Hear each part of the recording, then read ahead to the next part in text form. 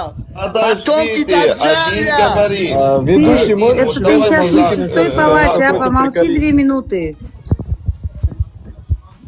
Дайте я отвечу ей на вопрос все-таки. Включите, пожалуйста, Альбус микрофоны. Только один говорит. Вот Лакон. Давайте. Что касательно возраста Аиш, это по этому календарю, нашему дали. А если взять по хиджре, то по хиджре совсем другой возраст считался. Также, что касательно вот этого хадиса, там нету такого хадиса, там где что он спал с ней. Нету Подождите, а что она за всю свою жизнь ни одного ребенка не родила? А если вы по хиджре считаете, а тогда Хадиджи сколько будет лет по хиджре? По хиджре, как вы говорите? Хадиджи сколько дадим лет? Да. Математика. Подождите, Аспари, вы мешаете говорить. Ну, они, ладно, не понимают, вы то же самое делаете. Но если вы не кусите, то у нас еще календарь по хиджре.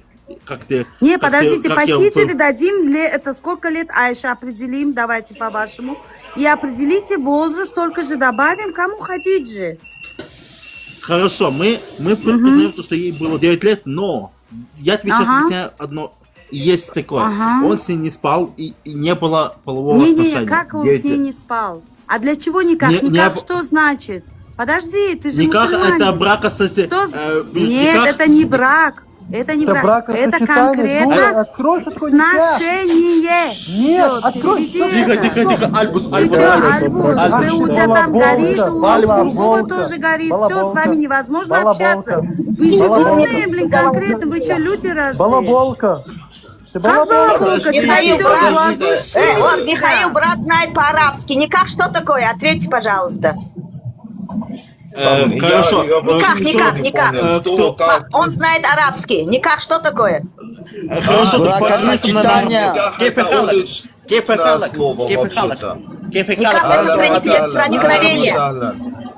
Это уличное слово означается трогать. И, если на арабском языке литературном, то это трогать.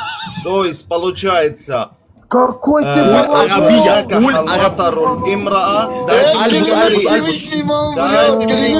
Ведущий, я не знаю, это ваш зоопарк, можно как-то успокоить? А можешь спросить, ваших животных? Они дают говорить человеку, да? Еврей. То есть этот дождь потрогал женщину. Вот так. А если улично взять?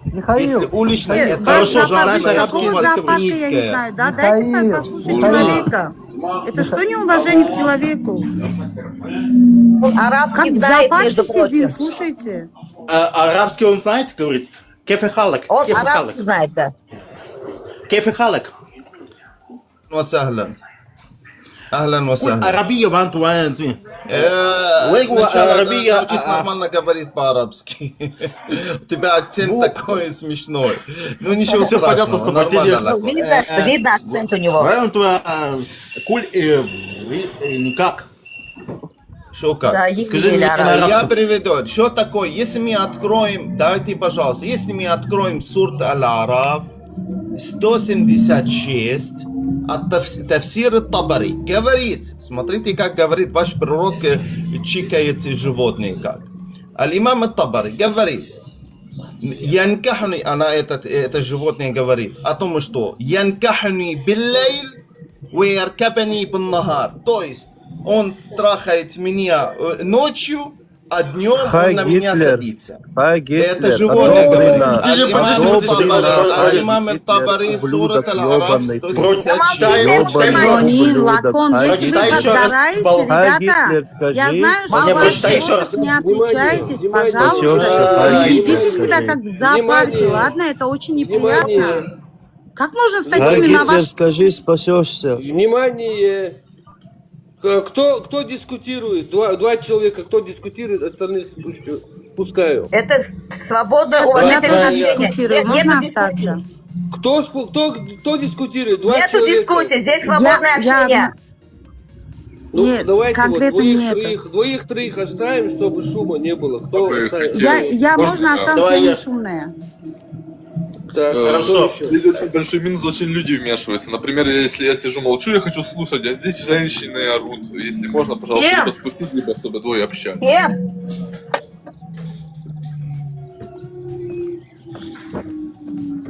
Так, давайте вот соблюдайте, как вот представьте, что человек, когда говорит, вы смотрите одноминутное видео, дослушали до конца, и потом вы свое видео включаете одноминутное.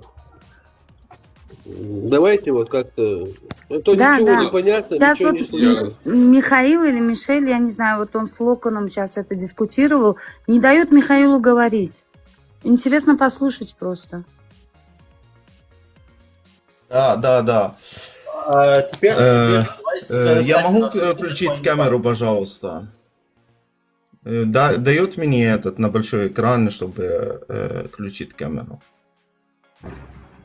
Нет, я не знаю, как камеру включить большую там.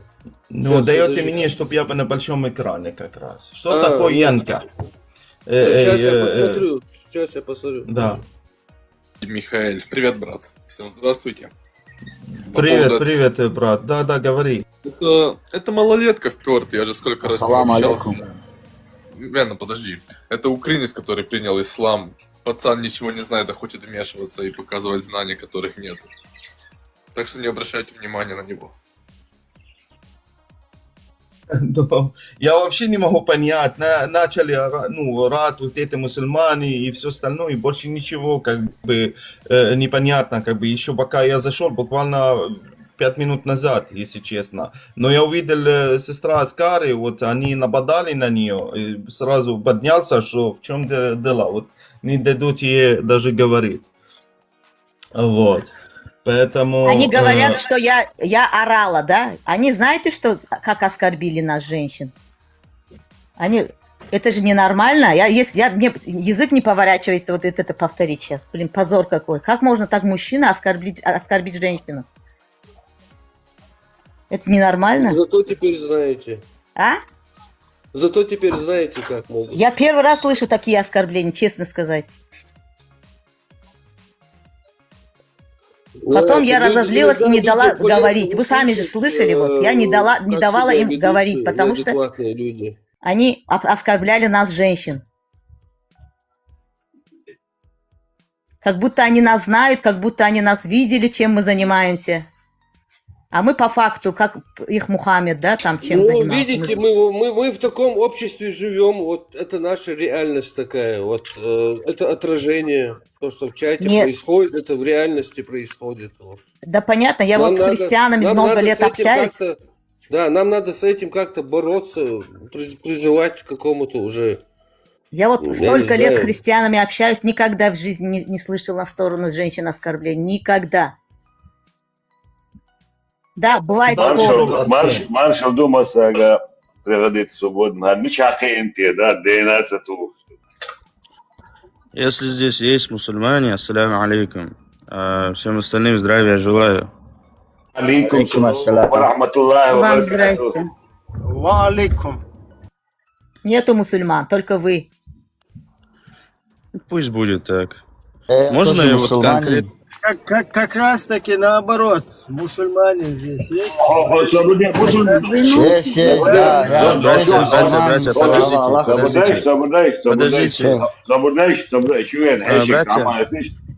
Братья, подождите. Секунду. Дай секунду, сейчас сказать. Секунду. Бусулда, Нохчебон, да, здравствуй, ассаламу алейкум, бецаун. Абукир, говорите, пожалуйста, на русском, а то не все понимаем. Я просто говорю этому человеку, он понимает приветствие только здравствуйте и салам алейкум, другое приветствие он не понимает. А теперь, братья, у меня к вам Мир твоему дому, брат. Мира твоему дому. Веном, подожди, брат. У меня к вам просьба. Я сидел, я наблюдал. Чуть-чуть, пожалуйста, адаб свой проявите, ислам свой чуть-чуть проявите, братья. Не перебивайте друг друга, не агрессируйте друг на друга. Просто деструктивный диалог на спокойных тонах. Я можно? Вот наш этот самый главный имам нашего джамаата, вот Абу Кирилл, все религиозные вопросы к нему. Абу и Крима, да? Я правильно ваше имя, да, прочитала? Я не понимаю, ваши мусульмане как будто с зоопарка, да, вот сбежали. Вы извините, еще говорят, что как бы не оскорбление, да? Сказать даже, высказать им мнение, они начинают все на свой счет брать, как будто я клевещу на их, на вашу книгу, да? У вас же все с книги, почему они не признают все это? Как это они не воспринимают Аль-Бухари, столько сур, столько хадисов? Вроде они сунниты, насколько я поняла, раз про шиитов говорят, что они мусульмане, что их не на сказки, у них там сказки. А как они докажут это? Этому есть объяснение тому, что почему шиитов называют кафирами, то есть неверующими. Потому что они поклоняются, то есть если пришел пророк Мухаммад, саллаллаху алейхи вассалям... Нет, извини брат, меня. Смотри, зачем ты меня перебиваешь? Давайте не перебивать, на параллель не говорить, да, Михаил? Все потом выскажемся. Я задала вопрос, человек просто отвечает. Давайте выслушаем. Я адаб проявил, я уважение проявляю, я свое воспитание проявляю, так зачем перебивать? Говорите, Абу. Да, ответьте, пожалуйста. Почему шиитов называют кафиром? Если Иисус, если так скажем на христианском, если Иисус пришел и призывал к единобожию, то есть поклоняться только единому Богу. При чем тут Иисус? Это чисто мусульманский вопрос.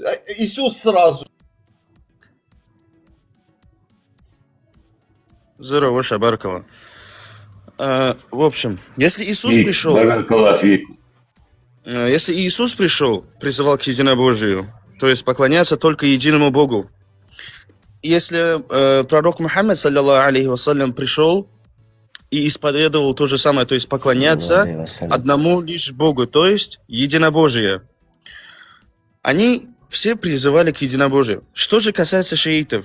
У шиитов такая тема, что из-за чрезмерной любви к Али ибн Абу Талибу, а это двоюродный брат пророка Мухаммада, саллаллаху алейхи вассалям, они его возвысили до такой степени, что они начали поклоняться ему помимо одного Бога.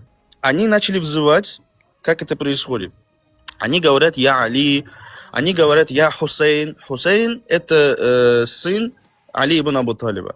Они говорят «Я Фатима Захра», это жена Али ибн Абу Талиба. И они, помимо Бога, начали взывать к ним, помимо Бога. То есть ставить их наряду с Богом. Что и привело их к тому, что они становятся неверующими. В то время как пророк и другие пророки, которые были до них, призывали только лишь к единобожию, что Бог только один, они же сопоставили Богу сотоварища и начали поклоняться им, и взывая к ним. И именно поэтому, по этой логике и по этой схеме, эти люди не являются мусульманами. Можно вы Мухаммеду уже поклоняетесь? У вас тоже есть? Не, подождите, Аскари, вы сейчас не в тему, да, идете? Мы сейчас просто общаемся. Мухаммед, что, они же не Мухаммед не поклоняются? Да, подождите, оставьте Мухаммеда, подождите. Фатима – это Ахли-байт.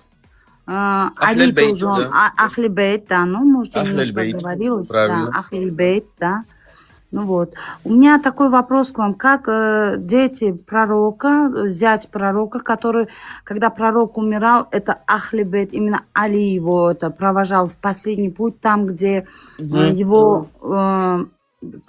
подвижники спорили, кто сядет, кто сядет и примет это, будет халифом, да, халиф, или правильно? Да. Ханиф, да? Верно. Халиф, правильно, да, я сказала? Да. Я просто могу оговориться, просто я Ничего, я понимаю. Да, и как дети пророка могут быть, они не взывали, они признают полностью, я сколько с шиитами говорила, насколько я знаю, они тоже ту же шааду говорят. И мы все прекрасно знаем, что при верблюжьей битве что было, кто кого убил и как кто умер. И вы тоже должны знать, правильно? Это смотря в каких источниках вы читаете. Что касается шиитов, есть очень много насчет этой именно битва верблюжья. Битва она называется. Она называется верблюжья Есть битва. разные. Шииты тоже делятся на исмаилитов. Да. На Да, рафинитов у и шиитов. всех остальных. И дальше. И шииты, В общем. шииты точно такие же мусульмане. Не, а как можно сказать, Аллах, суннит, я когда закончу, говорит, я извиняюсь, закончу, Ибрагим, закончу. а как можно сказать, что шиит, суннит мусульманин, Я щас говорит договорю, шииту, что они не такие мусульмане? же мусульмане с таким же Вас Аллахом, плохо с таким слышно, же- Ибрагим. Еще раз повторяюсь тогда. Шииты точно такие же мусульмане с таким же Аллахом, с таким же пророком. Просто у них свои хадисы, то есть своя тема у них. Нет, у них не Дополнительно. свои хадисы. Смотрите, они берут также Аль-Бухари. Конечно, Если мне свои. просто- Можно я буду просто сидеть отвечать на эти вопросы? Не, посмотрите, я просто, можно тоже выскажусь, да? Мы же общаемся как-то. Не, Вот. я не вам, я Они, вот Ибрагиму. насколько я знаю, смотрите, Абу Икрима, или как мне тяжело ваше имя выговаривать, они берут хадисы именно с сурами сравнивают, с Корана. Вот по суре это подходит, этот аят с этим хадисом, они берут. А остальное Смотрите, как-то они... А смотрите, остальное они там как-то даже говорят есть- «до свидания». Вот Да, я вот если такое они даже видела. ссылаются на Бухарию со своими этими, но у них другие Они- бухаревские хадисы. Например, у шиитов есть хадис, что когда пророк родился, и его некому было кормить, там мама у него умерла, и его дядя кормил, по-моему, 2 недели своей грудью. Это достоверный шиитский хадис. Что Шииты- делал, я не поняла. Можно, да, пересказать? Ему Аллах из его груди молоко как бы пустил, и он кормил. Кто своим- кормил? Дядя пророка. Дядя. Дядя пророка кого кормил? Али, что ли? я не Мухаммед. понимаю? Мухаммеда. Мухаммада? Мухаммеда кормил. Ужас, какой кошмар. Вот, Ага. из-за этого хадиса у меня 10% как бы слетело. У шиитов, скорее всего, имамы. Вот Которое эти, реабилитировалось. имамы все это трактуют, и все. Вот эти, которые считают. Ибрагим. Там свои достоверные хадисы, точно с такими Ибрагим. же текстами, как и у суннитов. Я из-за этого хадиса на 10% в исламе вылетел. Но главное же, они верят Аллаху, и верят Мухаммеду же. реабилитировался, потому что это шиит, как бы хадис шиитский, и вот, ну, все равно, как бы, пару процентов у меня подкосило. Ибрагим, я, конечно, с уважением к тебе отношусь, брат. Вот мы, получается, с вот этой женщиной сейчас вели диалог, и ты туда влез, брат. Это не по теме, брат. Это не по адабу. По теме. Конечно, по теме. Имею в виду не по адабу, брат, потому что диалог с ней мы вели, а он влез туда, когда мы с ней вели диалог. Подожди, здесь не... Тут у нас... Подожди, я не понял, Зайро, у нас свободное общение или у тебя батлы здесь? Ну, Ибрагим, я почему это сказал? Просто Свободная когда я ответил... площадка. А что такое адаб? Адаб что такое вообще? Адаб – это проявление нрава и воспитания мусульманина. Ну тут... Уважение, тут же уважение. разные люди. По 4,24 это, Почему? значит, проявляется, да, адаб? Там, Почему? когда Почему я это сказал? замужняя женщина. Я отвечал, брат мой, ты меня перебил, поэтому я заткнулся. Не, по 4... Ты мне вопрос сейчас. По Мой 4... адаб под корягу заполз, я назад как бы отхожу сейчас. Назад! Все назад! Ну, в общем, культура общения, свободное общение, соблюдайте и все. Здесь можно, Соблюдайте и все. здесь можно что угодно делать, так что можете развлекаться. Это глупо, честно. Нет. Почему? Может человек говорить, что, о чем он думает. Это Это да. же это свобода Да, да. слова. Нет, насчет этого нет никаких проблем. Так, что Главное ты не хотел оскорблять, да, на личность не переходить, как бы, да, вот это главное. Просто вот вы спокойно общаетесь, мы на вас... Если сейчас вопросы будут задавать, на личность не будут переходить, это 100%. Да, если на личность переходит, это уже аргументы заканчиваются у человека, потом уже переходит на личности. Абу Икрима, мне так тяжело ваше имя, да. Абу, скажи, можно Абу, просто наверное, вас, да, вот? Да, Вас Абу, зовут? да, просто назову вас, Абу. это как бы папа в переводе. Смотрите, у меня есть такой вопрос. Вы суннит, да, насколько я поняла? Да-да-да. А это с какой вы именно течения? У вас же много течений тоже? В суннизме? Скривных. Какое течение у тебя? 72, да. Нет, это не в суннизме 72 или 73. Это в исламе в общем количестве в исламе, 73. в общем. Я согласна Да. с вами, в общем. А что касается суннит, это вот ахлю сунна валь джамаа. Они так и называются. Это, то есть, кто такие ахлю сунна валь джамаа? Ахлю сунна валь Я джамаа знаю, это кто это такие. Я Дали знаю, Курану и поверьте. Сунне. Я знаю, кто такие Ахли Сунны ва Джама. Вы просто какого течения, чтобы я понимала, с кем я разговариваю, да? Мне интересно это. Вы можете сказать? Кто ваши учители? По каким Вы этим вы имеете- живете? Вы имеете в виду в плане Акиду акиды? вашу, Акиду, да, Акиду. Акида, Акида праведных предшественников. Слыхали о такой? Нет, можно, как это еще у вас называется? Салиф салих. Не слышала, оказывается, про это. Первый раз Ну, общаюсь. Салиф и салиф Отличный, обычный ваххабист. А, понятно. Хороший термин, спасибо. Да.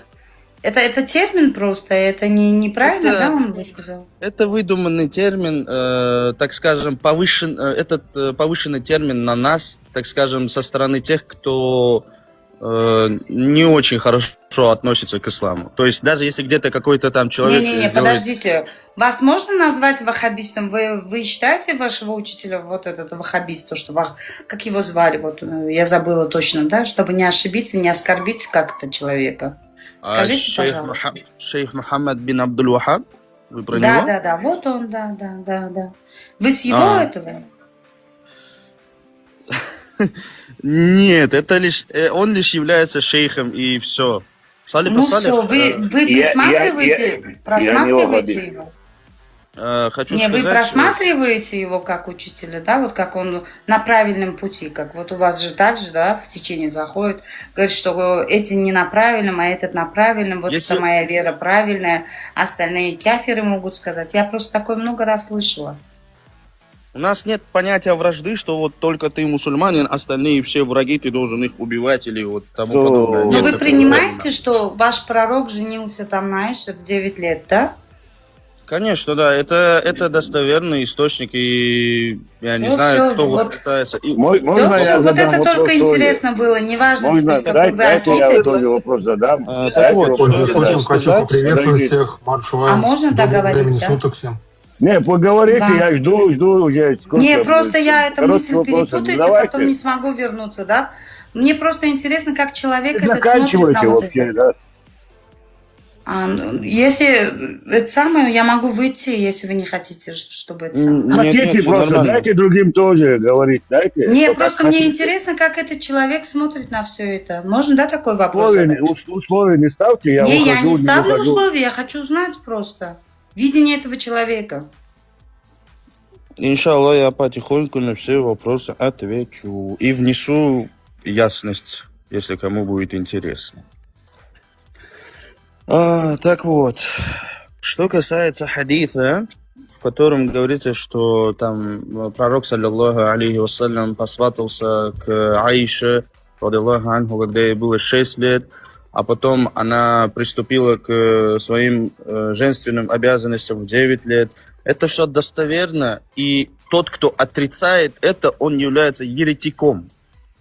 И те люди, которые говорят, выходят сюда, я уже слышал эту историю, которые говорят, по хиджре это так-то, так-то, ей было 17, ей было 18, что за чушь? Что за чушь несет человек, который это Мы говорит? понимаем, я не что знаю, это что он чушь. курил. Это мы понимаем. Так вот. Вы просто свое видение скажите, как вы относитесь к этому?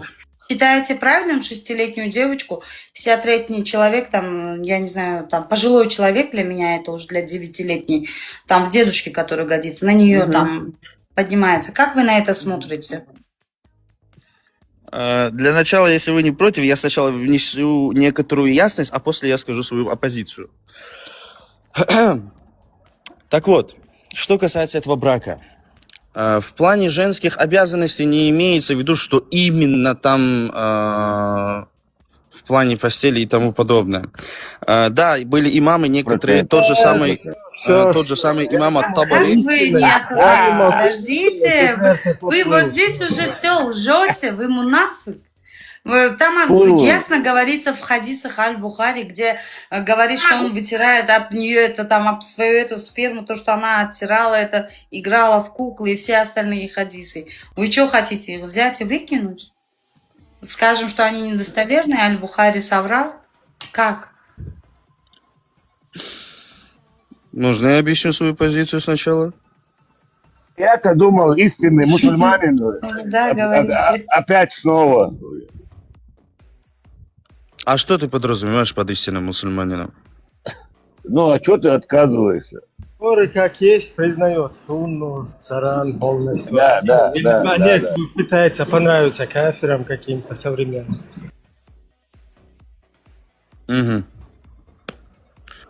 Ну, кафиры не кафиры, брат, чуть поуважительней, каким бы человек ни был. Сейчас вопрос у меня возник просто по теме.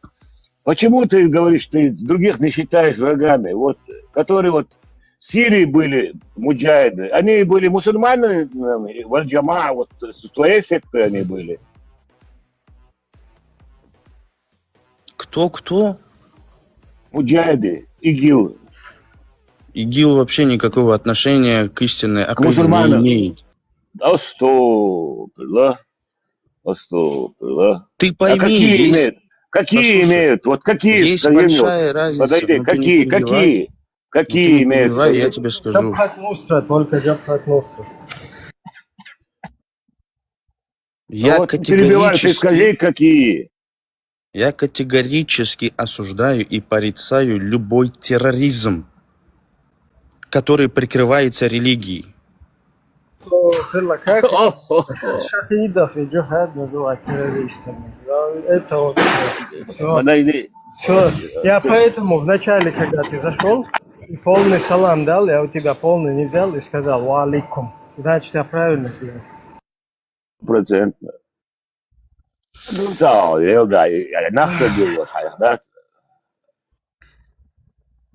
А ты ИГИЛ поддерживаешь, как я понял?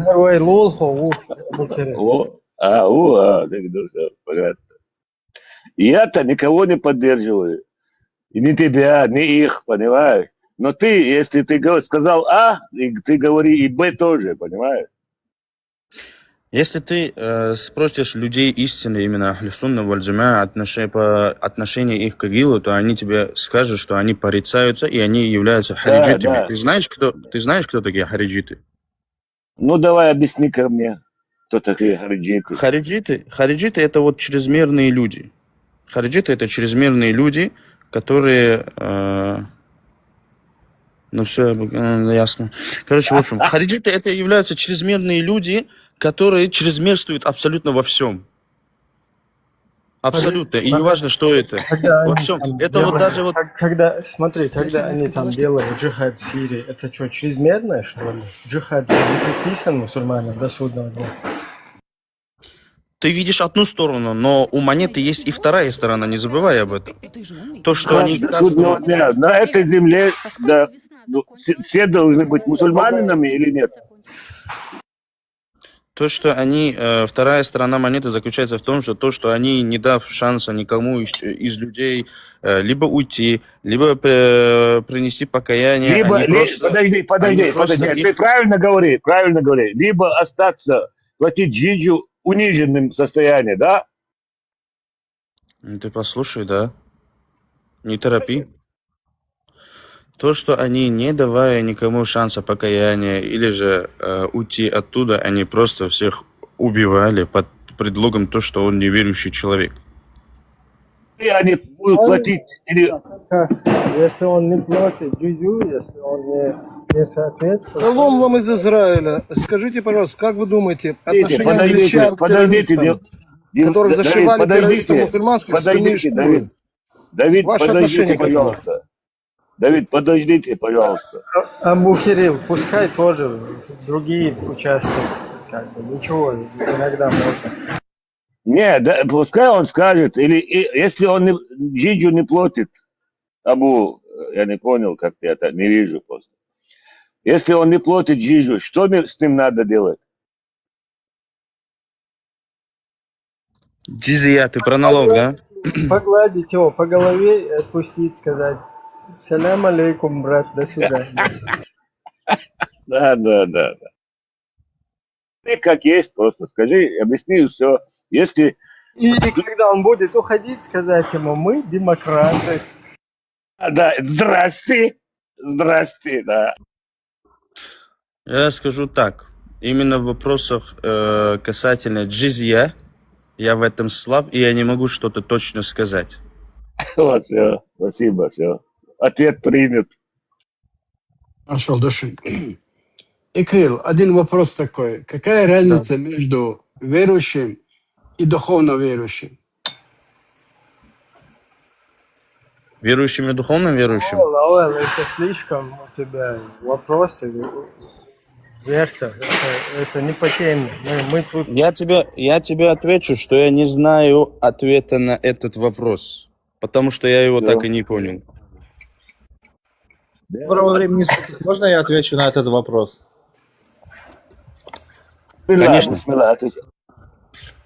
Смотрите, между верующим и духовно верующим имеется в виду то, что есть люди, которые ходят своей плотью, желаниями плотскими и взглядами плотскими. А человек духовно верующий, он свои взгляды направляет к небесам, свои глаза. И он ходит ведением небесным, а не вот земным, которые вот есть учения, которые являются по сути человеческими, да, а есть учения божественные. То есть можно верить в... Интересно, но ничего не понятно.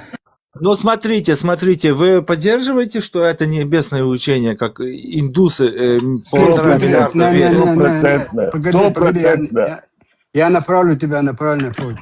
Верующий человек, он привязан к церкви, их традициям, их министерству, что они делают. Давай мы пойдем туда проповедовать этим людям, вот так.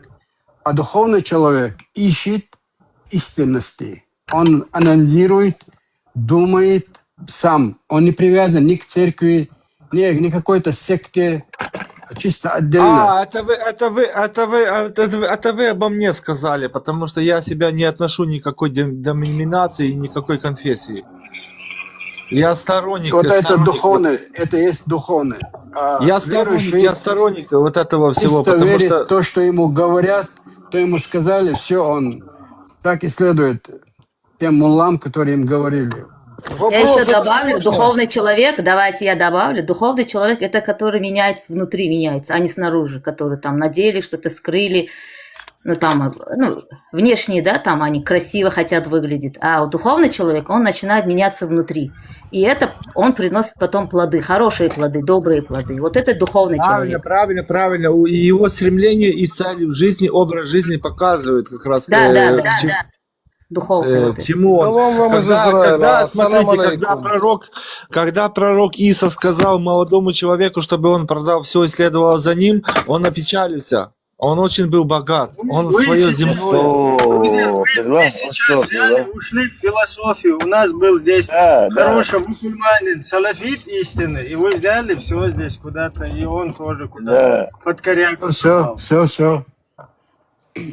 Не подскажете, пожалуйста, написано в Танахе, да и в Коране вроде бы. Сказал Господь: благословен будет благословящий мой народ, и будь проклят проклятый мой народ. Вы помните дагестанцев, которые искали евреев в турбинах самолета? Как там у них ныряется сейчас?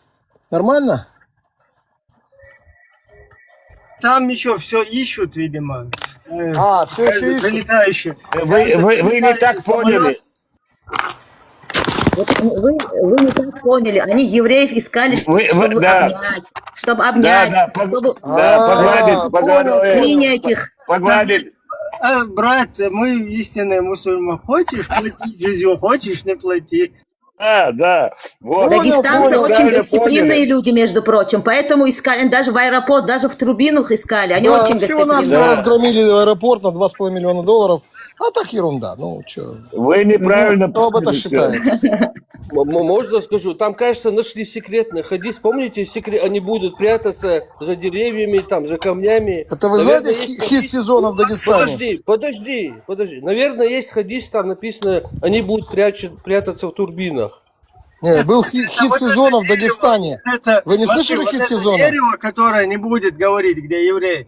Просто тогда не знали же, что турбина это как бы технологии, поэтому деревом это назвали. 100%. Это была такая отличная хит сезона в Дагестане.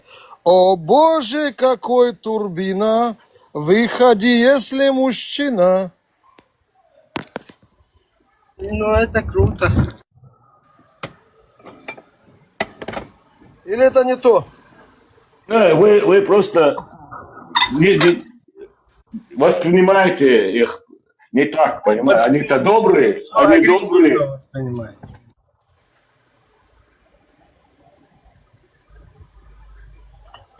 Что обозначает ассалам алейкум? Мир вам.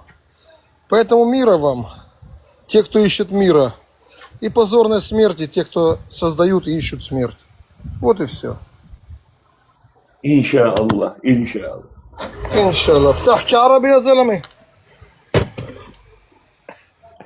يا حوي بتحكي عربي؟ بطل شيشاني. عندي صاحبي من تيرة طابة كفركاسة أم الفحم. У меня друзья просто арабы из Кваркаса, Матиры, Альхамдулилlah. Вот так вот вы, евреи, переписываете Кораны, хадисы, и мы давно ищем оригинальные. то есть мы, которые создали Коран за 600, мы, которые создали Тору за 600 лет за создания Корана, и которые Коран переписал с нашей Торы, это мы переписываем хадисы. Это прикольно. Это было прикольно. И Тору переписали, и Коран переписали, и Евангелие. Все вы переписали. Ну, вы мне подняли настроение. Спасибо. Спасибо. Хотя бы один оригинальный подкиньте там из своих институтов еврейских. Говорят, институты, которые работают. Ладно, у меня шумная работа. Выгоняйте, пожалуйста. Тянгуай, вопрос сложный. خزي اشتوش بقدر جينش جبتش كعدو بوش خزيش.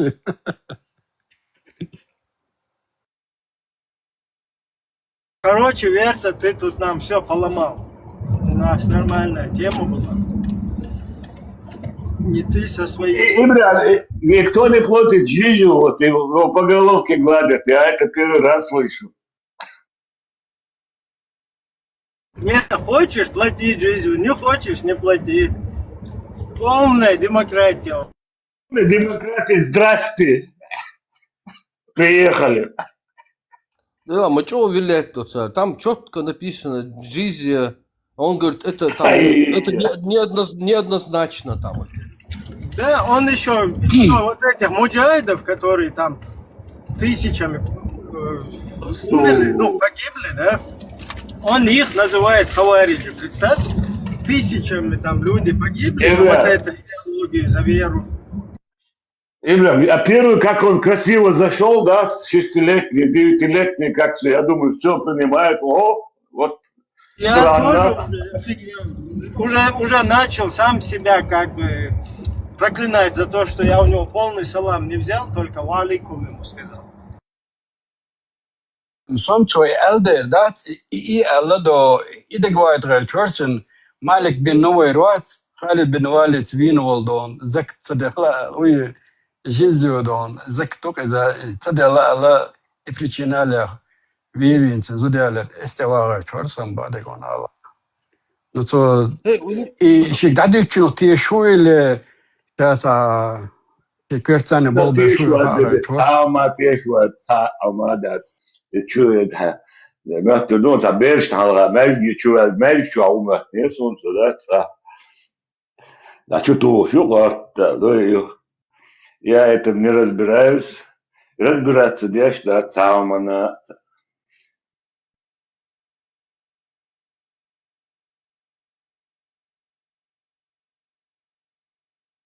Мишбош, проповедник. Короче, весь эфир нам поломали вы. Давайте теперь возвращайтесь в иман.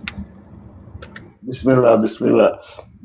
Да. Вы заметили, вот христианские проповедники теперь к нам часто заходят? Да, да, уже в ход пошли. Сказал вот так, да?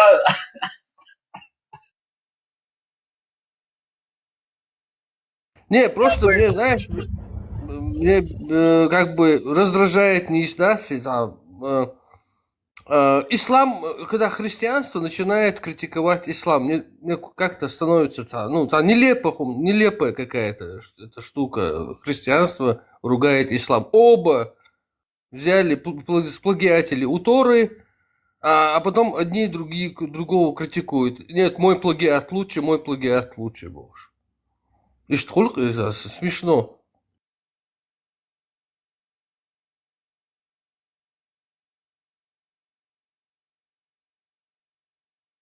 Переписать дольше, стадик дольше, ука. Признаться, да, ждать, дольше, да. Это христианин, Бог. Надо принять Тору и Евангелие. Я говорю, свободе, если Тора правильная, зачем мне это Евангелие? Тора совершенная, да, 100% совершенная, истина. Ну все тогда, что может быть еще совершеннее? Зачем мне тогда еще какие-то дополнительные какие-то аксессуары? Тем более Тору никто не говорит принимать, это их религия, это этого народа. И они не говорят, они даже говорят, не надо ее принимать, не лезьте к нам в нашу религию.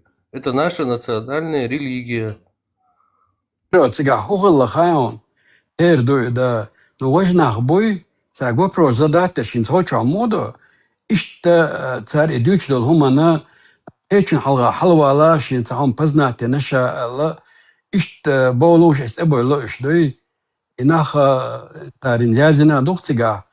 طبعا هو شو عقوشة دوقة خوش نسيت سوى نجاجوش أترناها إشتحيز دول ديلا وقو دون قي قلت الحق على ديقوات تو تان تخو خوشجات نبريمير سيريا أخلا بات سيريا أخلا تان برد الجناية تون جنا هو تو حياة تدون دالش بولش دايرة تنسجا إشت دايو شوك سيري ده غوشة أيوش каждый чуть-чуть за бизнес есть, что значит добьешь больше.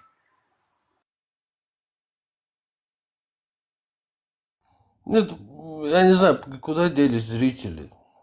Так.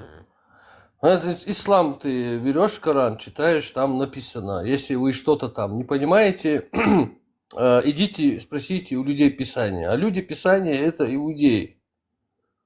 В Библии то же самое, там ссылки идут на Тору, на это Ветхий Завет. Вот Ветхий Завет постоянно не говорят.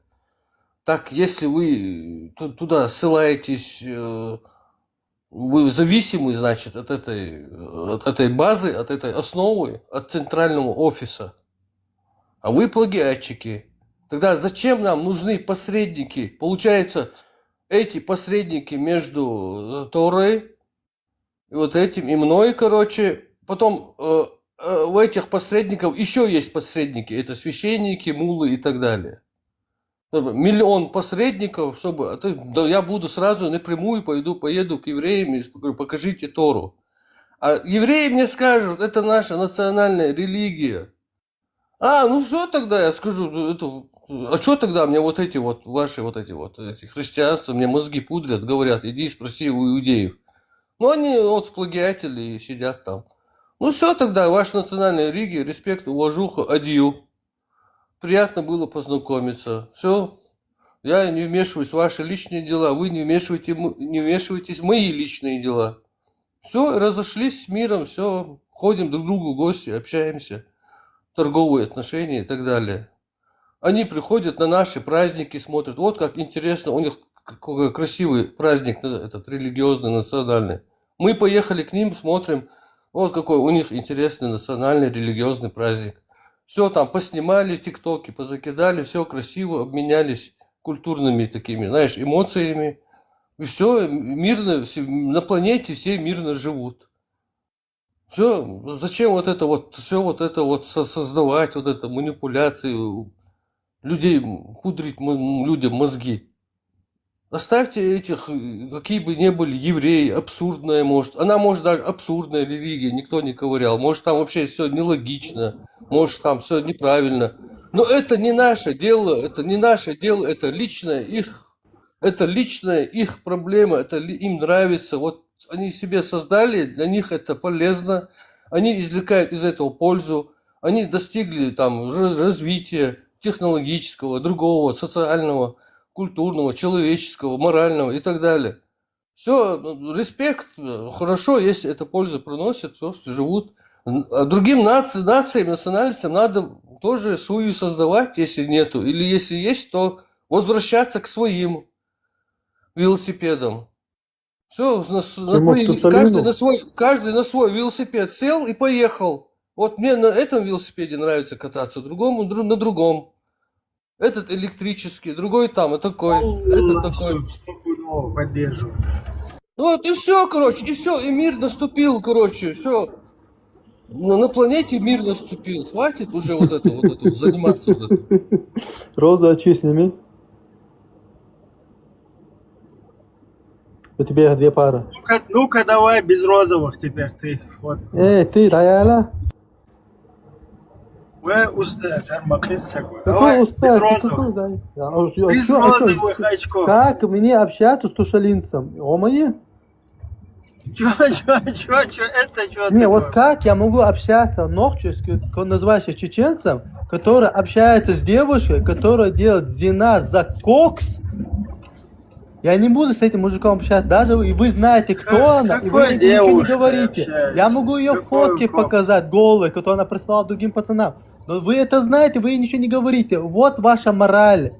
Вот твоя мораль. Хрен, ты меня что хочешь? Да? Я вот подкидывать какие-то фотки, я что, озабоченный, что ли, там ходить? Ты знаешь, о ком я говорю? Ты знаешь, о ком я говорю? Мне вообще наплевать, о ком ты говоришь. Тебе не интересует, как твои чеченцы живут. Я тебя все понял. Тебя интересует, как живут чеченцы? Ты помочь хочешь? Я же не в Европе живу, я же не сбежал как трус. Ты хочешь, Мандюк, ты помочь хочешь чеченцам? У тебя русский флаг поставлен. У меня русский флаг. Тебе русские принесли, поставили флаг и сказали, что ты их собственность под русская. Алло. Пошел нахер. Учись общаться, дискутировать. Ты говоришь, я слушаю, я говорю, ты слушаешь. Потом вернешься.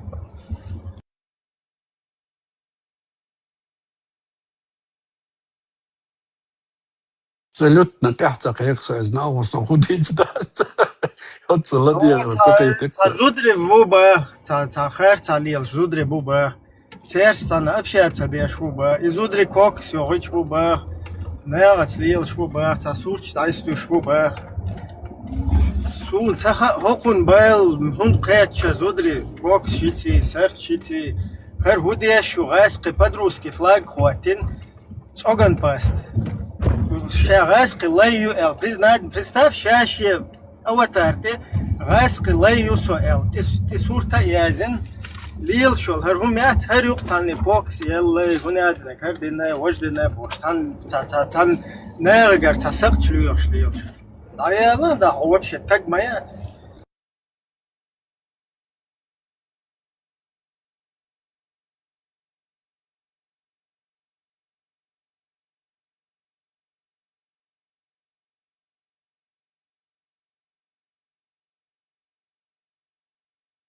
Ела ин иттузюх ичи так хермаятвах.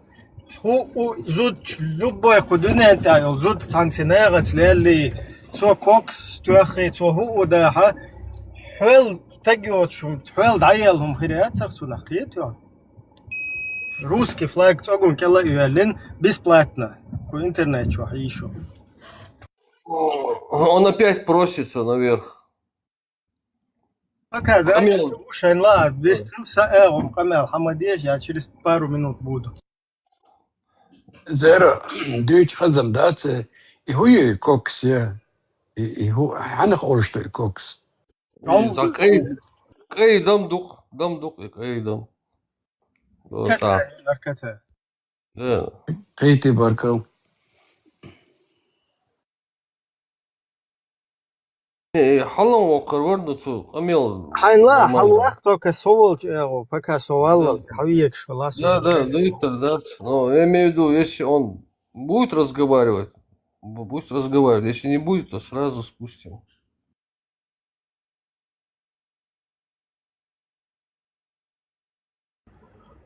А что, я неправду сказал, что ли?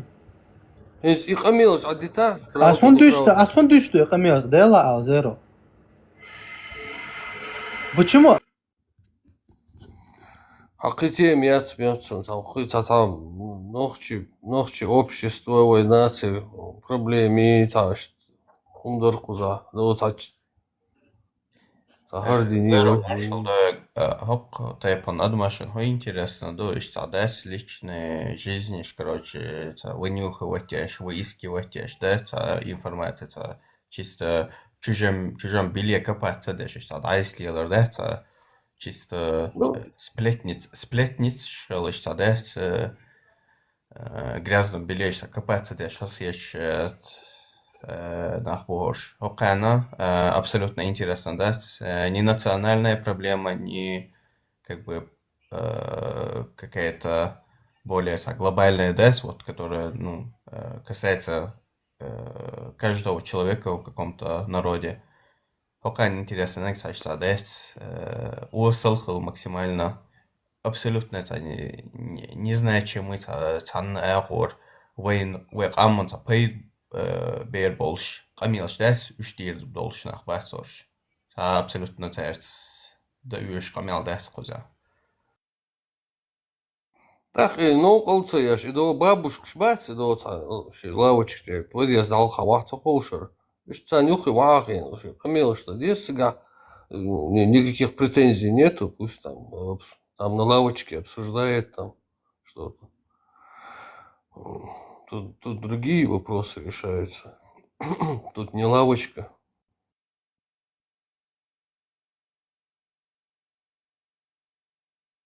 Вот по теме, и вот демократия или шариат, вот, допустим, там, вот, это связано с нашим, вот, национальной теме,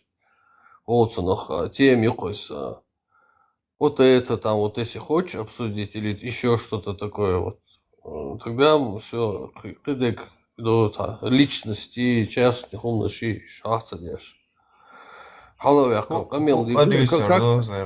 Ху адуицер, и русские бутылки, ислам диндет, вот, как бы вот не все что угодно обсудят, но вот это россиянское и исламское рабство, вот эта тема очень вот такая опасная для обсуждения для этих людей. Просто я не вижу, чтобы как бы тут кто-то заявлял, что он является там воспитателем или родителем, который там воспитывает, да, этих как бы тут Муэдалис взял на себя ответственность, чтобы стать родителем и воспитателем как бы для общающихся тут. Тут заходят абсолютно свободные люди, какими бы они ни были, чем бы они ни занимались, им тут дают слово высказаться, и пока они вот себя на этих площадках держат как бы достойно, не матерятся как минимум, тут как бы нету проблем, чтобы подняться и поговорить, если вот им тема интересна. Так что эти претензии, что там кто-то что-то нюхает, какие-то кокаины, осуждаем максимально. Это максимально неинтересно. То есть тут никто воспитанием не занимается. Тут о другом речь идет.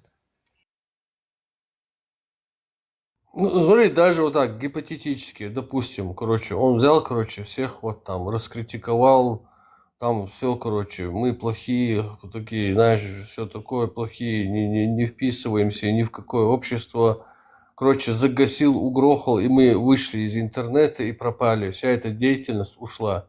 Дальше что? И оман проблем ждает, несло. Он Колома Хажа. Смотри, вот человек, который ставит русский флаг себе, но не просто русский флаг. Вот представь, если бы евреи, которых преследовали нацисты во времена Второй мировой, и им вот это, там, где евреи находятся, туда вот эту желтую звезду там им прилепляли. И представь, вот эти евреи после, скажем так, ходят, да, везде, где они находятся, там, интернета, ну, с сегодняшним временем, так, параллель проведем, да, никому не желаю, ни евреям, ни другим народам, каких-то холокостов и так далее. И ходили бы и с вот этой звездой бесплатно, да, вот ты ходишь и сам себе эту звезду наклеил, и ходишь, и потом говоришь, а, вон там одна с коксом что-то сделала. Вот здесь другой еще что-то там, смотри, а вы вон, смотрите, не мужчины даже, там, туда-сюда. Тебя не только какая-то коксовая там девушка, да, засмеет, и вообще тебя мужчина не будет считать, не мужчина, вообще ничем. Даже вот этот ЛДПРовец какой-то, да, нетрадиционный, он тебя будет как бы брезгать, понимаешь? Вот твоя сущность, это вот она. И ты потом ходишь где-то, хотак гелари, лилари, ацар хазудри цанна, хотак цахилар мандуис. Хотак геоцумю, гайсхи байрах, цогун кела юалин, пикну да цаюаш, ашол, о цана зудер, шикарин нахрун цана зудри. Зуда шин шунах цахиет, баш нах цахиет цан, цербях бац, он эльч, шаш кира эл, юх и зудри кир гайрш вообще. Голубой хилхильча полностью русский шинкела он от зучунта хуна и мекшельч от ае хоп опиту хун хил мекшельч ша короче эшу ша ну углел варду элхиетах суна вот так цахиларду харшатак شيشت ويا حزب يعني زودري اش ويا حزبو يشادل يوصل هما ناخذ بوسكات باش دات ونادم падишах, что, короче, падишах, зудашин, бик вогар, чуюл, что из язык шлакуил, что кекца берзуш, ковнер эра был, что шулил, что лишь, мелкий ел так в обществе. Кого ты хочешь в обществе воспитать, если ты воспитываешь вот эту вот рабскую сущность? Еще он ходит там, тебя у него один, изделаря. Хай доцана, хай уатса ходишь. Засел куда-то там, под корягу заполз и сиди там, какую-то пользу делай, да, тебя никто там ни к чему не призывает. Если ты в тюрьме находишься там, аккуратно, не становись вот этим там петушком, я не знаю, который там стучит, стукачком и так далее. Где-то себе найди там место, короче, и аккуратно, не рыпайся, короче, и сиди.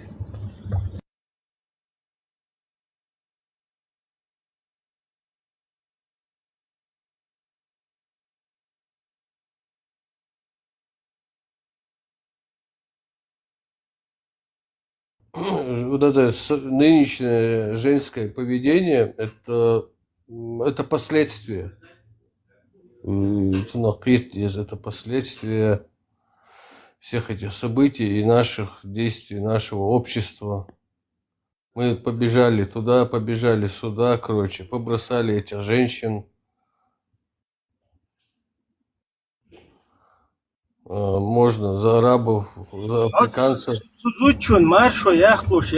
Представь, ты не можешь этим женщинам дать свободу.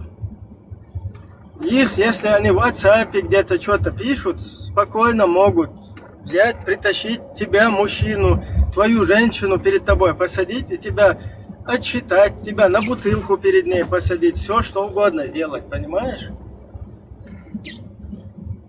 А ты ходишь где-то в Палестину, там какая-то с коксом кто-то ходит. Смотрите, помогите, вон, смотрите. А мне, я не на бутылке, оставьте мне бутылку мою. Чего вы на нее смотрите? Мне так комфортно, я вот с бутылкой хожу. Понимаешь, вот кто ты и что ты есть. Представь, вот люди на тебя смотрят, блин, смотрите, на бутылку посадили. Альбуса. Нифига себе. В открытую русские поймали, на бутылку его посадили. И вот бедный, короче. А Альбус ходит, раз штаны даже не потянул и бежит. Вон палестинцев мне жалко, оставьте их. Вон с коксом какие-то женщины. Вы почему там им что-то не говорите? Ах вы, короче. И люди потом, аккуратно, у тебя там бутылка. Ты это самое, хотят тебя пожалеть, ты говоришь, да пошел ты вон, оставь, это моя, мне так удобнее, короче, комфортно. Ну это значит заднеприводный там какой-то. Я извиняюсь за грубость, но примерно грубый, очень грубый, извращенный пример. Но он реален.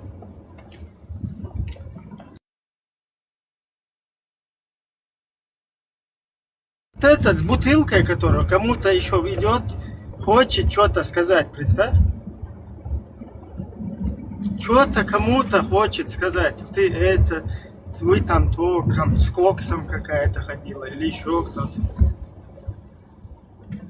Ему все говорят, у тебя бутылка, дурак, хотя бы, я не знаю, штаны подтяни, а то он торчит, видно. Нет, никакая, вам какая разница, короче.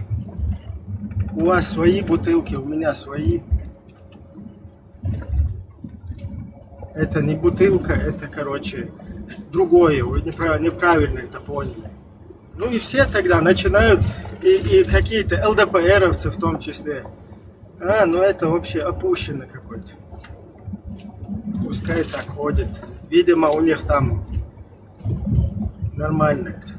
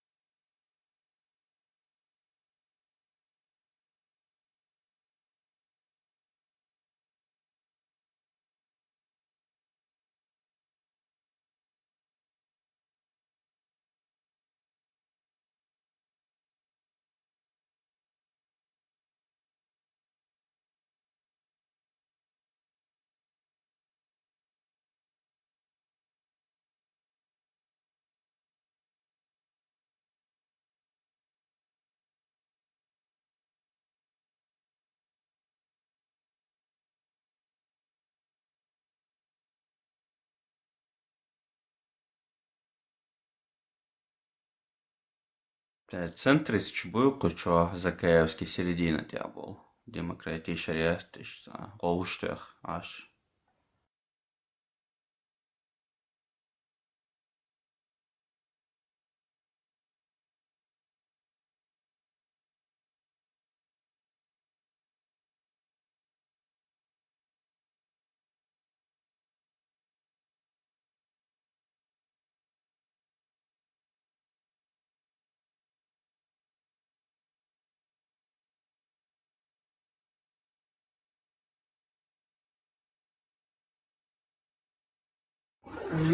Мазохист опять просится, я не пойму. Мазохист, ой. Науло эц. Да, ой, да, зудбеши, цаюбкши. Сикшлил. Хашиш нормально. Хочу мхала узи да айла дахке. Эган гурдош. Хотя бы, да? Штия, да, эган, иштую элхата. Просто стильно хочу сашт. И هم نشدویچ بتمازه داشت اول دعوه как раз زود بهش نوکه تیجا короче تیر ساقش لویخش تیجا قضیه İzut beş, adı üç to zut beş duy, ok erens hun döldü hayvan şey mahkar. A prostitut duy, tik bayrak kuatino. Çer çadut del. Şey çah şey mat khila, şey qam khila, şey paça halkı khila, şey istori khila, şey mehkday khila.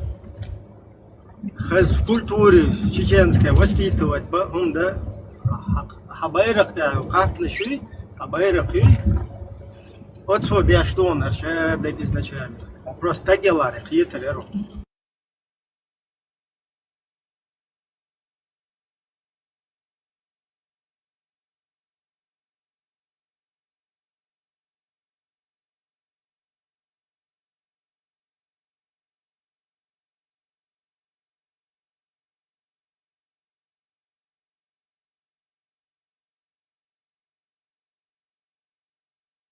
Интересно, что это адмаши даешь на ночь объяснять цадот яшцен, хотя бы дома, да, там, что вот эта власть, откуда она взялась, в принципе, вот про события войн наших, и что, да, цадуist яшцен, не объясняют им, что вот так-то, там, есть среди нас предатели Родины, которые продались России добровольно, как бы в рабство вошли. И вот эти люди сейчас, как бы, они являются, ну, как бы, представителями этого флага, который там у него на аватарке. И это скепар. Камел цадут яшцер родитель, что объяснять цадут яш интересно досун. Просто суном цавол шайнадог, даже вот самые там, ну, когда они только вот во власть пришли, русские там, в лице Кадырова, уже сега уже кьечма, говорим массу, ага, объяснять мадорище бершан, догуш, цанах яйци, самомаяцюш. Просто видя езеркше, как будто согласно волшебству сердце. Но хоккайни, что, походу, объяснить дешево, да, тебе, по тем Не, вы хотя бы там альбусы, троллейбусы, вы хотя бы там фильмы о Второй мировой войне, как сражаются, короче, за родину, за свободу, что-то такое. Я вот, например, смотрел это в детстве, мне нравились вот эти фильмы про войну, и я за наших болел, да, в кавычках наших. Там были...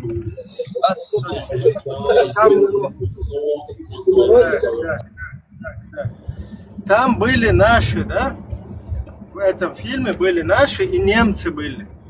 Немцы хотели прийти и наших поработить. В фильмах, да, хотели их захватить, сделать своими пехотинцами, второсортными, навязать свое немецкое, свой там язык, свою государственность. А наши сопротивлялись этому в фильмах. Они под танки, там, с гранатой кто-то бросался. Ура! В окопах там отстреливались. И я это видел и понимал, да, действительно, наши они правы, а эти хотят, короче, их поработить, их хотят захватить наших. Вот наши молодцы, смотри, как жару дают, смотри, как сопротивляются. Меня научили вот эти фильмы, тоже, скажем так частично, да, какому-то этому сопротивлению. Хотя морально я уже осознавал, что вот это наше, вот это не наше. И не наши идут порабощать наших. А тут куда эта логика делась? Тут что с вами произошло? Что, когда то же самое мы теперь проецируем на чеченцев, да?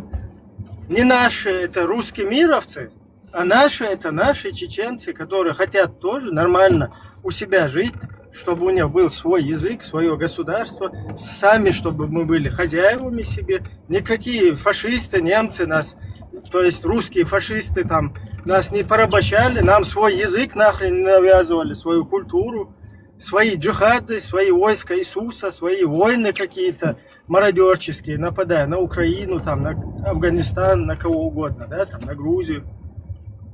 Все тут, что тут непонятного, алло? Что тут непонятного, я не пойму. Зачем тебе нужно какие-то эти уравнения из этого выводить? А это не наше, а наше или наше, а это что здесь? А это как? В фильмах это показывали, что ничего там не было непонятного. Вот это твоя сторона, вот это вражеская сторона, которая идет тебя завоевать, поработить.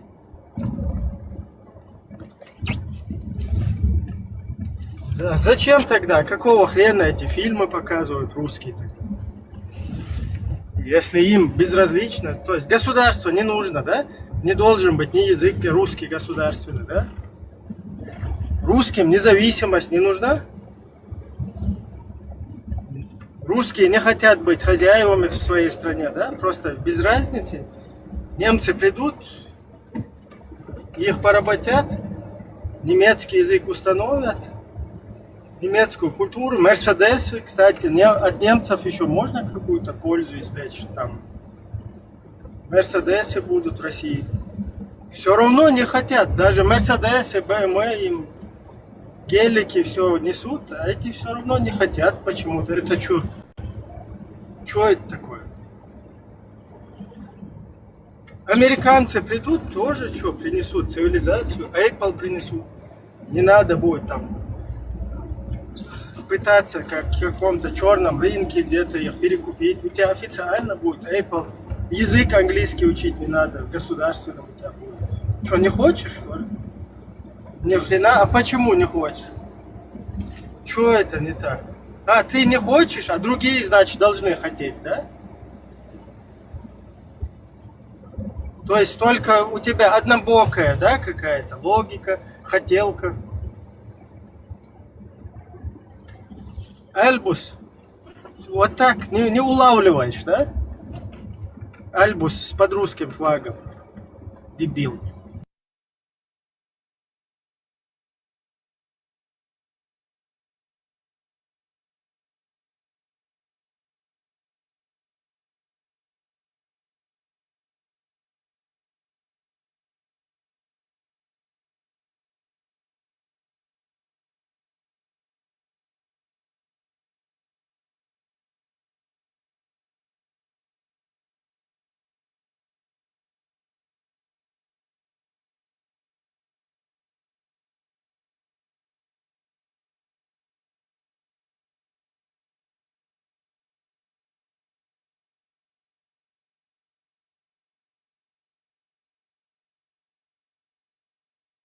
Пошел, Леху.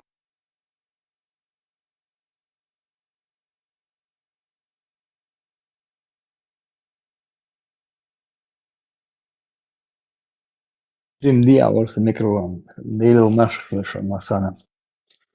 Dedeka хорошо. Маршал. Леху. Так все-таки демократия или шариат? Какой шариат? Что за хуйня сидит? 21 век. Какой шариат? Sitä jäljellä gyös batsers saatat, että oranta jäljellä gi tafsirista jäljellä taum abesh bat taum hosh bat shariat maliat isile shuyakano imolnash и чуитан. Гуш мабуэнш мишабыш. Шариат то да ба бишла шариат долчи. Са даван гуш мамат царев. Ремелвега козивро те хабах нашму. Шариат тенцер. Есть почти человек, чьи кушчували, чьи тикчували, чьи потом цедали шаваться, решаешь целует не рибу. Языка его тут. Он сам цокайзешь вирш. Шавать, я милуэр, любитель алмазов. Юковой, танцик, медалель. Кома си медали, сидадох, что медали, сидадох. Шел мою цон, ел.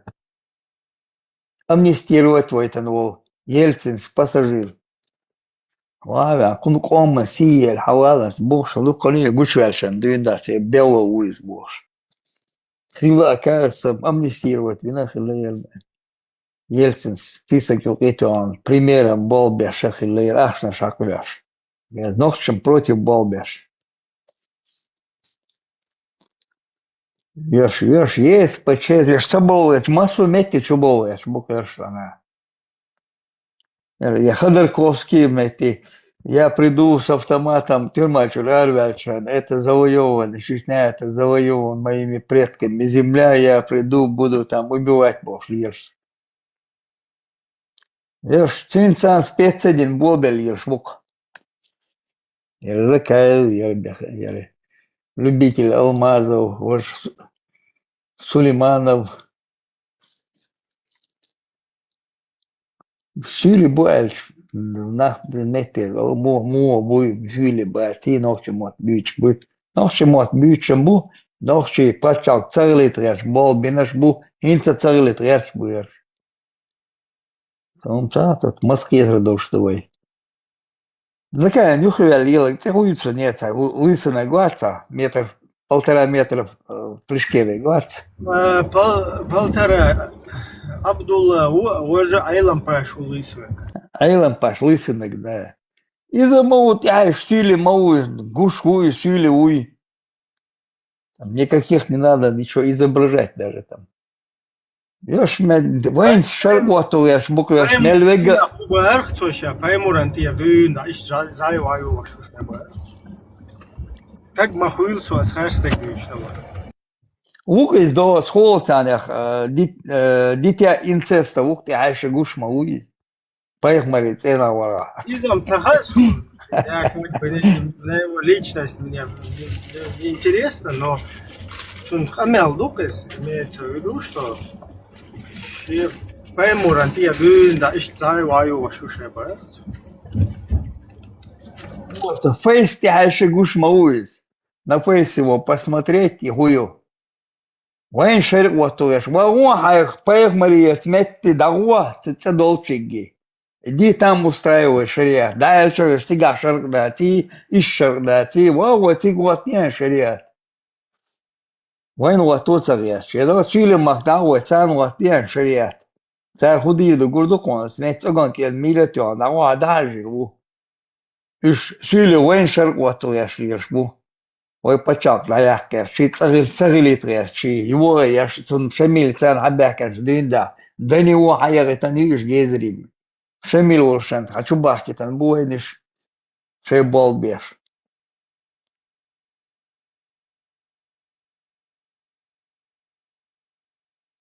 Шарк наоборот, джимаш, ой, послабление, один, ой, хилдин, дитмегал дат бог, рабуло, сюркач. Его сахилдо хаздин датсван чудиан хилдо. Иди твой вер чакана из положения раутер докой.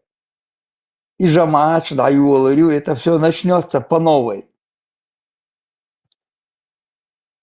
Вы там мягко даришь, ши там модель, вы лели, вы нохчел ты садахка, вы там хил раут дат. Нохчел адмалат я хай цадях чой. А юкрени хауюкрен уй хвати, ой тина хвати, ой хвати. Или ты принимаешь, или не принимаешь. Хилди, что всегда сердце. Ни в каких выборах участвовать не можешь. Ни избирательных прав надо лишать их. И выдвигать свою ни на какую государственную должность нельзя их никого. Сюркач.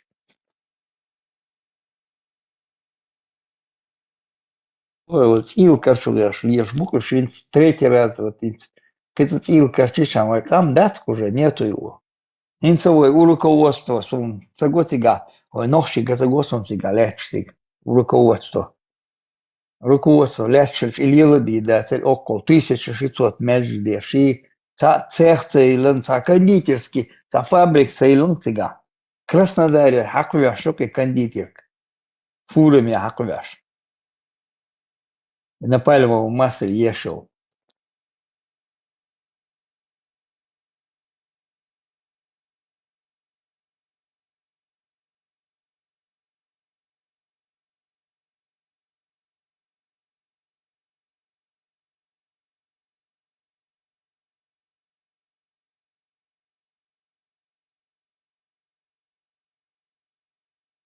В лучшем случае на Пальмову.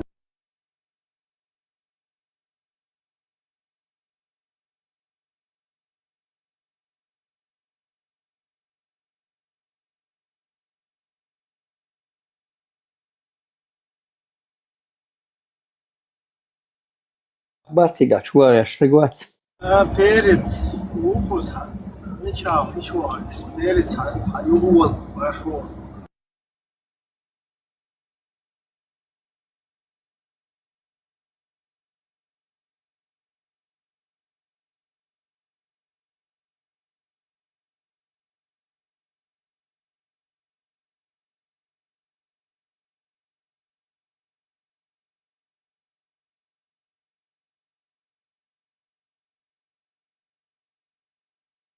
Milvērts līderi, šo prisavkie degloks un capēlis dekoēli, varīs milvērts.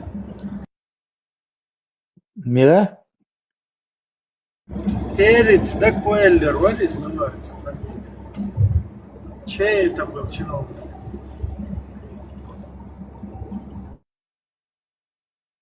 Погуглю, приду. Лучше для целого.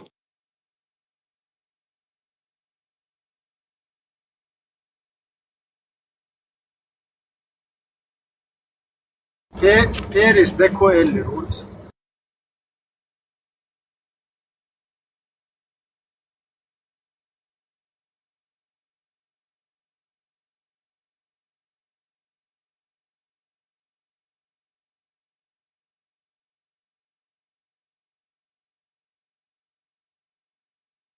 Генсек ООН, вар перец декоэли. Я помню еще пацан мелким. Постоянно он по телевизору его имя там фигурировало.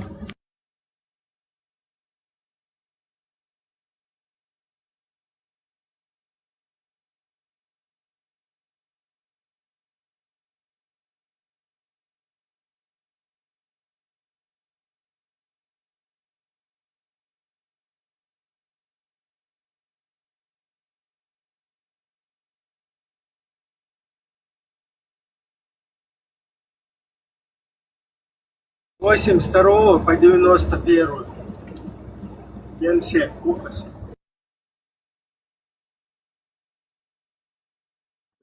Понял.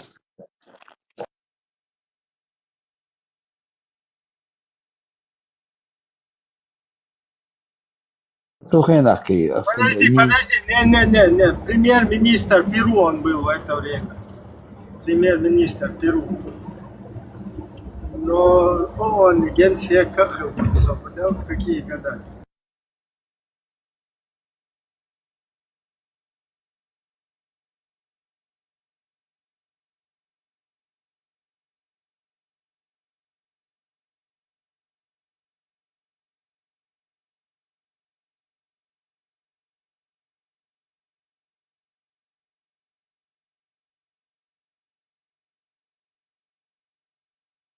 Нет, вообще-то, он не генсек ООН.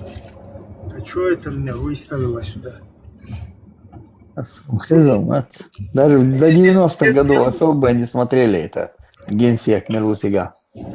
Перуанский звук президент с 82-го. Постоянно он что? То есть это русский какой-то братуха, видимо, Совковый. Постоянно его там крутили. Вот эту музыку по телевизору. Имеется в виду, его имя постоянно фигурировало. Там Перес Декуэллер, что-то там сказал, что-то там пикнул, еще что-то сделал. In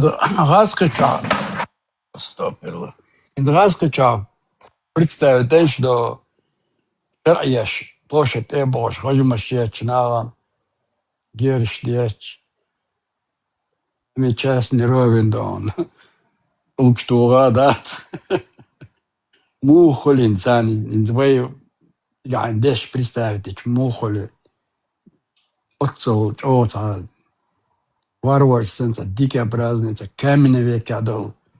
Холкой лилоштегин, ой, кайчардеш, ой, шмухадре, что играет сан кардинедой, и годы хоши, дикидоти, и биоды, на не то что брезгает, сон за ему, до того отвращения, что он докает, адмашна делама, аудал гальболом шиш.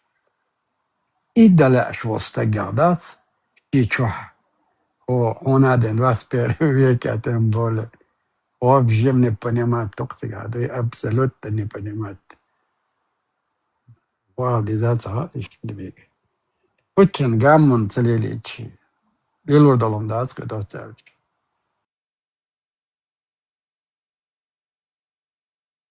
Короче, перуанский вот этот работал в посольстве Перу во Франции, Великобритании в 1964 году. Был назначен послом Перу в Швейцарии, Польше. И вот основной момент. Посол Перу в СССР в 1977-1999 годах. Вот там он, видимо, подружился с КГБ. Потом в Венесуэле, как раз у братьев венесуэльских. Кроме того, в 1971-1982 году Хавьер Перес де Куэллер возглавлял перуанскую делегацию в ООН. Да, вот здесь это было.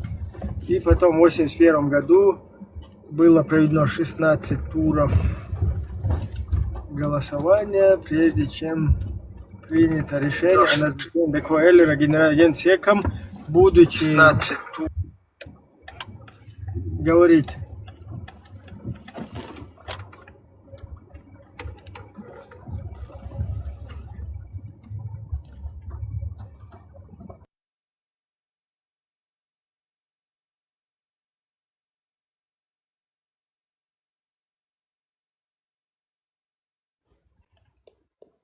Шалом всем, Ибраим, всем спикерам, шалом.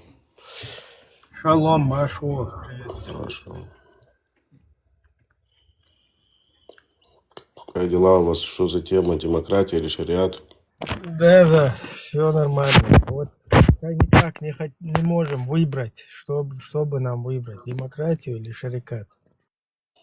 А что лучше, что удобнее? Нужно искать какие-то, наверное, причины. Шарикат, как правило, шарикат, как правило, удобен дистанционно, вот издалека. Болеть за него, постоянно говорить, как бы я хочу шарикат, как бы я хотел, чтобы везде был шарикат, но при этом жить в демократии. То есть вот так вот, это самый идеальный вариант. Короче, демократия позволяет как бы быть вот таким шариатчиком, получается, да? Любителям шариата, да? Дистанционно. Ну да, но без демократии как бы не получится быть шариатчиком, получается. Да. Лазик, со стороны, как это выглядело бы, если там в Москве ложат людей на какое-то там что-то и бьют палками, потом расстрелы, там не равен час даже и камнями забрасывать. Как люди со стороны смотрели бы на это, как это виделось бы. Этот каменный век. Вспомнили бы, я думаю, большинство людей начали вспоминать какие-то фильмы в каменном веке, что происходило. Ну, как раз это по шариату, как понимаю, получается. Нормально все. Да. Все нормально. Народ хочет такой, пускай. А не хочет, чтобы палкой били. По шариату были. Пускай. Это демократия же. Ну да. Короче, мечта мазохистов получается, да?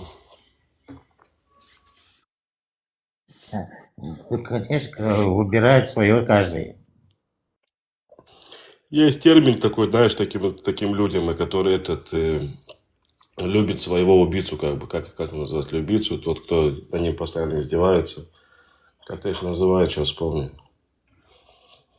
Газлайтинг вот этот, или как это было? Я по-моему, ну там есть какой-то термин, как бы. Синдром чего-то там. Симптом какой-то, да. Симптом, ну это... Синдром. Синдром, да. Психиатр как бы помощь, да, в этой теме. Ну вот я имею в виду, вот вы поняли, да, о чем. И вот, ну, это как бы конкретно про кого это конкретно про русских, да, скажем, как я это вижу. Они страдают этим синдромом. А все вот эти вот народы Кавказа, они просто люди, которые сдались как бы, да, и все. Нет, когда ты это говоришь, об этом вообще не понимают там. Им никогда даже это в голову не приходило. У них только Палестина головного мозга. А вот то, что там у самих у них сдались или что-то там делали, это вообще... Типа, а что, так можно было?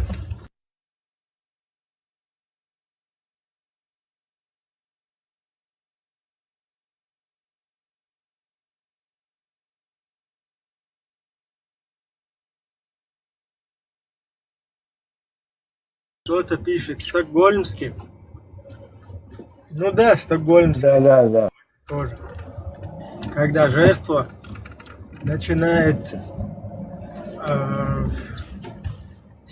жертве начинает симпатизировать ее обидчик. И жертва переходит на его сторону. Пытаясь, короче, всячески помочь. И уже когда даже вот этот обидчик там его начинают обезвреживать, и тогда она желает ему спастись, короче. Такая вот ситуация.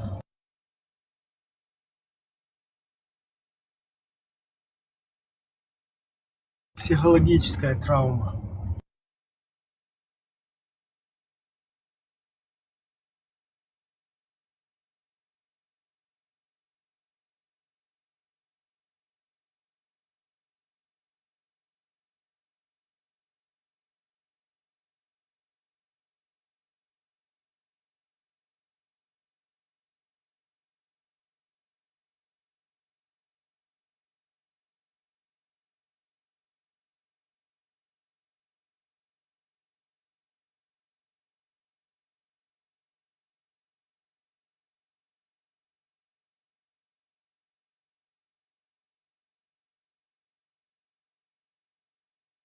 Может быть, синдром Дауна это, Лазик? У меня просто телефон звонит постоянно. Синдром Дауна, ну я это вижу как синдром Дауна, допустим, потому что я не страдаю таким синдромом. Но просто есть ему как бы название, да, этим синдромом. Вообще, да. Чисто по-бытовому можно просто, там, не думая, чтобы всем понятно было. Да, синдром Дауна. Да.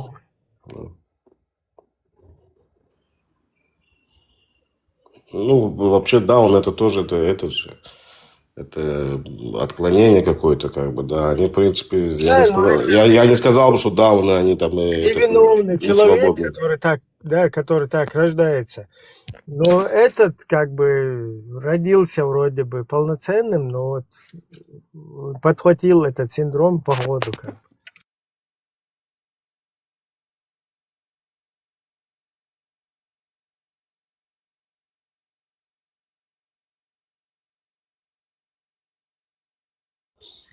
Так и по поводу демократии и шариата, что в конце концов получается, как бы, да. Сейчас же, когда зайдут защитники там, ислама и так далее, они же будут кричать, что они за шариат. Значит, они, получается, против демократии, да. Может, кто-то поднимется, расскажет из них.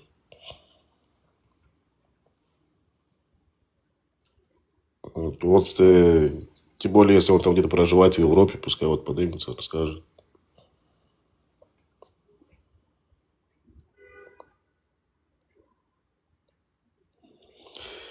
Мало что они сами проживают в демократии, как бы, так они тут топят и рассказывают там арабам, что даже вы предатели, если вы проживаете в демократии. Ну да, вот я имею в виду израильских арабов. Они их называют предателями. А сам проживает в демократии. Понимаешь, в чем дело?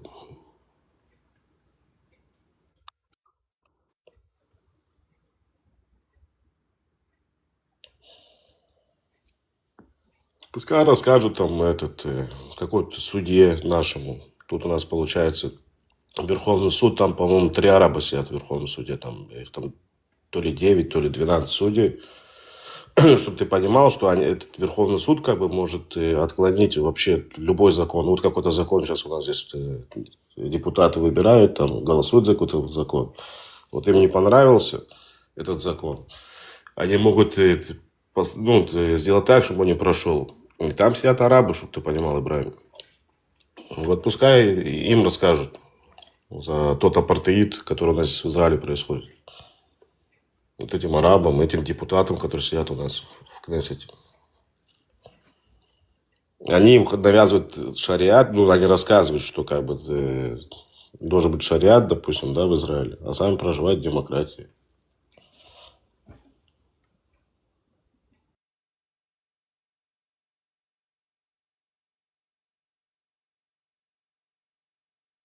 Вам тоже они предлагают шариат? Нет, они же кричат за какой-то апартеид. И кричат, что якобы, что арабы здесь, получается, что мы не даем им здесь и молиться, как бы, и такое, да.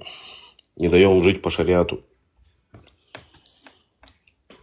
Чего они там уже орут? Что мы тут убиваем мусульман.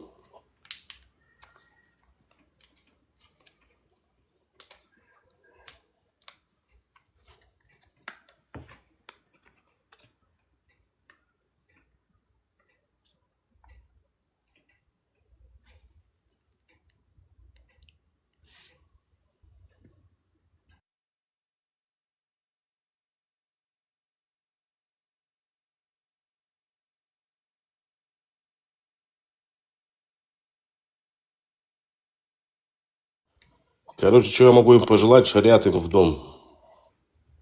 Я от души вот хочу им пожелать это. Вот этим всем шариатчикам.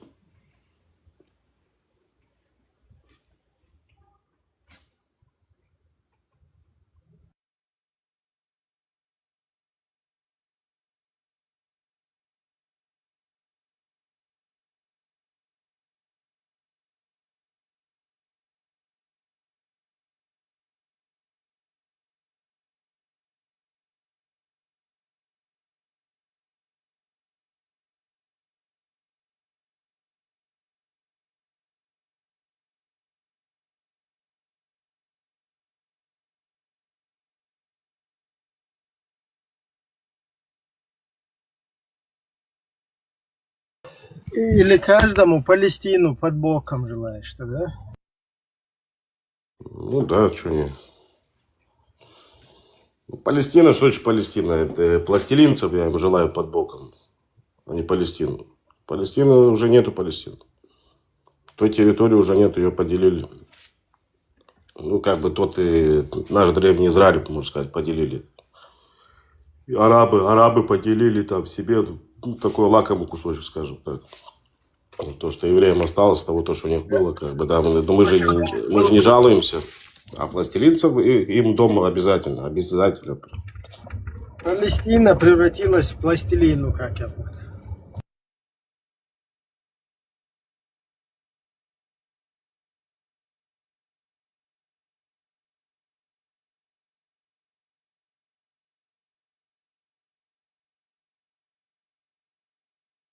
У тебя, чтобы ты понимал, Ибрагим, у тебя западный берег, той псевдопластилины, да, ходит с иорданскими этими паспортами. А вот, допустим, газовчане, по идее, должны ходить с египетскими паспортами. Ну, или нет, если кто-то как бы там не против, если бы иорданцы были не против, они бы позволили им ходить со своими паспортами. Ну, какие-то у них есть там эти рисованные, они там у себя дома печатают, какие-то там State of Palestine, что-то такое. Но это так, да, чтобы было. А так, по-хорошему, там основная масса ходит с этими иорданскими паспортами. Арабы сами сказали, нету Палестины. Те арабы, вот эти вот иорданцы, египтяне, нет такого понятия Палестины. Это мы придумали, это мы позволили кричать об этом, понимаешь, в чем дело? Это мы, евреи, ну вот видишь, со своим вот этим либерализмом, со всей этой своей демократией. Поэтому по поводу демократии тут еще можно обсуждать, какая демократия должна вообще быть. Демократия, которая приводит к самоубийству, или демократия, которая наводит порядок. Как бы, ну, надо еще думать, что должен происходить какой-то порядок при твоей демократии. Чтобы потом не привело это к твоему убийству, ну, как самоубийство, да, это получается, а не демократия.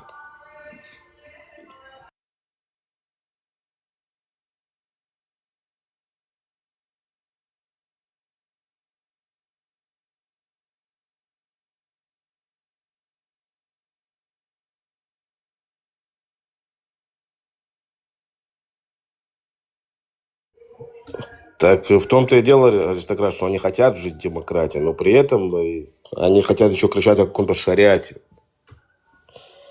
Рассказывают, что скоро, подождите, завтра все страны будут мусульманскими, иншалла. Проживая в демократии, да, они кричат об этом. Строят свои вот эти террористические ячейки, да, в этой демократии.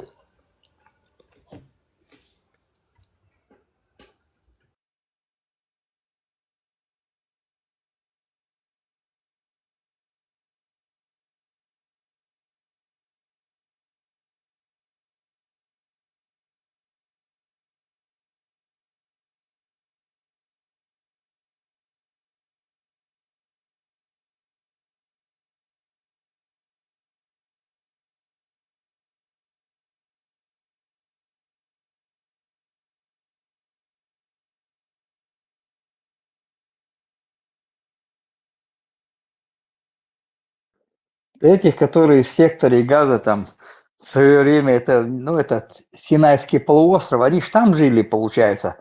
Египцу отдали их земли, Синай, отдали там. А этот народ они не забрали. Надо было этот народ заставить отдать им Египту. На той стороне они были. Нет, это не совсем Синайский полуостров, это не с той стороны. Газа, Синайский полуостров в другой стороне. Но неважно, ну как бы там вот это Газа, да, вообще-то проживали евреи. Там проживало очень много евреев, и вот 2000 какой-то был год, по-моему, 2002 или 2001, я точно не помню сейчас, честно. Ну вот когда бы мы оттуда, вот, мы сами себя оттуда вытащили, да, вот силой сами себя вытащили, проживающих там евреев в Гуш-Катифе. И все. Даже шли на уступки максимально. Прям вот на такие уступки шли, что это просто, это было самоубийство, все вот эти вот уступки. Ну, в принципе, оно к этому и привело, да.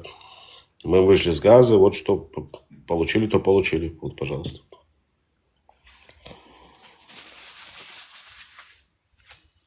Это наши недоделанные премьер-министры, там, Иуд Барак и так далее. Но тогда я не буду как бы дать, это было правое правительство. Я не знаю, зачем они это сделали, почему они пошли на такое. Это была большая, огромная ошибка. Народ же никогда не работал, никогда они не работали, даже им производство поставишь, там, как это ваш миллиардер там один там построил, там думал Европу всю кормить этими красный перец, там пятое, это морковка, все такое выращивать, огурцы, помидоры выращивать собирался там. Оставил там все вот это вот, им оставил, они в течение 6 месяцев все это на металлолом разобрали, парники все эти, и на металлолом дали, все автоматика там была, все разобрали. Это Гуш-Катиф. Это Гуш-Катиф, вот это именно Газа, там, где жили евреи. Это и есть Гуш-Катиф. Что они там поставили? Они там все снесли к чертовой матери. Вот я об этом в течение полугода все разобрали. Автоматизированное производство. А вот можно вот поинтересоваться, ребята, почему, как вы думаете, Газа это часть Синайского полуострова, оно находится на границе, и там прямая граница между Египтом и сектором Газа. Они специально оставили там этих людей. Вот вопрос, для чего они там оставили? Вот, чтобы вы просто понимали, если взять Синайский полуостров и территорию сектора Газа, это даже не 0,1%, да, по площади. То есть 1 к 100 по площади только Синайского полуострова. Для чего там оставили мусульман, арабов страдать и мучиться? Как вы думаете, почему? Этих революционеров для чего оставили? Сам подумай. А где, разве на Синайском полуострове проживает хоть один этот пластилинец? Конечно, половина Синайского полуострова живут эти палестинцы, и в Египте живут палестинцы, и в Иордании живут. Там же вроде они там построили эти, там игиловцы какие-то сейчас тусуются, не? Не, ну тусуются, брат, тусуются, но там палестинцев много. В Южном Ливане палестинцы. Где они были, они везде делали войну. Вот куда они шли. Да. Где они находятся, всегда война получается. Революционеры. Вы знаете, они после войны 1967 года перебрались в Иорданию. И пришли к королю, говорят, это наша земля, это никакой не король. Король Хусейн, отец нынешнего. Они 2 или 3 раза пытались переворот там устроить. Абсолютно правильно вы говорите. Так что сделал король Хусейн, мусульманин, наместник Аллаха на земле, он считался? Он считался наместником Аллаха на земле, чтобы вы просто понимали, да? Это считается прямое колено от Мухаммеда, да, то есть. Вот. Он не стал на них тратить пули, жалко на мусульман тратить пули.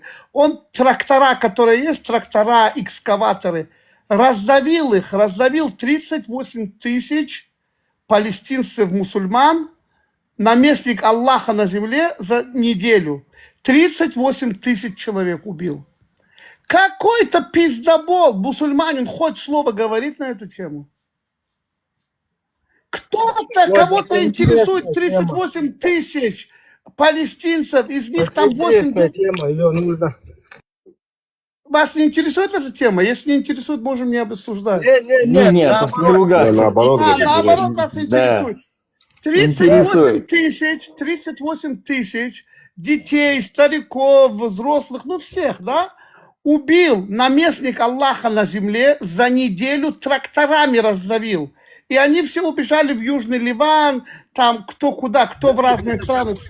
Какой год это?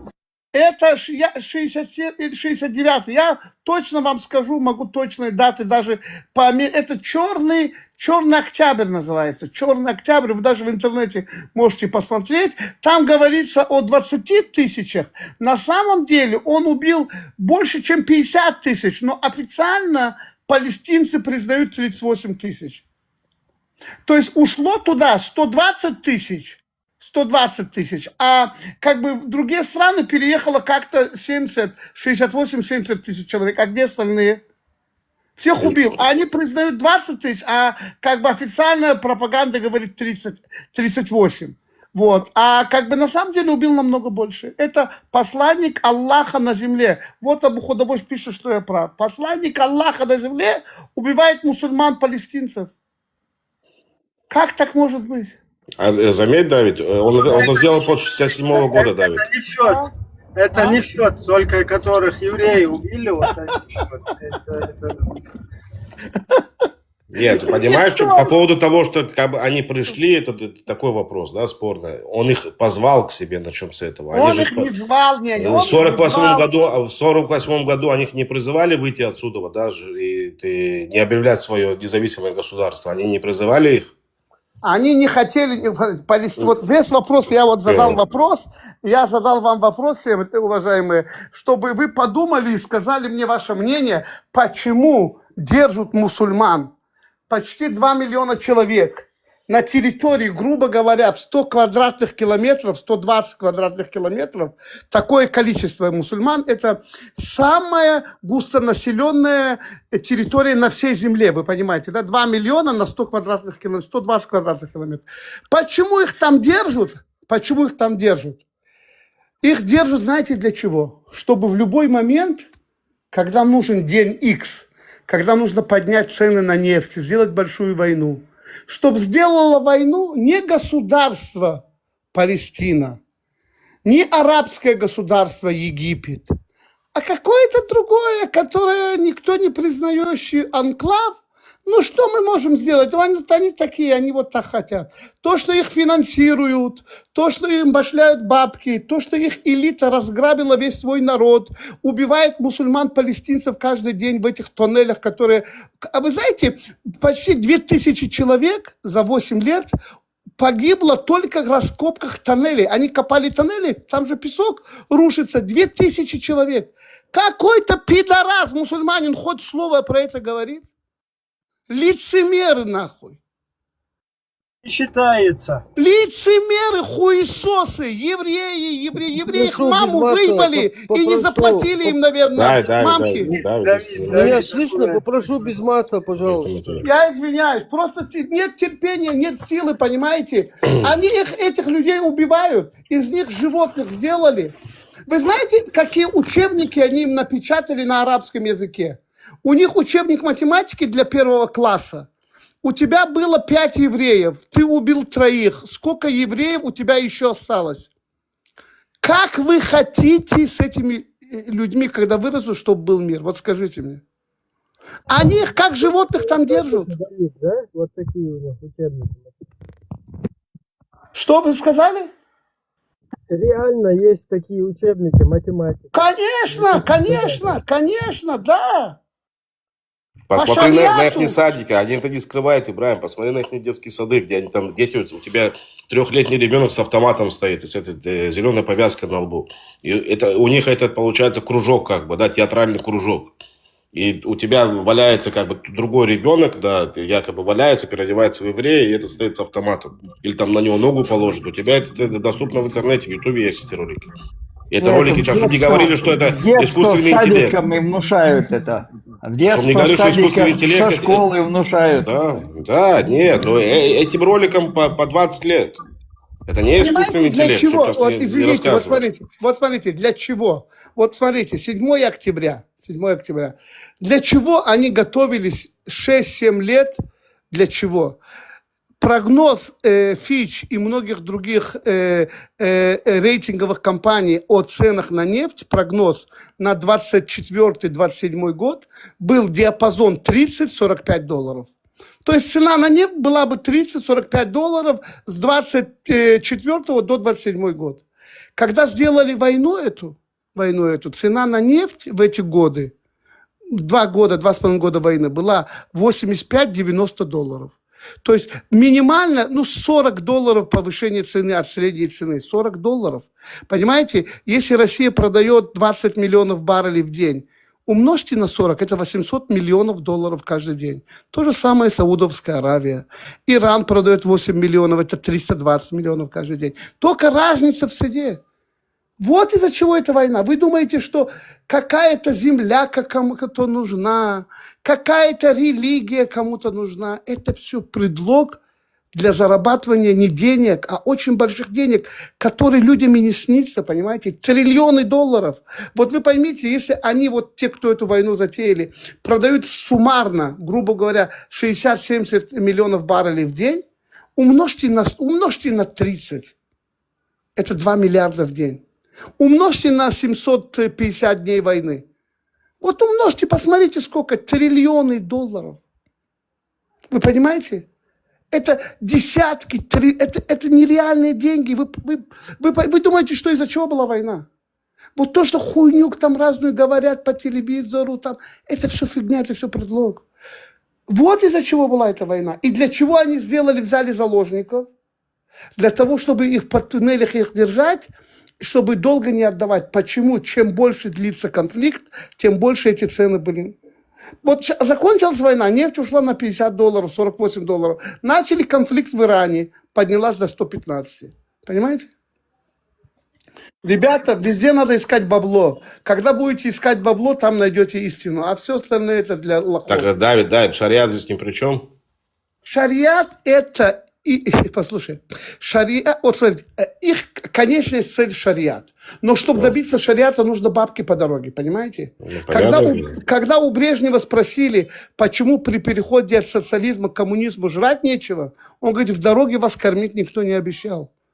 Эти люди понимают это, чтобы чего-то добиться, нужно много денег. И вот то, что делают. Конечно, в итоге-то они это, может быть, и хотят, но умная часть не хочет. Что они хотят? Они хотят взять Европу, захватить и сделать как Афганистан, чтобы их дочки, матеря были как животные, как в Афганистане. В шариате женщина животное. Животные рожают мусульман. Значит, мусульмане животные. И что? Нет, ну вот этого они хотят. По-любому, кто хочет конкретно. Что ты ноешь? Я не ною, я говорю, что слушай меня, по вашим писаниям. Вы, евреи, вечно ноете. Я говорю, что по вашим писаниям твоя мама животное, и твоя дочка. Женщины это животные.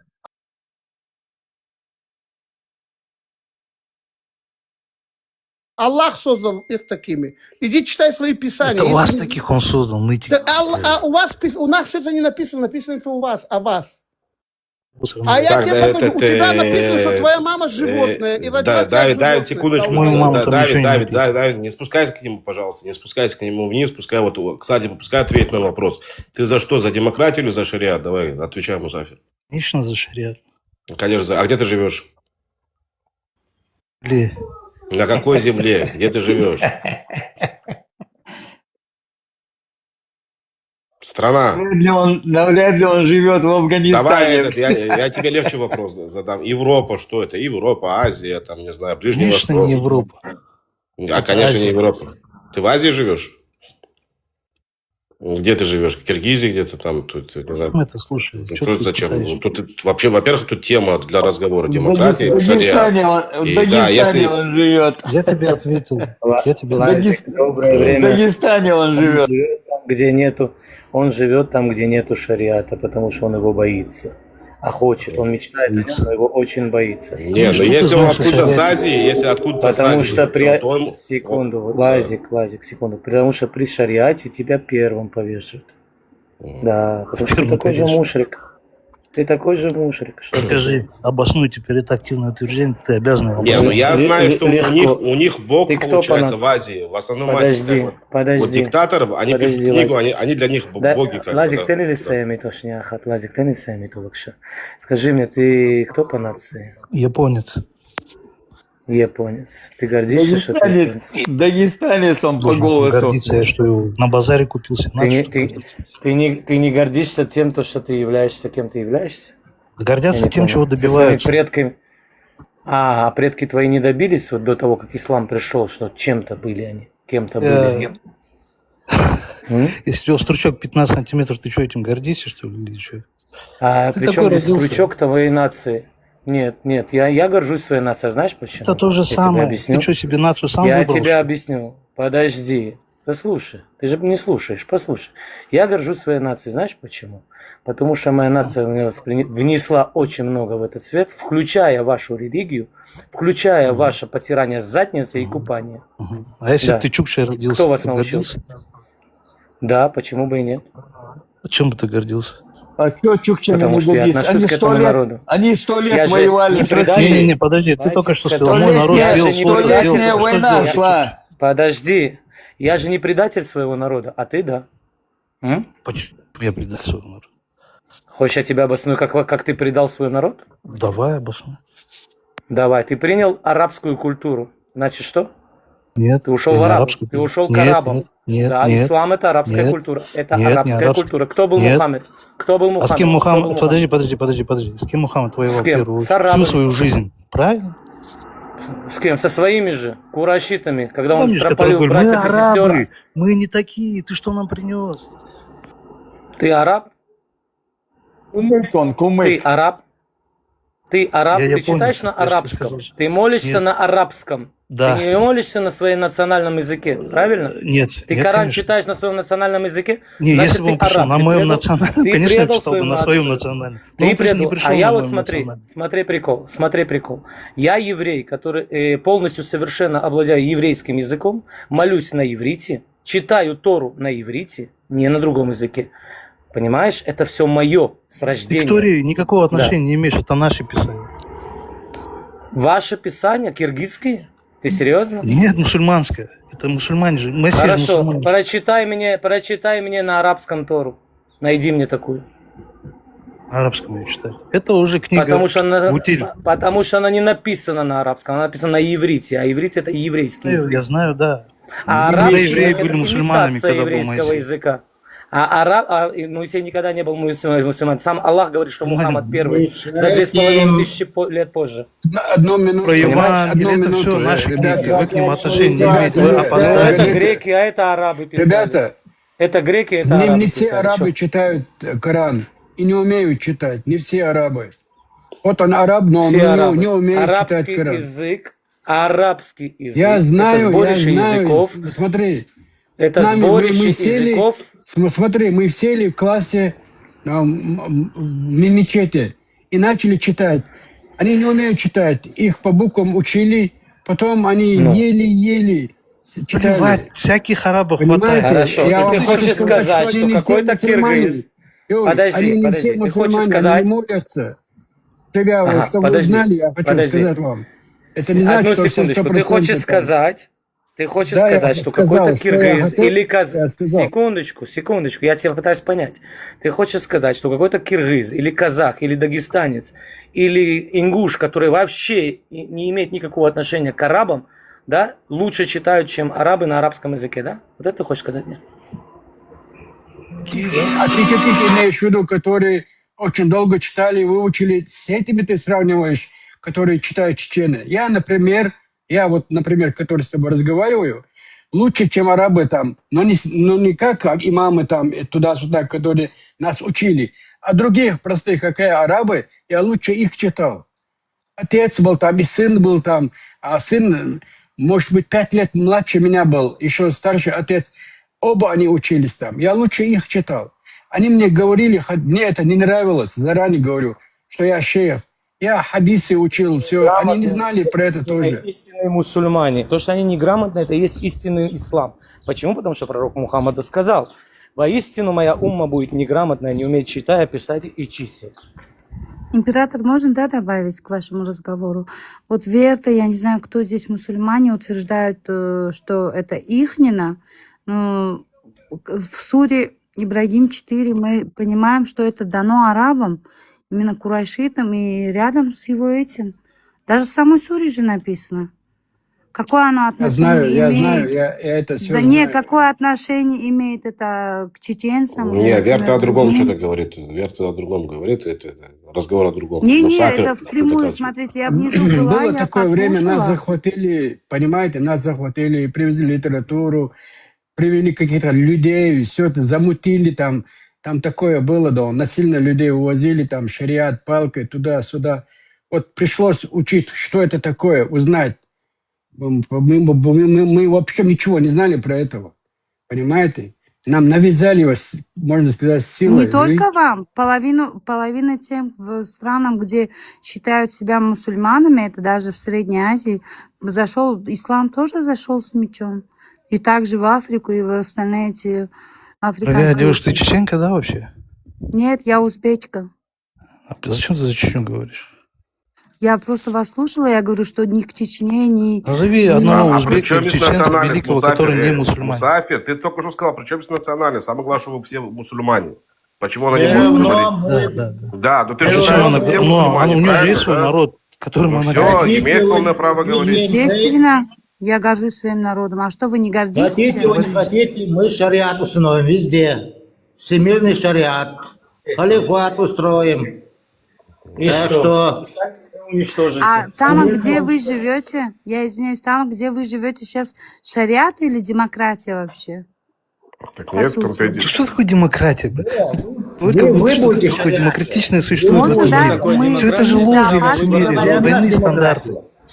Я извиняюсь, если это не зоопарк, говорите, пожалуйста, по очереди, а не параллельно, а то непонятно ничего. Я Смотри, секундочку. смотри, демократия, вот демократия, Мусафир, рот демократия. закрой. За демократию Мусафир, закрой поговорим. рот, секундочку, Мусафир. Давайте за демократию поговорим. И тут еще надо Давай добавить поговорим. диктатура надо добавить. Демократия, Да. шариат или диктатура, правильно? Всё. Мусафир, со мной согласен? Да, конечно, правильно. Ты проживаешь сейчас где? При диктатуре? Я проживаю в демократической стране, где При можно сжигать диктатуре ты проживаешь. Коран, Ну, но если ты- нельзя сжигать флаг ЛГБТ. Да. Это что за двойные стандарты?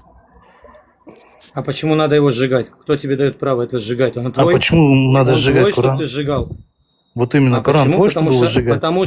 Потому что Коран выносит зло. 9 сура, целая... Это субъективное твое понятие. Инструкция Твое убивать субъективное людей. понятие. Нет. Это Тогда целая эта инструкция, страна как должна убивать всех людей. мусульман Отрубать посадить в им тюрьму. пальцы, Почему она этого не делает? Отрубать им пальцы, Вот отрубать именно. головы, Почему убивать тех, твоя кто страна неверующих. Это не инструкция. отрубает голову всем мусульманам? Потому Это же что у зло нас этого не чистое. написано. Потому что у нас Где этого у нет. вас? Где у вас? У нас этого нет. У нас нет инструкции об убийстве, как у вас. А у вас написано только Библию, Коран сжигать? У нас не сжигают Коран. У нас печати больше, чем у вас во всех странах вместе взятых. Демократию не за твою вонючую страну говорю. А вот Чё моя вы вонючая взяли, страна что- имеет самую лучшую демократию в мире. Кстати. Да, я Никакая согласна страна с в мире вами. не имеет А у тебя такую можно флаг демократию, как ЛГБТ Израиль жечь? имеет. Нет, не надо. Никто это не делает. Зачем? А чё? Не тупые, не фанатики Это ж тряпка живут, как просто. вы. Не обезьяны. Радуга. Тряпка. А кто тебе сказал? А почему ты не должен их уважать? Они что, не люди? Объясни. А что, они люди, Они, что ли? которые в жопу долбятся. А какой почему вот нет? именно, какой от них У них толк? руки, Даже ноги детей не есть, дают. руки, Я ноги есть, они извиняюсь. разговаривают, люди. Все. Значит, и ты Император, тоже не можно, да, человек. насчет вот этих Всё? людей с этим флагом радужным, про этих людей сказать. Мусафир, даже вы сами могли таким родиться, да, в принципе? Если бы у вас Нет, какой-то главное, что- подожди, X-хромосомы, секундочку, извини меня, если дорогая. не хватало бы, Извините не, я не меня. хочу оскорбить. Я просто хочу объяснить Не, человеку, что... я тебе хочу какая-то- добавить. Я хочу добавить к твоим словам. Секундочку одну. Самый прикол, что есть фетве в исламе, фетве, что головку хрена можно всувать куда угодно, даже в мужчину. Если у них это... Значит, ЛГБТ откуда началось? Придется это показать. Легко. Позовите графа. Он покажет. Суру тебе, то он тебе покажет фетвию вашу. Если головка члена... Ты чью да? нашу? Мусульманская. Это в исламе написано. Всякие бывают. Есть бухающий, свинину жрущий. Нет, Причем нет, здесь ислам? нет. Есть ислам, он один. По натуре он один. А как его воспринимают? Да, совершенно Другие они верно. не понимают. Настоящий ислам, И что он у нас именно доводом такой. в исламе является? Там ЛГБТ, там Коран, зоофилия, сунна там и педофилия, сподвижники, там да? убийство. Остальное все Да? туфта. Все то, что людям запрещено, моральным людям, там можно. Не, Значит, это он аморальная коммунист религия. пришел к нам в гости. Я хуй подождите. говорит за мораль. Так, подожди, Мусафир. Бухари не Если признает. ЛГБТшник, не, подожди, стоп, секундочку. Если ЛГБТшник, неважно, кто бы он ни был, принимает шахаду, он твой брат? Мусафир. Да-да. Он твой брат? Его брат только тот, который ебет ислам. Не, он его брат по исламу. Почему? Если Ой, он как принимает я ислам, знаю, если он ЛГБТшник, принимает да, ислам, говорит шахаду, он твой брат? да, и говорит, что он все это дело оставил, то, конечно, он мне брат. Ну, как говорил, оставил. Что ты будешь проверять и постоянно пальцем ему Вот куда-то именно, а я что буду засовывать в эту проверять? Он дырку, говорит, как что бы, да. оставил. Оставил, не оставил, ты будешь там измерять у него до этого или что? Или Вот после именно, этого? я не буду этого делать. Ну, Он говорит, что оставил, я ему верю, и он короче, брат. этот ЛГБТшник будет твоим братом, получается, так? Конечно, и Всё, людоед, всё и понятно, всё всё остальное. понятно. Всё, Значит, всё, только всё, если всё. он ЛГБТшник мусульманин, он человек, получается, да? А если он не Когда мусульманин, становится он не мусульманином, человек. все Так грехи, получается? говорит, по твоим словам? оставляет, все. Ну он до сих пор, он же до сих пор в жопу Не, трахается. но Он Куда делает знаешь? намаз Понимал, и одновременно чтобы ты понимал, он это- ЛГБТшник. Это его натура. Братан, чтобы ты понимал, короче, да. Сразу Что, клеймишь, что ли, их на всю жизнь? Чтобы ты понимал, что этот ЛГБТшник будет считать, что он его сестра, как бы, Мусафира, понимаешь? А Мусафир будет считать его Не, братом. получается, что этот ЛГБТшник, Да. когда делает намаз, приходит делать намаз, чтобы А посмотреть на ну-ка. жопу других, когда раком стоят. Кафиры, что наехали на Мусафика? Кафиры же собрались. Мусафик, мы с тобой. Мы Да, не кафир, да, чё? мы праведники, а Мусафир, он кафир. Он живет в кафирской Мусафир, стране. Значит, кафир. Мусафир, держись, я с тобой. Живу в своей стране. Наоборот, Он не Мусафир за придерживается, демократию. он не придерживается закона Мухаммада, который Нет. сказал, те, кто живет среди мушриков, сам является мушриком. Он понимает, в чем дело, как бы. Ему не важно, гей ты, не гей, как бы, и так далее. Для него все братья. А почему ты думаешь, он в Европу убежал? Он за Он анархию мог вообще. выйти, камин-аут сделать, он за это убежал в Европу, Всё, потому что если он бы молодец. в своей стране камин-аут сделал бы... его Что бы говорите вообще? Давай в тему вернемся. Что-то Ну, в Мы тему говорим вернулись, то, что получается. что-то несете, вас трудно ваши мысли поймут. Ну, получается, еще раз, все Что, отребье, весь неграмотно? мусор, если принимают шахаду за полминуты, это твои братья, понимаешь, в чем дело? Вот об этом мы и говорим. Тут, кстати, дело тема демократии. Вот мы обратно возвращаемся к демократию. Ты очень даже демократичный, я тебе скажу, это шариатчик такой. Красавчик. Да. Это дымой. Такой натужный смех, брат. Научите его смеяться. Тебя возбуждает? Ты что, вокруг темы Ты это единственный, завелся, который что ли? обратил на это внимание. Ты единственный, который обратил на это На внимание. что? На На мой что? смех. На мой смех. Он тебя Твой возбуждает? дебильный смех, это что-то должно возбуждать. Хочешь меня? Хочешь меня?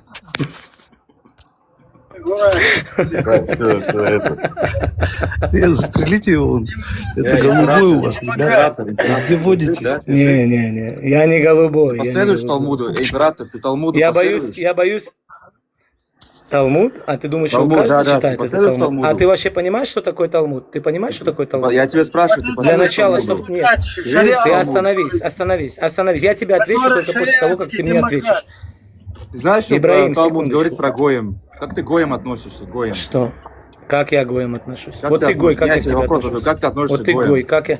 И я Гой, и ты Гой. Гои же, Дальше они что? не люди для вас, да? Для вас, жидов. Нет, Гой это народ. Что вы откуда взяли это? Гой это народ, В Талмуде у вас люди, да? написано, в Талмуде у вас написано. Смотрите, Нет, я для него Гой, он для меня Гой. И что И из что? этого? Девушка, изучи, что такое Гой. уважаю. Может, ты немножко в себя придешь. Гой это народ. Я изучала. Это не слово кефир, как вы говорите. или Это люди, многобожник. созданные для Гой это не евреев, еврей, я на знаю, которых да, они я будут знаю. пахать и делать, что хотят. Нет, секунду, остановитесь. Зачем тогда он Аврааму? Не ври, сейчас не надо Подожди, мне зачем? ложь. Заткнись и слушай. Зачем тогда он Абрахаму сказал, и ты будешь Гой Кадош, отделенный Гой, отделенный народ? Зачем он тогда обозвал и Ивраима Гоем тоже? Бог. А? Вопрос интересный. Я не говорю, что это оскорбление. Я тебя спрашиваю, что ты как ты относишься к Гоям? Обычно. Что, мы же для вас не люди. Всем.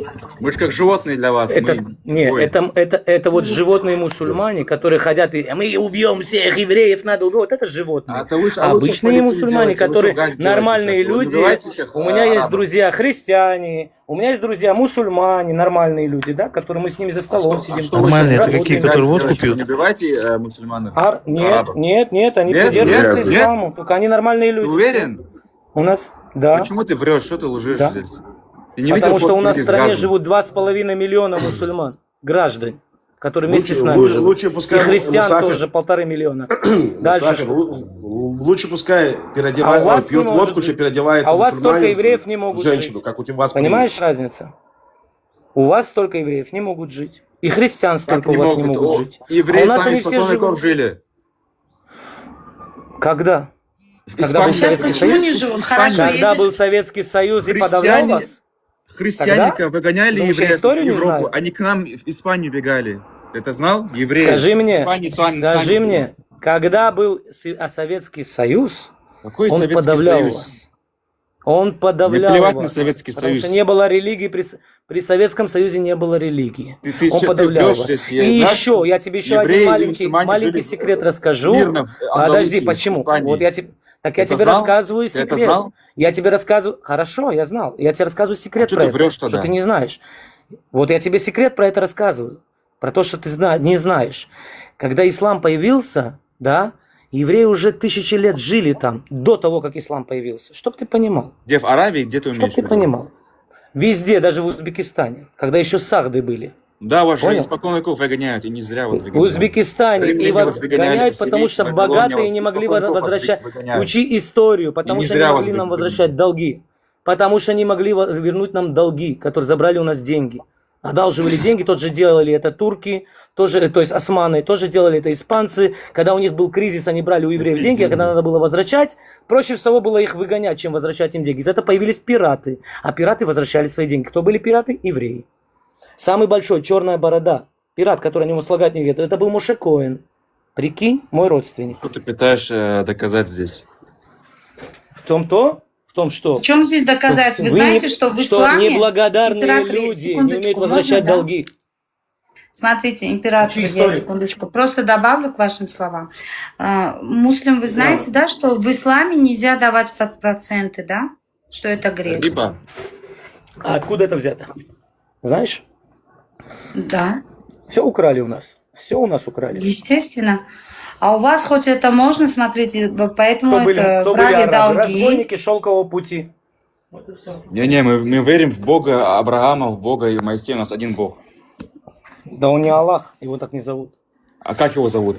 Прикинь? Как Я его тебе не зовут? могу сказать, у нас слово нам нельзя говорить. А Элогим, кто Его такой своя. Элогим? Кто такой Элогим? Элоим это Бог. Все. А Элоим Ашем это кто такой? Бог. Ашем? Высшая сила. Ашем это имя его. Шем это имя. Как арабы называют Почему Бога? мы Как мы арабы Бога называем называют? Ашем? Почему мы его называем Ашем? Потому что нельзя говорить его имя во своясь, так мы говорим имя его. Понял? А Вот Аллах так разве это его имя? Нет. Переведи Аллах. Аллах Переведи это вообще нету такого. Да, нет, Нету переведи такого слова Аллах. на Как иврите. переведешь? Аллах В ихнем, Переведи в Аллах на ихнем русский. понятии Такого Аллаха слова. нету. Нету такого слова. Нету, в Нету ихнем такого слова, понятии но Может, нету. арабское слово? Да, Дурачок. нет, Не, переведи даже на не русский. арабский. Есть такое слово. Дурачок. Арабский язык это имитация еврейского языка. Что Помнишь ты Бану Хурейда, помнишь? Знаешь, Не, какой салам арамейского алейкум? языка мне больше кажется, что Император, арамейский помнишь язык Бану ближе к Хурейда? семитский. Ну, и что они? Муслим, Что они? переведи на Бедуины, русский которые- слово Аллах. Да. Давай ты переведи. Переведи, Муслим, переведи. Что перевели? Переведи на русский слово Аллах. Как переводится? Аллах означает Бог. Единый Бог. Какой Бог? Нет. Бог-то так и означает? Единый Бог, который только один же Бог. Ты что, многобожник? ты? Означает Всевышний, как я знаю. Подожди, столько тысяч религий, ты что хочешь сказать один бог? Ты А у можешь других тоже есть свои боги. И что? Есть другие Лживые боги, религиозные лживые боги. боги. Ой, извиняемся. Друзья, дайте иногда слово. Смотрите, вот этот, который говорит, что Аллах это Бог. Шахаду произнеси, шахаду. Бог это это Илля. имя. Нет, Бог это Куда Илля. ты, куда а ты не Аллах. делся? Ля, Куда ты Илля, ла делся? и Иля Аллах. это Бог с маленькой Б. А Аллах Нет, это ла Бог с это большой нет. Б. Ла это Подождите, нет. Ла это нет. Я арабский подождите. знаю. Аллах. Подождите. Ашхаду, давай. Ла иляха илляллах. Ла иляха илляллах. Что Нет означает? Бога, Нет кроме Бога. Аллаха.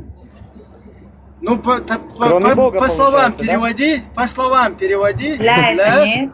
Иля это бог. Бог с Иляха. маленькой Б, да. Иля, Бог с маленькой Б, да. Иля это может быть что угодно. Ну, значит, переводится это как нет Бога, кроме Иля Аллаха. это может быть обезьяна, это может быть крест, понимаешь? Что угодно. А может зачем быть. мне твоя Аллах обезьяна? только один Я единый тебе- Бог, понимаешь? Да ладно с тобой, все, я Муслим, я вы тебе просто мусульманин говорю, или переведи вот атеист? это, и потом сам поймешь. Я мусульман, Не хамдулилля. оскорбляй Алхамдулилля. Всевышнего. Не оскорбляй его. Вы больше Это его имя. смахиваете на атеиста. Извините, не хотела обидеть.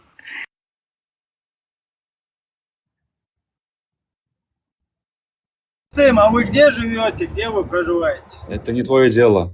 Я на земле живу. На земле Аллаха, да? Да.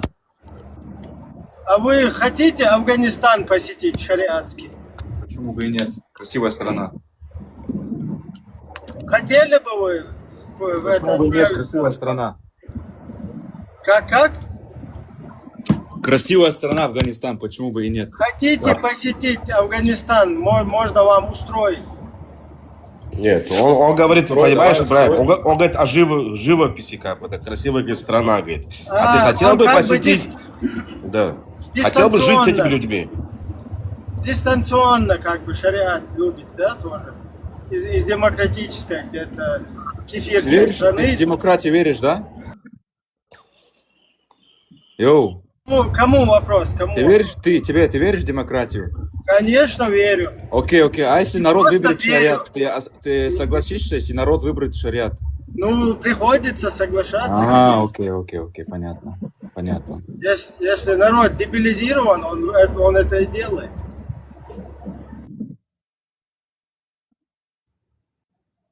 Прежде чем ввести шариат, их надо ознакомить этим шариатом от А до Я полностью, а потом сказать, хотите вы этого или нет. Вот так будет Так, честно. видишь, как он справедливо. отвечает, Верта? Ему нравится шариат на уровне живописи. Вот ему говорят, страна тебе, вот ты хотел бы, говорит, Афганистан посетить? Он не говорит, я хотел бы жить там со своими братьями, да, вот шариатчиками и так далее. Я хочу шариат Он просто хочет приехать как турист погулять, короче, понял, да? Я Он хочет хочу посмотреть шариат там вот пещеры и на всем такое, земле. да. Везде был шариат. Ему Европа надоела, понимаешь, в чем дело? Ему демократия как бы надоедает, и пару дней надо приехать посмотреть вообще, как там эти... Не, я говорю, что шариат как все на остальные земле. живут, как бы, Шариат да. должен быть на весь Чтобы земле. убедиться в том, то, что он живет Везде. лучше, чем они. Понимаешь, в чем дело? Как бы. И он все, и потом На зайдет в Кавказе будет TikTok. шариат, а вы будете платить нам Подожди, джизью. Правда, подожди, помолчи. правда. Тебе Ну, задали ты будешь, конкретный ты еврей, вопрос. ты будешь платить джизью, Ты как подожди, послушный говорю, еврей. рот закрой свой. Рот закрой Послушный свой. еврей, ты будешь Закрой джизью нам рот. платить. Послушный Рот еврей. закрой, я тебе буду жизнь хорошо платить, давай успокойся. Еще раз, послушай. Тебе задали конкретный вопрос. Тебе как ты относишься к Афганистану? Ты не сказал, что это там шариатская страна, потому что там Хорошо, наши позитивно. братья мусульмане. Тебе живопись нравится. Ты вот кто ты после этого? Какой Я ты хочу мусульманин шариат, нахуй? чтобы Ответь по всему четко. миру, Тебе чтобы был тебе шариат. нравится, как там живут люди, Я да или призываю нет? шариат по всему миру. Тебе нравится, как в Афганистане живут люди? Я Я люблю задаю тебе шариат, вопрос. да. Тебе нравится? Так а что ты не поедешь туда жить? Чтобы ты понимал, что ты пока, если у тебя есть опция поехать в ту шариатскую страну, проживать там, и пока ты туда Можно, не да? едешь, а у тебя опция Давай. имеется, то ты кафир. Лазик, можно, да, я сказал? добавлю муслиму?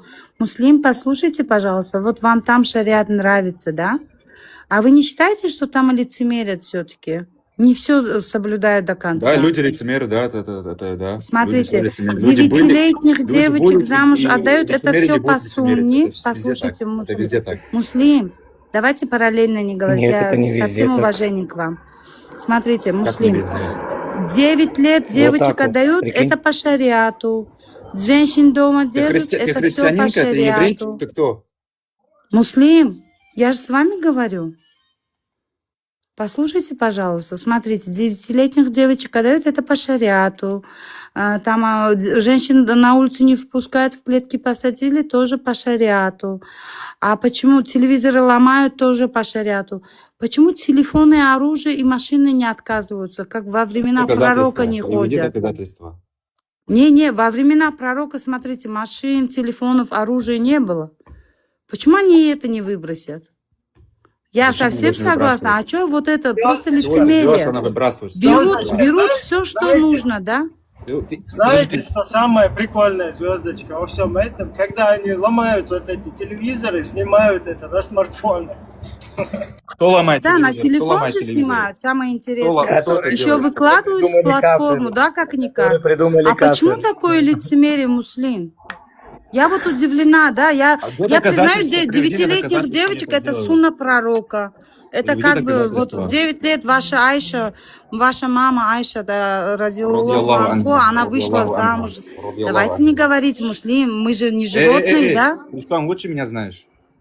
Не, подождите, а что вас так вы так Ты сам лучше меня заводитесь, знаешь, да я или не нет? знаю, подгораете, Твоя не надо бабушка подгорать. замуж вышла за Я твоего я дедушку. думаю, Да или нет? любой здесь... Не, он сильно подгорает, да, я что сказать. Да, Ты уж лучше тебе, меня кстати, знаешь. Муслим, Девушка. тебе такой вопрос. Ты хотел бы, чтобы твоя дочка была на месте Аиши? Эти Я бы великие хотел, пророки, чтобы да, она вышла была за прямо на замуж. месте Аиши. Алло, меня слышно? В Талмуде, знаешь, что Можно я написано, что задам, можно на 3 лет замуж выходить девочки, да, в Талмуде? Секунду. Это знал? Ребят, можно я Что мут- девочек может можно я в 3 лет выходить замуж. В Талмуде написано. Ничего Знал? такого не написано. Я Как тебе не задал написано? конкретный Я тебе сейчас вопрос. приведу, я тебе сейчас Отвечай приведу. конкретно на мой вопрос. Я тебе сейчас приведу. Ты хотел бы, доказательства. Ты чтобы обманщик, твоя дочь врун. была на месте А Аиши? ты хочешь, чтобы твоя дочь в 3 лет вышла Так, замуж? я не хотел бы. А, А значит, ты ты не хотел бы, еврей, чтобы отступник, твоя ты дочь была на отступник, месте ты Аиши? Ты отступник, ты не Так, еврей. я ответил тебе Ты на вопрос отступник, еще ты раз. отступник. Ты не Я еврей, ты не отступник, еврей. хорошо, ладно, я отступник. Да, ты не Ты еврей. хотел бы, я тебе задаю вопрос, да или нет? Чтобы твоя дочь была на Ты месте бы хотел, чтобы твоя Аиши. дочь в 3 лет замуж вышла? Так, я тебе сказал, что нет. Значит, ты не Отвечай на еврей, да? вопрос. Ты не еврей, ты в Талмуд не веришь? Я не верю в всю эту ахинею, где трехлетний значит, ребенок не или еврей. 4-летний, Отступник, 9-летний и так понятно, далее понятно. выходят Кстати, в замуж за- Талмуде нету, да, не за- спорьте, в Талмуде неважно, нету, я- что я- именно Нет, 3 я же не года об этом там. говорю, Как звездочка, я не нет? об этом Есть говорю. Мишна Нида Ты, я 5. тебе Нет, ответь на вы муслим, вопрос. вы не сможете Передо мной, доказать. Ты передо мной. хотел Вы бы, это чтобы твоя доказательство дочь... не сможете В 3 сделать. лет Ты она хотел бы, уже чтобы твоя женщина. дочь Я В 3 с лет вами она даже уже была женщина. на месте поспорила. Аиши? Ты, Вот. Не говорите одновременно, давайте. Давайте, пускай ответит на Вот в вопрос, Талмуде, пожалуйста, я вот закрываю у тебя микрофон. написано, вот, что она в 3 лет она уже Отвечай женщина. на В 3 лет она женщина. вопрос. Вот. Муслим. Она в 3 лет уже женщина. Вот в Муслим. Талмуде вашем написано. Муслим. Мы Ты что, обсуждаем боишься свой сейчас... Талмуд? Мы Вот, обсуждаем вот твой шариат, Муслим, Трус, успокойся. трус, ты не еврей. ты Муслим. трус. Муслим. Ты еврей. Позор. Послушай меня еще раз, вопрос тебе.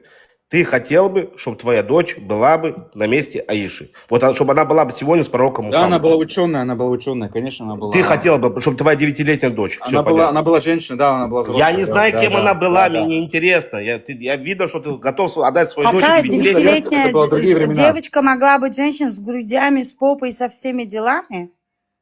Это при 1400 частной лет назад это было- статистике, да, смотрите, 1400 лет муслим. назад, да. Не, Сейчас подождите, теперь. муслим, Теперь. послушайте меня, пожалуйста.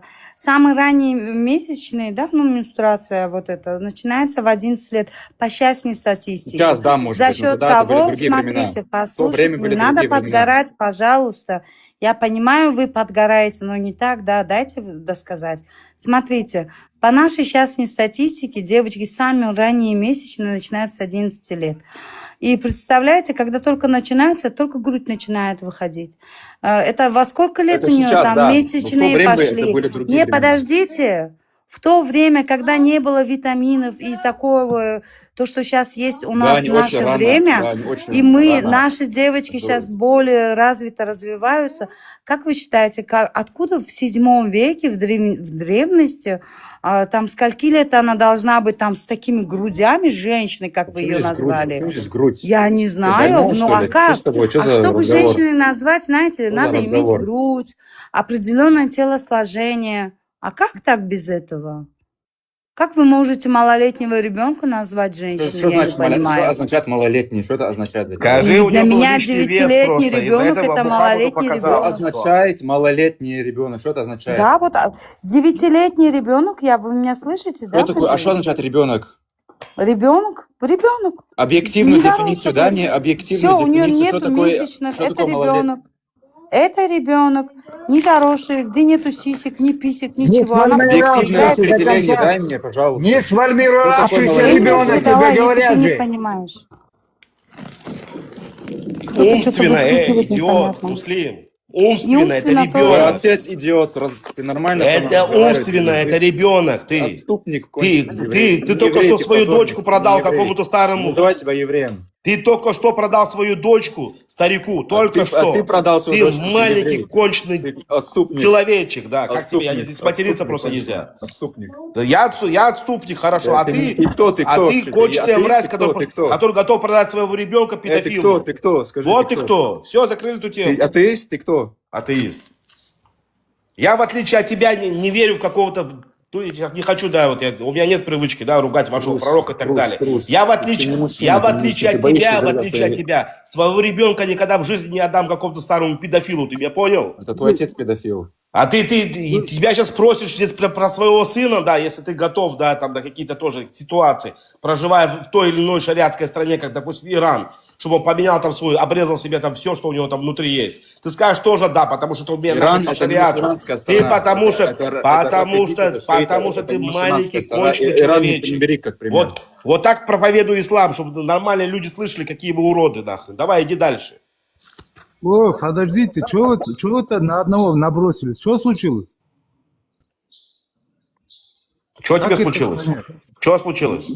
Что вы набрасываетесь на одного человека? Что случилось? Ну давай на тебя тоже набросимся. Что ты хочешь набрасываться? Что вы хотите кому-то что-то доказать?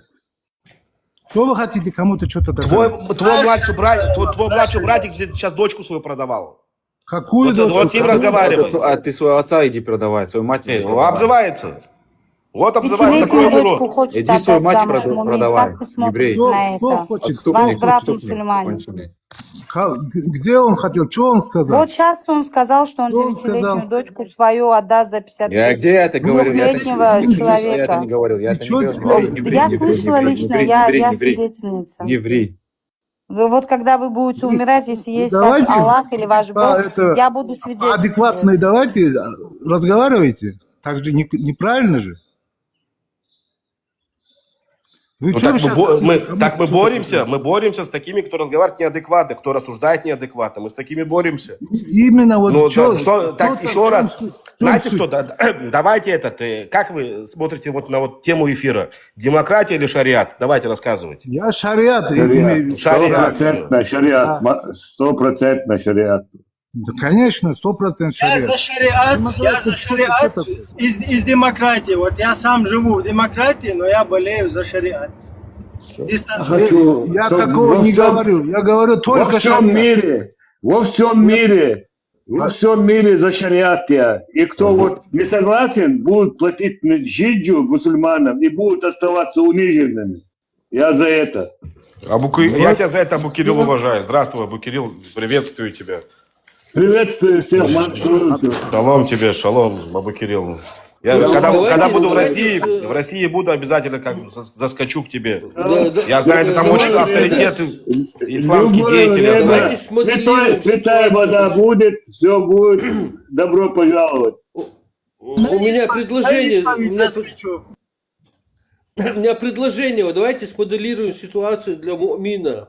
Допустим, вот в обществе, там, в государстве, у тебя, где ты там живешь, решили проголосовать демократичным путем, выбрать, и у вас голосование за демократию или шариат. И идет обсуждение демократических законов и шариатских. И там пункт есть: выдача замуж 9-летних девочек за стариков. Можно или нельзя. И там голосуют. И вот ты тоже участвуешь в этом голосовании, у тебя есть 9-летняя дочка, у твоего брата есть, у твоего родственника есть, соседа. Как ты проголосуешь в этом случае? Я, во-первых, в таких голосованиях вообще не участвую. Потому что такие это вообще неправильно. Это куф. А как вы хотите вообще? Короче, не старайтесь меня заводить в цепи. Он прав, потому что в шариате не голосуют, там тупо принуждают. Конечно. Ты подожди. Не, просто до этого, если ты не знаешь шариат, человек говорит... лучше молчи. Если не знаешь шариат, подожди. лучше молчи. Просто до этого вот этот человек был, он предлагал... Если по демократии не поступает, это не говорит о том, что он уже... Подожди, вот до этого человека он говорил: если будет голосование и выберут шариат, вы будете согласны? Вот он спрашивал у людей здесь. И вот мы тоже снова спрашиваем, вот этот вопрос передаем тебе. Твой брат задавал этот вопрос. Если будут выборы демократичные, будут голосования за шариат и демократию, и там будет пункт выдачи за 9-летних девочек, за стариков, как ты проголосуешь? Это твой брат предлагает голосование, не я предлагаю. И вот я не могу понять, да, ведущие, почему не нравится им эта демократия. В демократии, по крайней мере, есть выбор. Могут выбрать или демократию, или шариат. А в шариате нету выбора. Кто там даст выбрать Потому или что шариат, или демократия, демократию? потому что демократия это выборы, это куф. Это не дозволяется. Надо принуждать. Мы будем принуждать всех. Какая демократия? Да, по шариату надо захватить власть, и все. И кто захватил власть, Все, тот руки и прав. подняли и сдались, понимаете? Вам какие выборы? Кто захватил власть? Вот Не, все. Абу, это тоже это не так. Давай. Объясни, как? Объясни. Ну, объясни, давай. Ну-ка, объясни. Подождите. Вот. Не перебивайте его. Шариат, У вас есть в Сунне бюллетени, где раздают и голосуют. Вот так, что ли? Не, на авоську давай не будем отвечать. Исламский государство. Если бы я жила бы в по исламе, шариату. я по шариату не имею права голоса. Кто тебе Сдавать, сказал? чего-то делать. Почитайте Какого Нису. голоса? Какую голос ты хочешь? Почитайте Какой голос? Нису. Я не Голосов пойду нету. на выборы. Женщину Мумин не надо приравнивают к подгорать. лошади. К Мумин не лошади надо приравнивают подгорать. лошадь. Если женщина в исламе, она не имеет права голоса. Я бы, если жила бы в исламе, вы Нису прочитайте, пожалуйста, там про женщину, где написано. Нету права голоса такого, голосовать мы не имеем права. Вот как у вас там все справедливо? В исламе? Где еще? Это кто вам сказал так? Я прочитала, Коран Где открываете, вы Нису. прочитали? Нису, В каком где суре, в женщины каком написано аяте? же. Нет такого. Вы сначала прочитайте полностью женщины, на что имеют право и на что не имеют Я права. прекрасно Потом вы знаю, скажите, на что они есть, что имеют нету. право. На что они имеют право, на что они не имеют права, я прекрасно знаю. И там Маймун, ты не принимаешь сунну. написал, это не говорит о том, что это шариат. Так пишет. Маймун, ты не принимаешь сунну пророка. Не, почему он Коран не принимает? Он мусульманин или нет? Верта, ты, если не умеешь нормально разговаривать, лучше молчи. Смотри. Вот когда женишься, когда покупаешь лошадь, когда покупаешь верблюд, одну дау делают. Но там про мужчин не сказано, там сказано про лошадь, про верблюд и про женщину. Не так. Если не знаете шариат, лучше молчите. Момент, можешь мне ответить? Мы с тобой братья. Вот, скажи честно. Он знает шариат. Пускай Да. вы кафир вместо него не говорите. Абсолютно. Вот момент, смотри, вот эта женщина здесь разговаривает. По исламу, если она мусульманка, она может среди нас разговаривать здесь сидеть? Нет. Конечно. Разве я могу? Я же женщина, у меня нету права голоса. Вы что? А вот смотрите, Мумин, вы говорите, что где такое написано. Не надо подгорать, Мумин. Послушайте. Вы подгораете, мы параллельно будем говорить. Смотрите, Мумин, вот сейчас шариат, при шариате в Афганистане женщины, да, живут. Маша Аллах, это какая красота. Вы думаете, когда там выбирают какое-то правительство, если там и есть такое право, там женщины могут пойти голосовать? Вы о каком голосе имеете в виду? О каком голосе? Вот смотрите, вот демократия, когда я пойду голосовать вместе со своим мужем, например, дадут бюллетени и мне, и моему мужу. У меня тоже есть право голоса. В шариате, если когда при шариате мы живем, мой муж идет, а я не иду, у меня нету этого права голоса. Звездочка, Бюллетеней уже нету.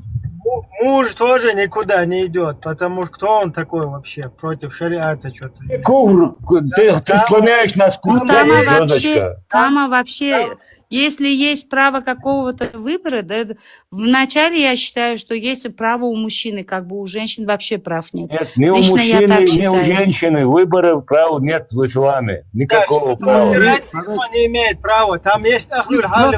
Давайте теперь, дайте мне Я тебе помогаю, Мумин. Мне просто можно, да, Мумин ответить? Просто перебиваюсь. Давайте. Вы парили, как, вот, например, вы говорите, я имею право выбора, да? Если вы не мусульманка, вы имеете право не выбирать ислам.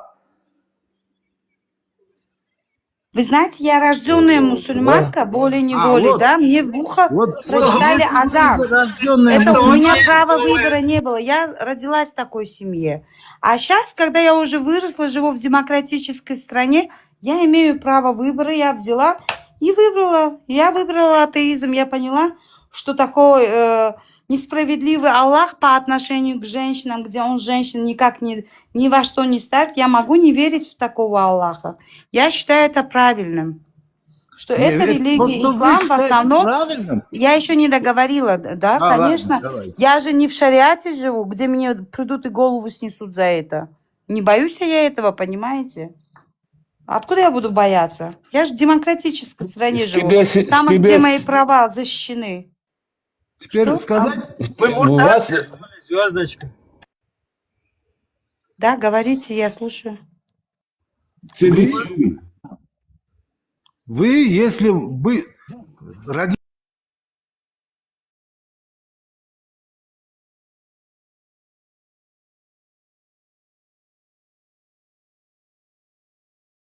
А вы знаете, что кто все рождается, считаются все мусульманами, все рождаются мусульмане. На этой земле все, которые рождаются, они мусульмане. В природе, да, все рождаются мусульманами. Он правильно сказал. 100%.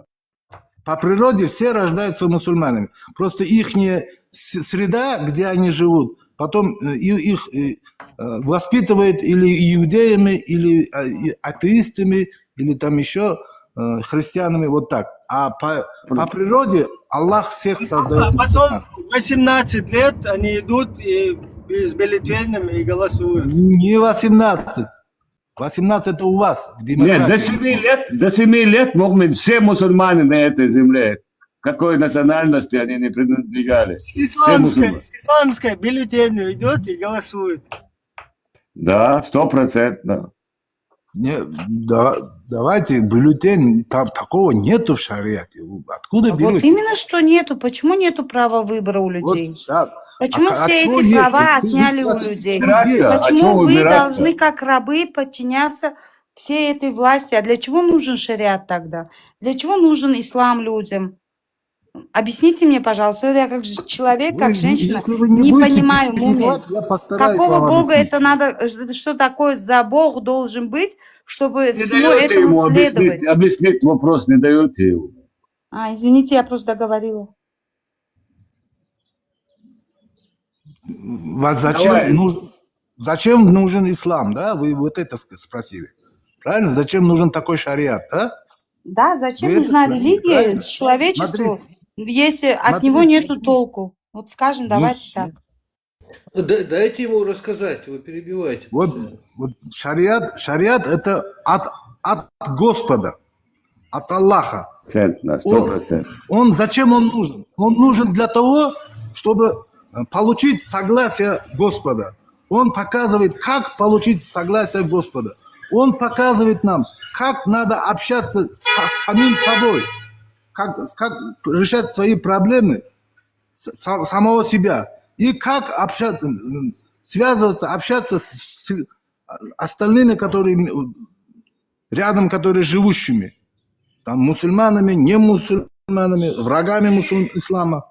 Еще подождите, ко мне гости пришли. Велосипед убери с дороги. Я не могу понять, а что за Вот, пользу он смотри, приносит-то? смотри, звездочка, Где тебе польза? вопрос здесь. Тебе вопрос здесь задают зритель. У тебя демократия, и что? Все они рабы сионистов. Сионизм? Я сама сионистка, передайте им, пожалуйста. Я за то, чтобы у каждого человека была своя сторона. Я сама сионистка. Я также хочу, чтобы всегда у меня была моя страна. И чё из Самое этого? главное, это американские сионисты. Они Да. Самые главные сионисты, да. есть категория. Вот, например, Зачем чеченцы, если зачем настоящий демократия? чеченец, Абукир, я извиняюсь, если настоящий даже чеченец или там дагестанец, он тоже в душе должен быть сионистом, они тоже должны хотеть свою Нет, страну. англосаксы, самые главные враги, англосаксы. Или есть Вопрос. такие люди... Интересная звездочка. Кто такие враги ислама? По книге вам сказать или как? Англосаксы. Если по книге, то это как бы многобожники, кафиры. А если по сути взять, как бы так посмотреть, они сами себе все, враги. Да, они сами себе враги, лично мое мнение. Сами ущербны. Спасибо. Да? Окей.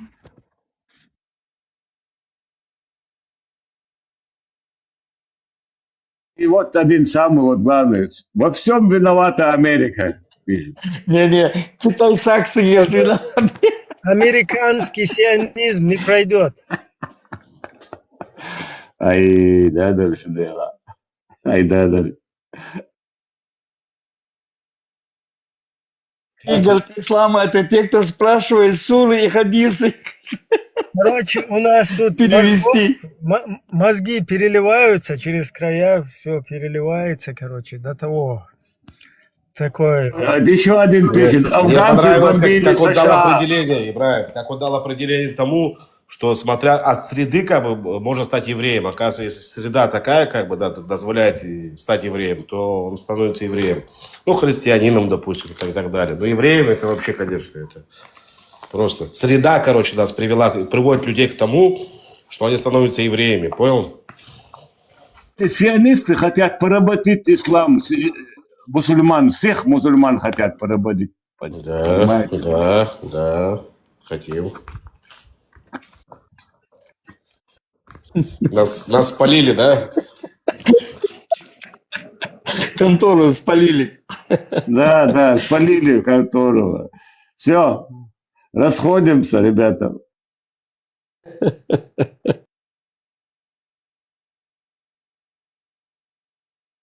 мумин придет, он как раз шариатке, он эксперт по шариату, я вижу его ответом. Самое главное, что Абу Кирилл здесь вообще ни при чем.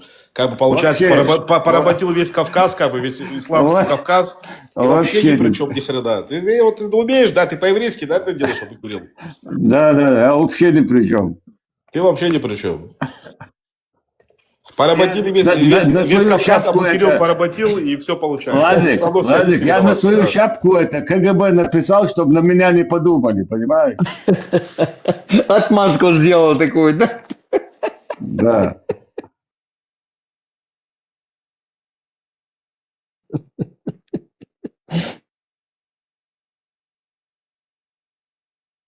Опа. Я маленький мат вот тут употреблю, я извиняюсь, но просто прям на языке вот так вот, да. Как говорится, нас ебут, а мы крепчаем.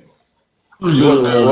Они сюда заходят, как бы, да, такое, знаешь, после такого Не-не-не, жесткого не говори секса больше. заходят сюда и Палестину убивает, а его там конкретно там вчера жарили, как бы, знаешь, там вот там раком стоял такой. Вообще это просто. Без штанов стоит, да? Да, машалла, да. Ладно, мы-то что, главное Палестина, понимаешь? У нас-то пускай убивают, все, без проблем. Главное, чтобы Палестина жила. Главное, чтобы они не работали. Ладно, 2 знаешь, недели, все вот имели. эти люди, в основном, которые вот это пишут, никогда в жизни ни еврея, ни палестинцев в лицо не видели никогда в жизни, понимаешь? Даже не пересекались с ними. В основном вот люди, которые вот это пишут. Я, ну, смотря кто, опять же. Есть такие, что дальше своего барана никого не видел, как бы, да. А так, почему? Если пересекались, вот сидят, видишь, специально делают такие вещи. Ну, Кто в турбинах будет искать людей, понимаешь? Если, вот представляешь вот эту ситуацию?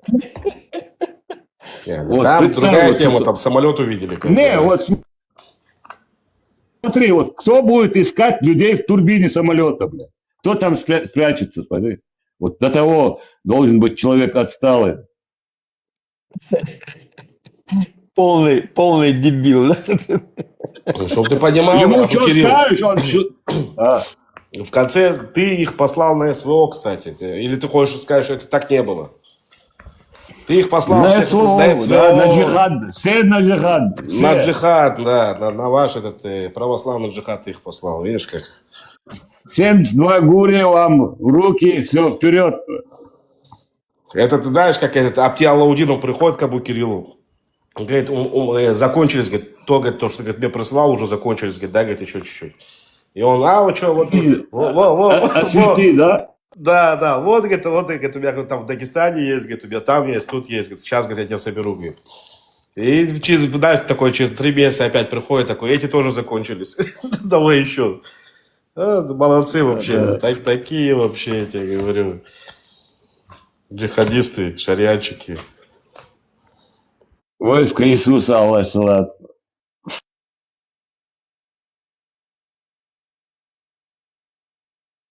Такой бред, Владик, такой бред.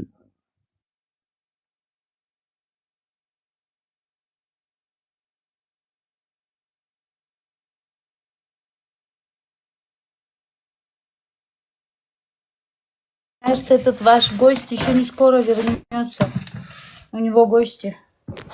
У Мумина. Или нет аргументов. Он эксперт по исламу, по шариату, жалко, я готов его выслушать. Ну, что сказать. Говорит, что гости. Или хорошая отмазка, или не знаю. Попадаются эксперты по исламу, просто жалко. Мне жалко, знаете что? Что они считают это правильным, лично для меня. Как может человек до такой степени падать, когда у него своя дочь и все остальные дела? Хоть даже он мужик, да, я не знаю, насколько это человек аморальным должен быть, что вот это все воспринимать и считать это все правильным. На своих не распространяется звездочка, понимаешь? На своих не распространяется, только на чужих, понимаешь? Нет, так суть-то того, что в 9 лет они своих девочек, понимаете, шпилят. Не чужих, они мою дочь или там, я не знаю, дочь моего соседа там не заберут по факту.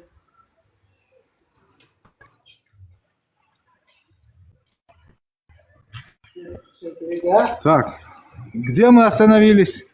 Все, вот, давай, Лёдочка, задавай вопрос, и он отвечает. Повтори вопрос. Мы последний вопрос у нас был, да, вот чем шариат лучше демократии, вы если помните, да? Ага. Вы мне сказали, что я VPN включу. Секундочку, пожалуйста. Просто у меня связь нехорошая, может быть, поэтому. Да, говорите, я вас слушаю. Так, демократия – это сам по себе, это значит демос кратус, да, управление управление человеком, да, получается? Давайте я вам облегчу это, как там. Что такое демократия, я хорошо знаю. Вы мне объясните, чем лучше. Да, ладно. Не надо объяснять. Что такое шариат, я тоже имею в двух словах представление. только хотел сказать. Всё, Просто давайте. вы мне скажите, Давайте чем теперь она дослушайте лучше. меня. Давайте теперь дослушайте меня. Не надо объяснять только, Нет. что такое демократия. Давайте, чтобы это длинно не тянулось. Нет. В двух словах, да, пожалуйста. Давайте теперь. Пожалуйста, Вы спасибо. спросили, дайте мне теперь ответить. Дайте мне ответить. Вот, то, что вот это, вы с этим согласны, да, то, что я сейчас сказал? Что демократия – это демос кратос, значит, управление человека. Сам себя управляет, мол. Управление Да? большинства. Неправильно вы говорите. Управление большинства. Муминчик, вам недосягаемо это все вот так объяснить. Давайте лучше к вопросу перейдем. Нет, чем лучше я перейду. это шариат или демократия? Чем демократия или ваш шариат лучше? Все просто. Не надо объяснять понятие. Как работает демократия, я это знаю. Вы мне другое объясните. Чем лучше Нет, шариат? Как работает, я тоже знаю. И как она описывается, я тоже знаю. И как она плохо работает, тоже знаю. Да, вы это тоже должны знать. Смотрите, да? это не значит, что есть там демократия, Мумин. По факту, даже нормальной демократии нету в Америке, если по факту взять. Понимаете? Именно, сейчас речь не об этом идет. То, что пишется, его Послушайте, нету. Мумин, сейчас речь не об этом идет. Чем? Вы же, подождите. Послушайте, я вам конкретно говорю, теперь чем вы меня лучше ваш послушайте. шариат, лучше демократии. Вот сейчас я вам чтобы я вам это объяснил, вы должны меня Вы какую-то страну в пример хотите поставить или как? Нет, никакого страну вам пример не буду ставить. Нет, Никакую определенную страну тогда поставьте в пример и скажите определенную страну и шариатную. Если вы так хотите делать. Здесь идет вопрос не о стране какой-то. Здесь идет вопрос о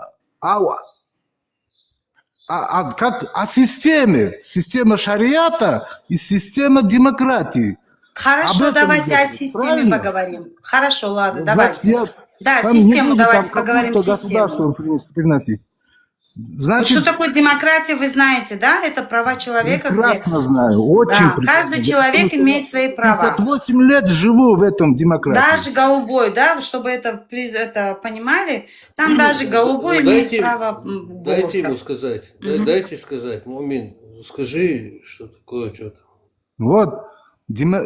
Это когда человек сам себе законы ставит. Демократия такое. А в исламе... Подождите. Я теперь уже... А что, не так, что ли? Нет. А что А как? хотите вы сказать? Шариат кем написан? Богом, что ли? Тоже людьми? Естественно. Человеческой рукой шариат создавался. Так же, как и демократия, откуда так же и знаете? комсомолы, так Вам же и кто это другие сказал? правления. А что Вам вы хотите это сказать? кто Это Богом написано? что Все это шариат писание человеком людей. написан. Мумин, все это А писание людей, это по факту. Хотите Давайте примите, тогда, хотите нет. Теперь тогда надо будет нам разбираться, шариат от Аллаха идет или от людей. Вот это надо будет разбираться. Смотрите, религия, когда она не доходит до власти. Это по факту, Мумин. Это вы хотите признать? Вот когда религия, любая религия, когда не управляет людьми, это религия. А когда уже управляет людьми, все это то же самое, что демократия, что комсомольство или другое там видение, понимаете? Это то же самое. Это просто, что управляет людьми. Там слово Бога просто словом Богом. Секунду, уважаемая, подождите. Вы об одном и том же говорите, не обижайтесь, ни вы, ни он не понимаете, ни что такое демократия, ни что такое шариат. Демократия – это не просто выбор большинства, это защита фундаментальных прав каждого человека. Свобода выбора. То есть в демократии есть свобода выбора. И каждый человек, он индивидуальная личность. Женщина, нет гендерных разниц. Женщина и мужчина равны друг перед другом. В шариате этого быть не может. Вот в этом основные различия. От Бога это, от Аллаха это уже следующая тема. Конечно, это все выдумка. Весь Аллах, весь Коран и весь Аллах. Даже не надо входить в выдумку. Надо брать фундаментальную разницу. В шариате женщина является животным, которую Аллах создал красивой для того, чтобы она доставляла удовольствие мужчине. Это по шариату. В демократии женщина – это такой же человек, как и мужчина, который имеет все те же права, как и мужчина. Вот это разница. Вы говорите о разнице между шариатом и демократией. Да, в демократии есть свои недостатки. Да, там может человек быть и гомосексуалистом, то, что презренно лично мне. Но это минусы этого строя демократического. С этим можно бороться и нужно бороться. Но это не значит, что если есть какие-то минусы, нужно идти вот этой группе людей в этот средневековый отстой, который называется шариат, где мальчиков 6 лет можно трахать, бача-бази, где девочек, если она упитанная, ей не важно сколько лет, 5, 7, 9, с ней можно заниматься сексом. А если она не упитанная, то с 9 лет. Вот об этом надо говорить. В демократиях это 17-18 лет. Тут я в одном и том же говорю, человек, этот мумин, он не разбирается ни в том, поэтому с ним бесполезно говорить, он может быть хороший человек, он в заблуждении. Поэтому с ним бесполезно говорить, он может быть хороший. Вот, живет в заблуждении, поэтому все нормально, все нормально. Вы все сказали? Да, пожалуйста. Да. Вы откуда взяли, что с 5 лет там с каким-то модом? Я вам покажу шариата законы, вы не знаете, я вам покажу, где написано. Вы откуда? Давайте. Я вам покажу и докажу. Покажите мне, что пожалуйста, я сейчас вам найду. С мальчиком трахаться. Еще, а как же, бача-бази, а как? То, что бача-бази там где-то есть, это не говорит о том, что... где-то есть. Подожди секунду. Люди, которые живут по шариату, допустим, я не говорю, допустим, Турция, да, там это есть, но не разрешено законом. Да, допустим, не разрешено законом в многих других странах мусульманских. Допустим, в Азербайджане, да, это абсолютно запрет. Но где есть шариат? Где есть шариат? Шариат, где в Афганистане? Где он есть? В Афганистане есть шариат. Шариат в Афганистане. В Иране. В Афганистане. В Афганистане. В Афганистане есть шариат, там женщины как животные, укутанные в платки. Их как животных пасут. Они должны быть раскрыты, да? Да, пожалуйста, вот это вот вы хотите, чтобы ваша дочка, дай Бог, или ваши дети, или ваша супруга вот была на таком уровне, но это же неправильно, это недостойно, об этом говорить. Вам кажется, что это неправильно. Если вам женщина животное? Это не говорит о том, что это неправильно. Так женщина животное? Подождите, по Корану, по Аллаху женщина животное. Вы считаете, что женщина... Где написано? Где написано? Я вам покажу, почитайте. Вы не знаете свои писания. Давайте покажите. Я вам отвечаю, я вам говорю ваши хадисы. Послушай меня, ты не знаешь ничего. Я тебе еще раз объясняю. Аллах создал мужчину свободного, Аллах создал животное, Аллах создал рабов. И Аллах создал женщину, которая тоже является животным, но женщину Он создал красивым животным, чтобы она мужчинам доставляла удовольствие. Это Коран. Где это написано? я тебе сейчас покажу, что... То, что вы сказали, это не говорит о том, что это так. Подожди, Мумин, подождите. Если вы что-то заявляете, утверждаете, надо приводить номер хадиса, номер аята. Пожалуйста, я вам приведу, это фетва, это шариат, это не хадис. Это хадис у шиитов, а в суннитском мире это шариат. Можно сказать одно, Давид? Давид, Номер хадисов. брат, можно я спрошу? Смотри, в христианских странах, да, девочка как половозрелая, там ей там 12-10 лет, это есть, они все, все равно сексом занимаются, просто не женятся. Ну это есть, братан. Это везде, в Америке, везде. Ты что думаешь, там все с 18 лет сексом занимаются? Не, никто не говорит, что сексом занимаются с 18 лет. Конечно, в основном... Эти женятся. Они женятся, но не все. В основном в Западной Европе, сексом начинают девочки заниматься 13-14 лет, но не 9. Ну, 9, если месячные у нее есть, Не, она ну не 9, Макс, у нет некоторых, такого. брат, ну, в 12 лет у них месячные начинаются, у некоторых Да при чем 10. тут месячные? Месячные при чем? Ну, по исламу после месячных можешь. Мартин, есть Не так, статистика. что... Есть статистика. В развитых западных странах половые акты первые у девочек это 13-14 лет, у мальчиков 14-15 лет. Да, это правда. Это плохо лично для меня.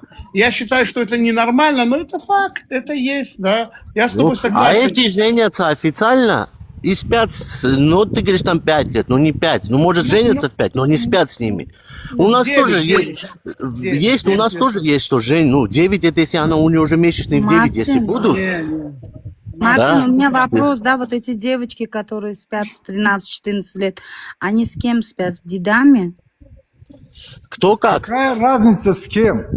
Кто-то даже со своими родственниками спит, там, дядями, матери, там, мужем, отчимом. Что только не происходит, это мир. Тут Не все, знаю, что я грязь, вот- всю я грязь была можете в другой представить, это стране, есть. как бы я была в других странах, да, где я была, я не видела такое, чтобы девочки там 13-14 лет уже А они вам начинают... это что, показывать будут, с кем они спят? Не знаю, мне так не показалось. Дайте Ну, слово вам сказать. они не покажут. Дайте слово сказать. Там разница в чем то, что вы говорите. Там они тайком что-то делают, а здесь до судного дня узаконено. Понимаете? Вот Да, в чем женятся разница. официально. Я вот об И этом плюс, и хотел сказать. если месячных нету, они не спят. То, что говорит, там 5 лет, там в 5 лет ни у кого месячных нет. И в 9 даже нету. В 11, 12, там 13, даже у некоторых до 20 лет не бывает месячных девушек. Это Они- же, Мартин, не Секунду, значит, Мартин, что секунду. все делают это. Мартин, Секунду, вы извиняюсь, я согласитесь? секунду. Коран. В Коране есть сура развод, талах. В этой суре написано, если вы разводитесь с вашими женами, нужно ждать 3 месяца, чтобы проверить. Номер аята.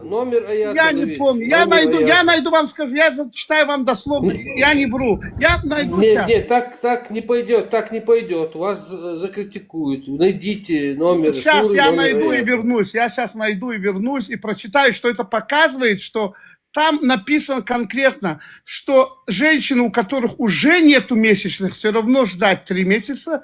Также у тех из ваших жен, у которых месячные еще не начались. То есть она, ваша жена, вы с ней занимаетесь сексом, но у нее еще месячные не начались, и вы с ней разводитесь. Я вам сейчас покажу номер аята. Я не помню. Мне это не надо. 55-я сура, 4 аят, то, что вы Вот, читаете. умница, правильно, 55. Я наизусть знаю. Вы 55, а 65, 65, да, 65, 65, 4, да. Да. Да. Я знаю это наизусть, я вам дословно прочел, да, как бы, о чем мне врать. Я все, что говорю, это у вас написано, просто люди неграмотные, не знают. Я это читал, зачем мне помнить, какой номер аята, какая сура, какой хадис. Это ужас, это катастрофа.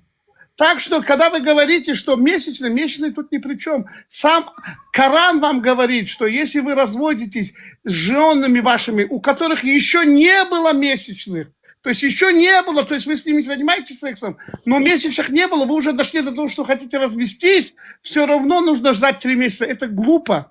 У женщины, у которой есть климакс, после климакса, что ждать 3 месяца, она не может забеременеть. Также девочка, у которых еще не было месячных, она не может забеременеть. То есть этот Аллах какой-то неграмотный Аллах, но не в этом дело. Проблема совсем в другом. Проблема в том, понятно, что весь Коран это обман, да? Но даже в этом обмане написан ужас, по которому они живут. Вот о чем я говорю. То есть, если я что-то сказал, что это есть, это есть. Но я могу не помнить номер аята и хадис.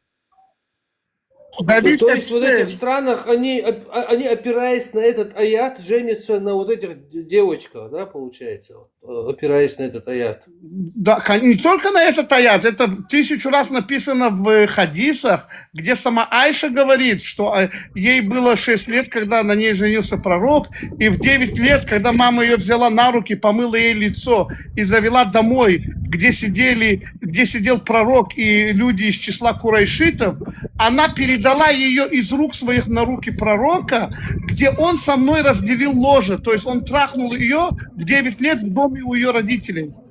В то время, смотри, у арабов было это нормально жениться в эти года, но в то время это было, этот аят, то, что про развод дается, это потому что в тот момент они женились. Он уже, в Коране не было конкретно какой-то вот сколько жениться.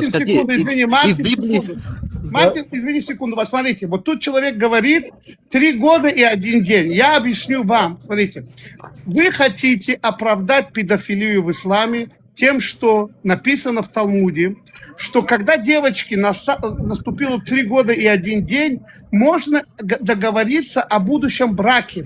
Это не значит, что в 3 года она может выйти замуж, заниматься сексом, даже заключить брачный договор. Нет, могут договориться. Вот, допустим, Мартин, человек, мужчина там еврейской национальности, у него есть сын. Есть какой-то другой человек, у которого есть дочка. Мартин говорит, мы с тобой друзья, давай наших детей поженим, когда они будут взрослые. Вот это нормально, уважительно, понимаете? Это, вот об этом говорится. Да. Секунду. Это говорится о том, что может в 3 года и 1 день договариваться, и это будет законно. Но не до этого, а не замуж выходить 3 года 1 день. Если мы сейчас делаем... Как это доказывается, что ислам это педофилия, и лучший из мусульман это педофил? То есть все вы хуже, чем педофил, потому что он лучше среди вас. Потому что на сегодняшний день в исламе это закон. А в иудаизме как не было этого закона, так и нет. У нас могут выходить девочки замуж в 18 лет в исключительных случаях. Там, если, допустим, бабушка, дедушка больные, девочка засватана, кто-то может там умереть или что-то, чтобы не оттягивать на год, год нельзя делать брак, то тогда рассматриваются эти документы и разрешается в 17,5 лет выйти замуж. У нас не было педофилии никогда. Педофилы – это мусульмане. Поэтому вы свою педофилию... Педофилия – это очень плохо. Это, да, это просто даже слово... Они хотят, Мартин, нам свою педофилию приписать, берут какую-то в Талмуде... Не, педофилы везде есть, слушай. Да подожди, не в этом дело. Я согласен, что есть везде педофилы, что в Израиле нет педофилов. Есть, я их маму нельзя ругаться. Последние твари. Каждый человек, который трогает девочку в таком возрасте пальцем и даже смотрит на нее, он конченый. Это бесспорно. Можно, это блядь, смотреть, нахуй. Это, блядь, ебаный, это больные люди, это маньяки. Как это можно? Как вообще это можно? Но факт, смотрите, что они делают. Так, без мата, без мата. Что они делают? Они берут Талмуд, в котором написано, что можно договориться о будущем сватовстве, и говорят якобы, что у евреев можно. А где у нас как не было этого и нет.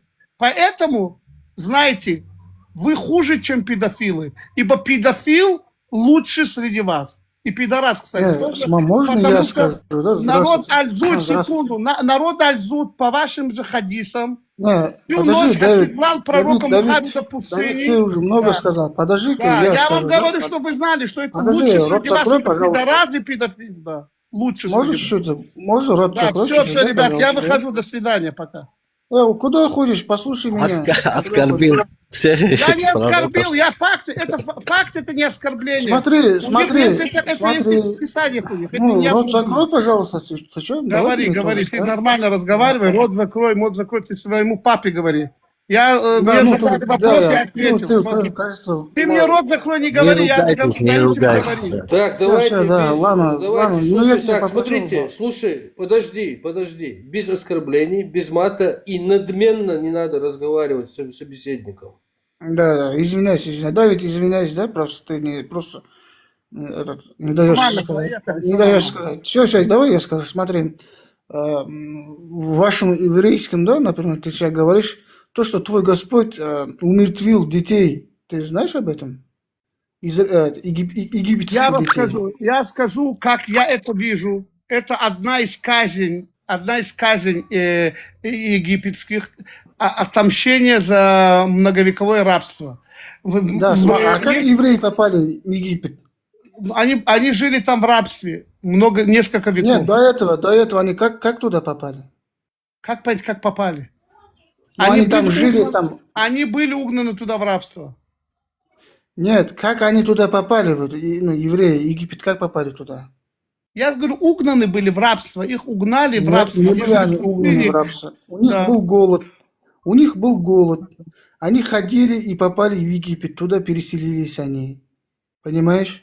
Еще раз. И потом твой Господь, твой Бог, который сделал так и умертвил их детей, отправил саранчей, там всякие эти болезни, там, понимаешь, да, об этом? Ну, За ваш то, что- Бог, по-моему. Бог один. Бог один. Нет, Бог один, я не знаю. Это Бог, Да, Бог и твой, о твоему Богу говорю, твой Бог Бог и такой. твой, подожди секунду. Если- Смотри, теперь смотри. Подожди, дай я не отвечу закончил. мне. Ты сказал, Я не тебе закончил, отвечаю. подожди. Ну ты же Рот говори. закрой, пожалуйста. Народ, Давид, рот да, закрой, говори, пожалуйста. говори. Да, твой Бог умертвил египетских детей, потому что они скитались, попали в Египет, от голода они пришли туда, они получили землю там. После их долго, когда жили, они попали в рабство, были рабами, потом хотели уйти, и твой Бог наслал на умертвил египетских детей, наслал саранчей, наслал всяких этих болезней, твой Бог. После, когда Моисей пришел, после этого, как тебе сказать, через когда они море прошли, там еще они ходили, скитались, тоже какую-то войну там они тоже воевали там. Это все твоя история, твоя религия это тоже.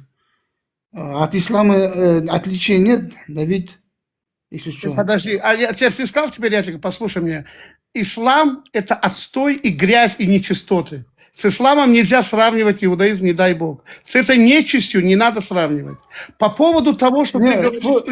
Нет, слушай меня, нет твой, нет мой. Ты говорил, я тебе дал договорить. Нету твой, нету мой, есть один Бог. Если Бог ради своего народа, которого Он избрал, сделал эти деяния, значит, Он есть этот Бог, и Он во веки веков с нашим народом. Не ради какого другого народа Он ничего не делал, ничего не творил. Я не знаю, кто ты по национальности. И ни для какого народа, ни для какой национальности Бог ради этого народа ничего не делал. Факт того, что ты говоришь, вы признаете, что Бог с еврейским народом, и мы видим это и на сегодняшний день тоже, когда одно маленькое государство может делать то, что делают, что не могут делать десятки других крупных государств. И это вызывает антагонизм и ненависть.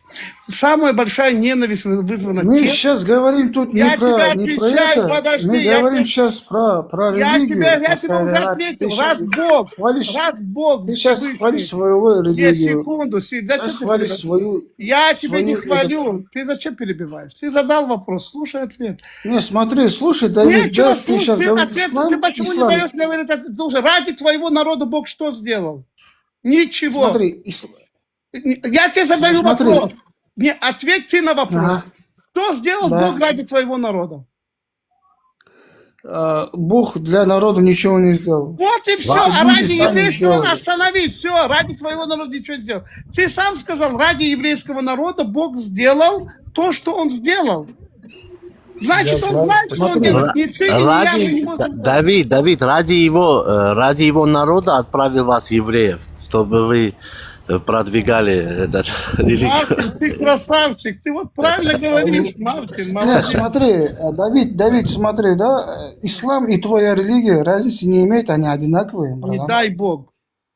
Они одинаковые. У нас То есть нету свою педофилии. религию не знаешь, У нас братан. нету педофилии. Раз. У нас нету бачабази. Два.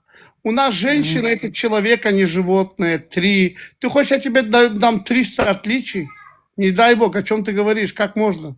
Ты нас с нечистью не сравнивай, это нечисть на земле. Ага. Понял? Ну смотри, Давид, ты сейчас говоришь, что да, там педофилия. Эпштейн, ислам, секунду, подожди, стоп. Подожди-ка, Пишет, секунду, подожди. послушай меня, Как не... послушай. Остановись. Пишет человек, Подожди, как нет, подожди, я Эпштейн был скажу, еврей. потом ты Секунду, скажешь. нет, ты подожди, пожалуйста. Сейчас ты скажешь. Тут человек пишет, как нету, Эпштейн был еврей. Евреем был Эпштейн, 100% согласен. Это подонок, конченая мразь, который делал вещи неподобные нашему народу. Теперь этого человека знать не знали евреи, пока это все об этом не стало известно всему миру. Этот человек не пророк, он даже не религиозный человек. Этот человек далек от еврейского народа. Против этого мы видим, что пророк Мухаммед, лучший из вас, на которого вы молитесь и восхваляете, делал то же самое. То есть Мухаммед это и есть Эпштейн. То есть Эпштейн это Мухаммед. Секунду. Мухаммед это Эпштейн, Эпштейн это Мухаммед. Но вы им восхваляетесь, а мы считаем Эпштейна за подонка. Это пророк, а он никто. Дружил с Трампом дружил даже, да, он со всеми. Трамп это их личные дела, Мартин. Нам какая Мне просто меня удивляет, да, как это он со всеми... Это Он подонок записывал Эпштейн, видео с молодыми... Не переводите тему, не переводите тему. Подонок Эпштейн, который делал такие дела, и как его можно сравнивать? Он же не наш пророк. Его люди, евреи, знать не знали и знать не хотят. Это позор еврейского народа. Против этого то же самое делал пророк Мухаммед. Давид, смотри, я просто хотел сказать, да, то, что и твоя религия, и религия ислама, она разницы не имеет для меня. Не дай Они Бог, придуманы людьми, не говори глупости. Они придуманы людьми, Давид, понимаешь? Ничего подобного, секунду, подожди. Ты только сейчас признал, что Бог ради еврейского народа совершил 10 казней египетских. То есть ты говоришь, твой Бог какой-то, каратель же он. Подожди секунду, он же выбрал наш народ и ради нашего народа, значит, он есть. Так значит, он есть, ты не понимаешь? Подождите, Давид, он сейчас очень сильную вещь сказал. Подожди, мастер, ты сейчас сделал мощное утверждение, что люди написали эти религии, то есть и ислам тоже, да, Коран тоже люди написали. Да, придумали люди, да. Все, люди написали. Все, значит, вы верите людям. Все. Ты атеист, зафиксировано. Ты атеист. Не, смотри, то, что я хотел просто сказать, ты хотел сказать, наш Бог отправил кары. Вот смотри, а твой Бог, твой народ оставлял? Смотрите, давайте еще раз момент проясним. Смотри, подожди. Он его не оставлял. Смотрите. Он его подвергал испытаниям. Подождите. Смотрите, вот, ислам миссионерская религия, иудаизм национальная религия евреев. Они никуда ее не суют, никому не предлагают и не распространяют. Ислам распространяют, всем предлагают, навязывают. Это две фундаментальные разницы. То есть, если сейчас Давид хочет защищать свою национальную религию, это его личное дело. А в принципе, к ним претензий как бы нету. Это личное их внутреннее дело, национальная идея, национальный проект. Это их внутренняя жизнь. То есть мы не наступаем на личное их пространство, они не лезут на наше личное пространство. А ислам лезет на личное пространство остальному человечеству. Вот большие фундаментальные разницы там. Если Давид дальше хочет продолжать отстаивать свою религию, это его личный Я выбор. готов, пожалуйста, я на все вопросы вам отвечу. Нет, смотри, Давид, я хотел спросить, твой Бог, твой народ оставлял? Никогда в жизни не оставлял. А Холокост, это разве не оставление? Нет. А что это? Я не тот, кто может судить Бога. Если он разрешил, дал этому случиться... Подожди, секундочку, мастер, подожди, у тебя твое определение Богу, это какое у тебя определение Богу? У тебя свой Бог, у меня свой Бог, я так понимаю, правильно? Значит, когда я говорю, что твой Бог плохой, я имею на это полное право, потому что ты не можешь обозначить его как единого, правильно? Я так понимаю. Ты Какого говоришь, спрашиваешь? твой Бог тебя, ты говоришь, оставил. Значит, у тебя другой какой-то Бог, не мой Бог. И Я- когда я говорю я что-то плохое Бога- про твоего я- Бога, значит, получается, что я имею какого полное Бога право ты на это. спрашиваешь? Потому что у тебя есть свой Бог. Я так понимаю. Ты какого Бога спрашиваешь? Нет, я у тебя спрашиваю, я не знаю, какого Бога. Ты даешь определение. Я знаю, Я что Всевышний, Бога- я в я Бога знаю, не что верю, Всевышний понимаешь? есть один. Но ты даешь, Я- ты берешь, я говоришь, в Бога- что... я в Не, Бога подожди, не верю. подожди, стоп. Может, про черный камень кто-то спрашивает? Да, нет, но они, он знаешь, что делает? Он говорит, он сейчас признает, что есть много богов. Он что говорит? Он говорит, у тебя есть свой Бог, у меня есть, говорит, свой Бог. Ну, Понимаешь, в конечно, чем дело? много богов есть. Ты Да, чё? и он говорит, твой, Ты допустим, сейчас, твой что ли, Бог, родился? твой Бог, подожди, успокойся. Он говорит, твой Бог, говорит, тебя, говорит, оставил. Почему? Потому что он не такой, как у меня Бог. У меня вот Бог покруче, чем твой. Понимаешь, в чем дело? Я такого не говорил, ты чё? Ты только что это сказал. В Я твоем сказал- вопросе заключалось Нет, это. Подожди. Подожди, Я вот сказал это то, что- черный камень, он что, не крутой, что ли, который в Каабе находится? Так ты, получается, Нет, подожди, богоборщик. смотри, ты сейчас говоришь, про какого бога ты говоришь сейчас? Я не У пойму. меня один Бог, я не знаю. У тебя много богов. Я говорю, что я Богу не верю. Нет, ну ты говоришь, твой Бог, ты даешь определение какому-то другому Богу. Ну, у каждого есть свой Бог, смотри. Ну вот, ну все, Давид, вот ты куда он- повторяешься. Куда он ушел? Ты повторяешься сейчас. Давид ушел, да? Да я нормально, я здесь. У можем мусульманов, поговорить, нет смотри, проблем. у мусульманов свой Бог есть. У Всё. евреев свой Бог. Вот видишь, что ты У говоришь? христиан есть свой Всё. Бог. Так почему Да. я должен, Ну, почему я должен Подожди, относиться с подожди, я уважением к тебе твоему отвечаю на Богу? вопрос. Почему Ну, ты чё без своего Бога перебиваешь? приводишь ко Чё ты мне, когда у меня уже перебиваешь, есть братан? Бог?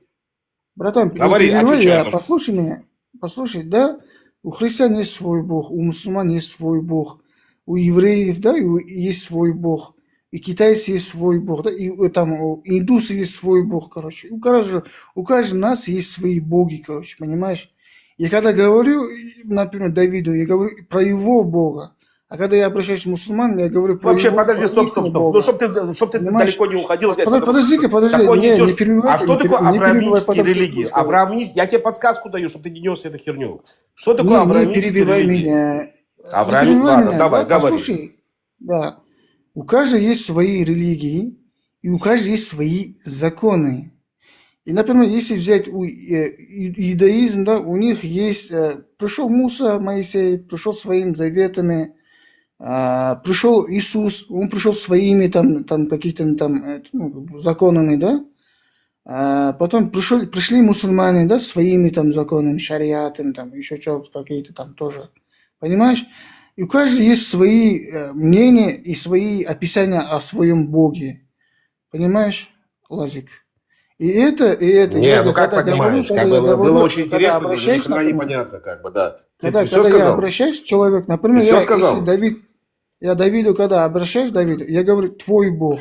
Когда я, всё. например, обращаюсь к мусульманам, я говорю «твой Бог», понимаешь? Я понял. Потому что у них боги разные, и у них понимание, там, законы разные, понимаешь? Ты можешь закончить, пожалуйста? Да. Если можно, с твоего позволения, как бы, да, я сейчас прокомментирую то, что ты сказал. Ты только что сказал, ты мусульманин, я так понимаю, правильно? Нет, я не мусульманин, я А атеист. кто ты? Атеист? Атеист, И ты даешь определение. Но с тобой это не актуально, ладно. Ты атеист, как бы несешь свою, я понял, хорошо. С тобой не актуально. Но свой Бог и свой Бог, как бы, чтобы ты понимал. Ну и все равно я тебе прокомментирую это. Что такое три авраамические религии, как бы, там вообще по логике, Бог один. Ну, просто приходит постоянно какой-то пророк, как бы, и добавляет какие-то свои законы, или меняет, и так далее. Как бы, ну, каждый верит. Мусульмане верят, что, вот, допустим, к ним пришел пророк. Они на него смотрят как на пророка. Христиане смотрят, допустим, на Иисуса как на пророка. Как бы. Мы их не принимаем, мы знаем, что у нас пророки есть, как бы, на последнем пророке это все закончилось, как бы, да, что вот он был последним пророком. А мусульмане и христиане взяли, нашли себе каких-то пророков, как бы, и называют их пророками. Ну, Бог один на всех трех. Не надо нас сравнивать с китайцами, там, и с индусами и так далее. Люди добрые, дайте мне Маймуну сказать одно слово. Маймун, смотри, ты упрекнул меня, что я как будто от себя что-то говорю. Коран написан, хадисы написаны. Вот слушай, это хадис передается со слов Абдуллы ибн Амра. В нем сказано, что при вступлении брака, а также при покупке верблюда или другого животного, раба, слуги, следует обратиться к Аллаху следующей мольбой. Эта мольба называется вот так. Аллахума инни ас'алукал خيرها وخيرها ما جبلتها عليه وأعوذ بك من شرها وشر ما جبلتها. Что в нем сказано? В нем сказано, если ты покупаешь верблюда, жену, слугу или наложницу, надо читать вот эту дуа вместе с лошадью. Понял?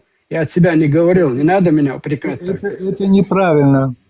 Ты сейчас от себя добавляешь жену, там, от себя добавляешь. Нету такого. Жену не покупают, на жену женятся. Ты от себя такие эти не прибавляй. Не, я имею в виду, смотри, да, ты прав, ты прав. Погоди, ты прав, смотри. Там написано, если ты женился, Зудьялич. У нас Зудьялич это женился, понимаешь?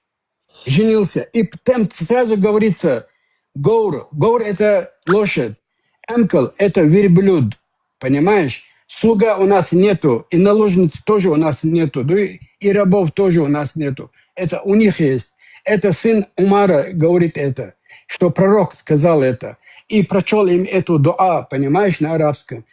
Прочтите эту дуа, если вы это сделаете. Всего лишь. Все. Не надо мне говорить, Смотрите, подождите. Этого хадиса очень хорошо знаю. Так что вот этот хадис ты сейчас соврал. Этого нету. Насчет жены там ничего не написано. Номер один, скажи ему, надо.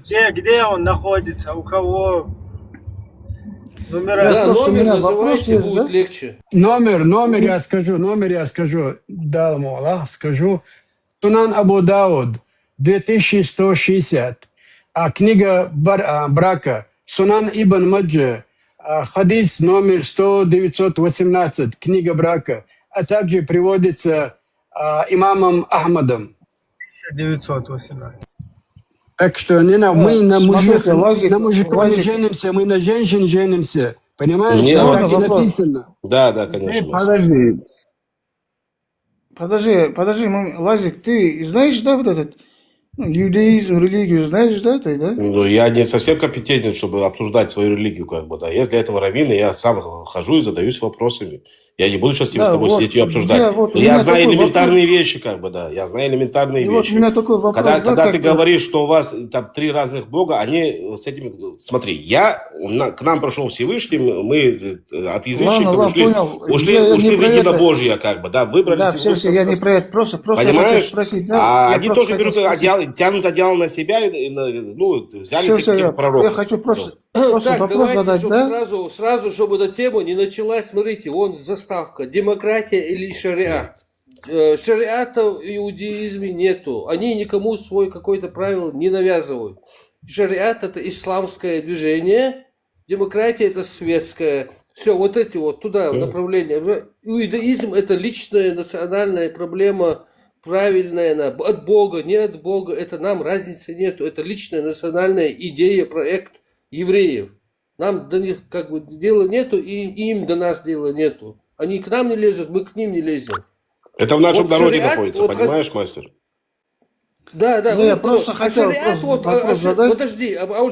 Подожди, шариат вот хотят на всей планете установить мусульмане по Корану, потому что Коран Аллах предписывает установить шариат на всей земле. Вот мы эти вопросы решаем. Мы хотим, человечество хочет установить шариат, принимает эту концепцию, чтобы шариат был на всей планете, или человечество хочет все-таки, чтобы были свободные выборы, чтобы власть была избирательная, сменялась, были защищены права человеков, тюленей, слонов, тигров и так далее. Да. Или что мы будем делать? Или давайте шариат выберет человечество и будем по шариату жить, за камнями забивать там и так далее. Мой ответ сразу скажу, что демократия, а шариат это неправильно. Что в смысле? Демократический шариат неправильно. Правильно? Это просто твое мнение. Это так не делается. Кто что захотел, то и будет делать. Это тоже уже беспредел же будет. Ну, так вы пользуетесь этим. Вы живете в демократической стране. Делайте, что вы хотите, как бы, и призывайте к шариату. И вам это разрешают. Но только где вы можете это делать? Вы можете делать только в демократической стране. Потому что если ты сейчас приедешь в Афганистан, допустим, ты лично приедешь в Афганистан, тебе там что-то не понравится, тебе скажут, послушай, придется тебе какой-то мулла и скажет, вот твоя дочка как бы понравилась здесь одному там, не священнику, как бы другому мулле, а он авторитетный мулла, как бы, ты сможешь ему отказать по шариату, как я знаю, что у вас как бы это получается. Нет, опять же. могу отказаться. И что ты скажешь? По какой причине ты скажешь? Просто для тебя это авторитетная личность получается. Нет, если я не захочу отдавать, если дочка моя не хочет выходить, я не имею права. Так он для тебя авторитетная личность, он получается мулла твой. Да, хоть кем он не был. Так значит ты не хочешь там жить, получается. В том-то и дело, ты хочешь жить в демократии, ты не хочешь в шариате. Демократический шариат. За него не говори, Лазик. Ты за этого муллу не говори. Ты должен жить по этим законам, по этим правилам, если ты живешь по шариату. Я именно знаю свои законы. Я знаю, что нет, ты не свои законы знаешь, ты орешь о этих законах. Подожди, ты про это проживаешь где-то в демократии. Почему он отказывается? Ведь эту дочку его 9-летнюю, они же исламу учат, это будет полезно. Почему ты отказываешься? Я захотел отказаться, и все. Там придет к тебе делегация, авторитетная делегация придет. Никто не придет. к тебе. Никто не придет. Так это не по шариату получается твой отказ. Это демократия. Нет. Так как нет? Нет, вот ты говоришь, я хочу... Нет, меня это не устраивает. Если я захочу, не отдавать. Захотеть ты можешь только в демократической стране. Остановись, алло. Откуда ты взял это? Что нет, потому что вот демократия, хочу, не хочу, только там работает. Нет. Да, нет, в шариате такое тоже есть. Шариат тоже дает. Подожди, по шариату хочу, не хочу, есть такое? Есть, где? Есть, да. А что такое не хочу? Есть писание, у тебя же есть писания какие-то, правильно? Тебе пророк Мухаммад принес какие-то писания. И ты должен жить по этим писаниям. Это и есть шариат, правильно? Есть такие места, где я делаю, что я хочу. Выйти за него. Дочка говорит, я хочу вот этого муллу. Я хочу с ними. Она говорит имаму вашему районному. Я хочу, а вот этот мой отец какой-то кефир, демократический. Да, демократ какой-то. Какие-то эти демократии говорите. От шариата не говорите, раз вы не придерживаетесь. Ты же шариатчик, правильно? Ты шариатчик, а я знаю, что демократия. Да, нет, ты... Вот и все, что-то не сходится. Держись за свою демократию. Так ты за нее держишься. Я-то живу в демократической стране. Ты за эту демократию почему-то держишься. И при этом ты кричишь о шариате. Да. Отпусти демократию. Отпусти ее. Я стараюсь построить шариат. Так откажись от нее, от демократии. Нету такого хочу, не хочу. Так не работает. Нет, надо. Ты же должен жить по своим писаниям. Не то, что хочу. Подождите. Я не понял. А вы что хотите? Просто меня, это что ли? Там, по-своему там... Нет, ты что хочешь? Вообще непонятно. Узнать, вообще непонятно, что ты хочешь. Ничего. Мысли правильно, неправильно. Шариат или демократия? Смотри, ты тогут хочешь? Ты хочешь тогут или шариат? Ты тогут хочешь или шариат? Иудеи, а что вы не живете по своему иудейскому закону? Так мы живем. Вот сейчас. У себя дома живем. У вас за прелюбодеяния камнями надо Смотри, побивать. еще раз. Есть светские иудеи, есть не светские иудеи. Кто хочет, так и живет. Где-то написано. Открой Тору, найди мне светского иудея. Я тебе ничего открывать не невежда, буду. глупый иудей. Я тебя ничего открывать не буду. Вот здесь тема эфира. Молчи тогда. Не уходи. Если ты не можешь ответить...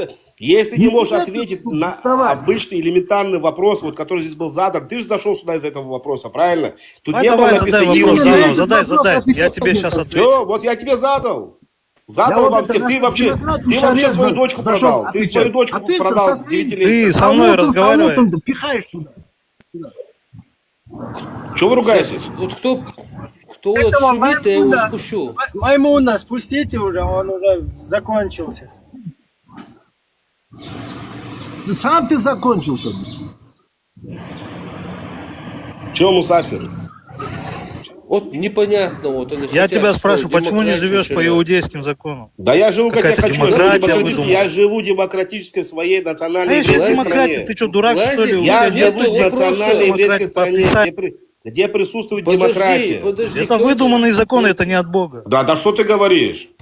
Так это нормально. Подожди, Лазик, ну зачем ты ему отвечаешь? Мы тут иудаизм не рассматриваем. Демократия или иудаизм там не написано. Иудаизм не распространяется на всю планету. Они не хотят установить иудаизм на всей планете. Ислам хочет установить шариат на всей планете. Вот мы спрашиваем, человечество Где что написано, хочет? что на всей планете мы хотим установить шариат? В Коране написано. Открывай. 5 сура, 44 аят. Держитесь. Учитывая, я тебе за доверяю. это. Подожди, ну сейчас вот.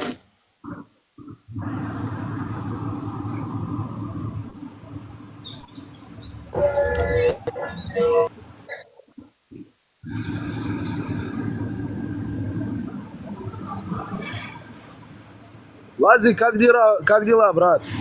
Как самочувствие? Слава Богу, все хорошо. Как ты? Шаббат шалом, брат. Шаббат шалом. Шаббат Мусафир, ты не хочешь стать человеком, Мусафир? Всем шалом. Есть человек. Всем привет. Шалом, Лев. 5 сура, 44 аят. Вот последние строки. Те же, которые не принимают решений в соответствии с тем, что не спасал Аллах, являются неверующими. Все.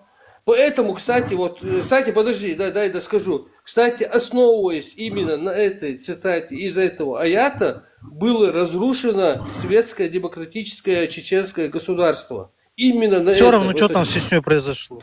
Я по Корану слышу. Да при чем тут это? Я тебе говорю просто, тебе это не касается, молчи тогда. Я тоже говорю, при чем здесь Чечня? Я просто, потому живу. что это чеченский чат, и тут люди должны знать, это я просто ремарку сделал. У тебя евреев больше, чем чеченцев. Откуда Мусафир? Мусафир, это хороший исламский. Мусафир, я хочу вам... Мусафир, ты откуда, Мусафир? Я вот хочу вам сказать... А ты кто? Ты кто? Ты кто? Я? Да, ты говоришь, вот здесь евреи сидят, а ты кто? Я Леон. Ты мне Не, говоришь? не ты, вот кто там, Мусафир, этот, кто-то говорит. Мусафир, тут евреи ты откуда сидят. Мусафир? Мусафир, ты откуда? Я Мусафир? муслим. У Хорошо, тебя ты нет откуда? национальности, ничего Не, нет. откуда ты вот муслим? Откуда ты? Я с Центральной Центральная Азия. Вот И смотри, чё? тут сидят евреи, и ты представитель Центральной Азии. Евреи тоже могут сказать, а что у вас тут люди с Центральной Азии сидят? Вот тут демократия, тут равные. Ну, они все. так и говорят. Ну, тут может подняться еврей, грузин, инопланетянин, кто угодно. Сделай, минуточку. С какой страны ты? Страна какая? Что ты стесняешься? Не понимаю. Зачем это? А Скажи тебе мне. зачем какая вот Лазик живет по каким законам? Вот тебе это зачем? Вот я спрашиваю, ты откуда? А ты шифруешься. Ты говорил за это, что ли, или что? Я тебя спрашиваю. Вот ты говоришь Лазику, ты живешь по еврейским законам, он тебе говорит по демократическим. Я тебе говорю, а ты Ты же говоришь, вы должны жить по шариату, вы что тут не заднюю живете, даешь? демократия Что ты туда-сюда. заднюю даешь? Такая же претензия к нему, почему он не живет ответь по мне на иудейским вопрос. законам. Это я говорю, вот я говорю это. Вы Малахоли. Коран распространяете шариат на всю планету хотите. Дайте Иудаизм мне ничего минуточку. этого Ты не взял это. хочет. Кто тебе это сказал? Я мне, не Мусафир. защищаю эту, подожди, я не защищаю иудаизм, я не защищаю евреев. Это они там своими делами занимаются. Вижу, что ты их не защищаешь, но и пусть ты им хорошо. доверяешь больше, да, получается? Мне не интересно, чем они занимаются, я не лезу в личные дела другой национальности. Я говорю, что вот ислам распространяет, хочет установить шариат на всей планете. Мы за это, вот человечество, вот мы спрашиваем, все люди планеты, мы за шариат Ислам хочет или за установить шариат демократию? там, где живет община мусульман, чтобы там были мусульманские законы. Вот и все. Как вы живете там, нам без разницы. Ну тогда мусульмане должны с Европы уехать, получается, да? Тебе нельзя с кафирами жить.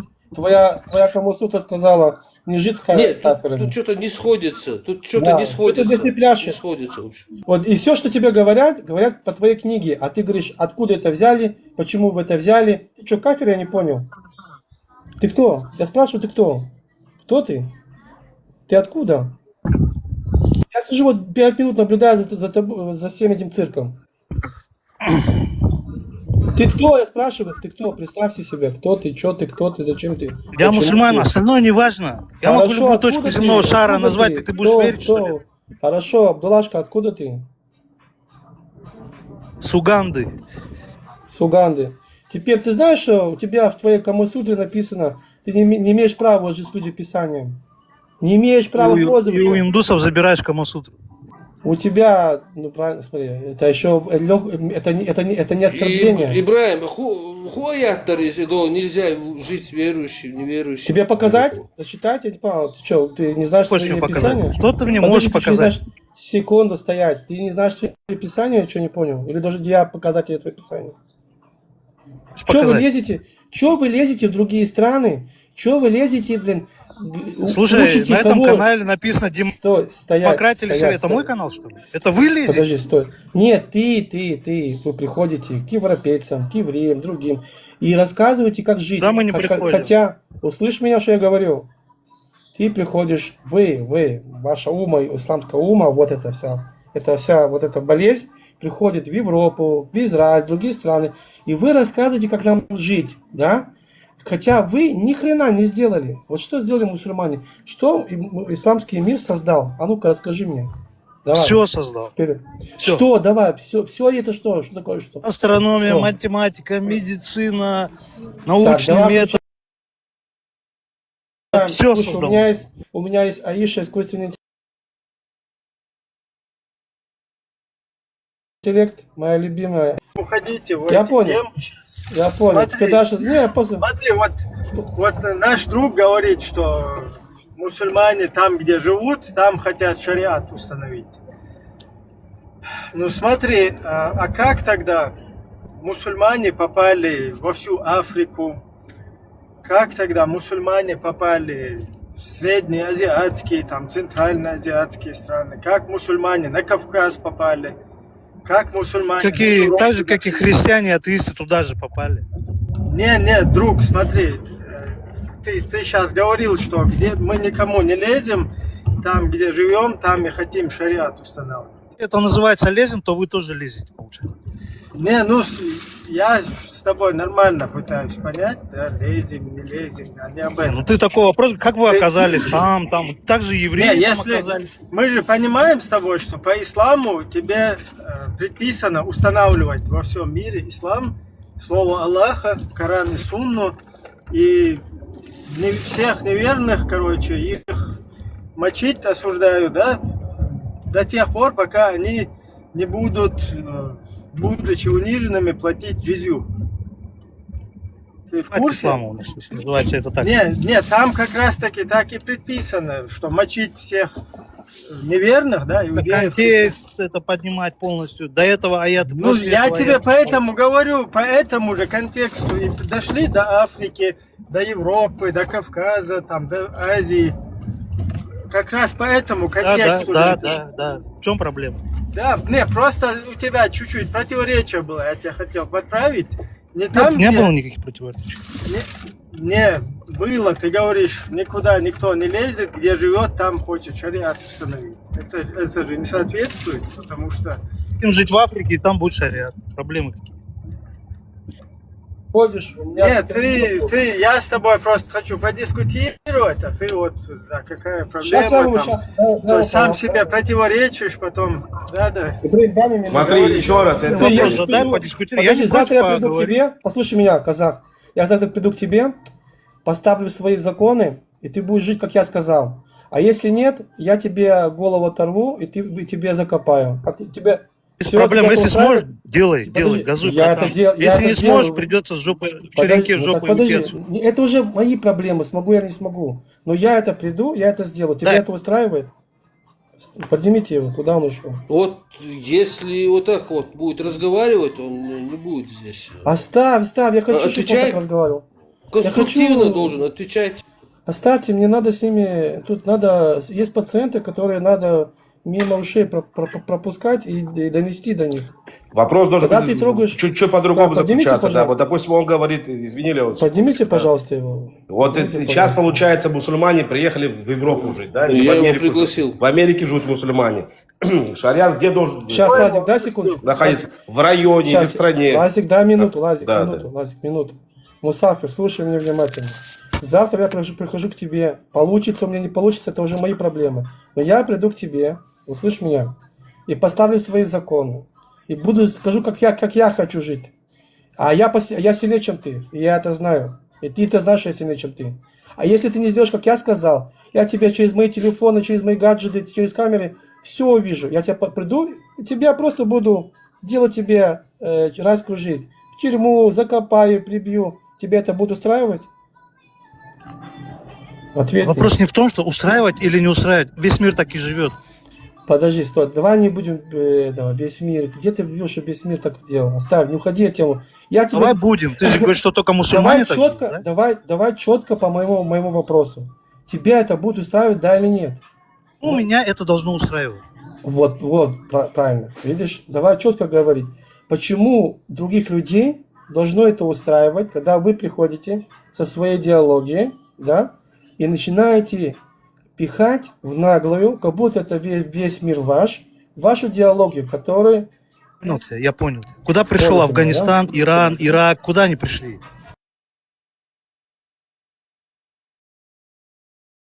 Они пришли, потому что было какое-то общество, секунду стоять, какое-то общество, большое общество, Плохое которое не общество. хотело, подожди, мы не говорим плохое или хорошее, мы говорим по фактам. Этих радикалов, они хотели, проблема в том, что сам же тот народ не смог удержать. А тебе какое дело до этого? Мне Ты свое никакого дела. Я государство- тебе объясняю. Послушай, я тебе объясняю малохольный, что на твой вопрос. То, что ты мне задал.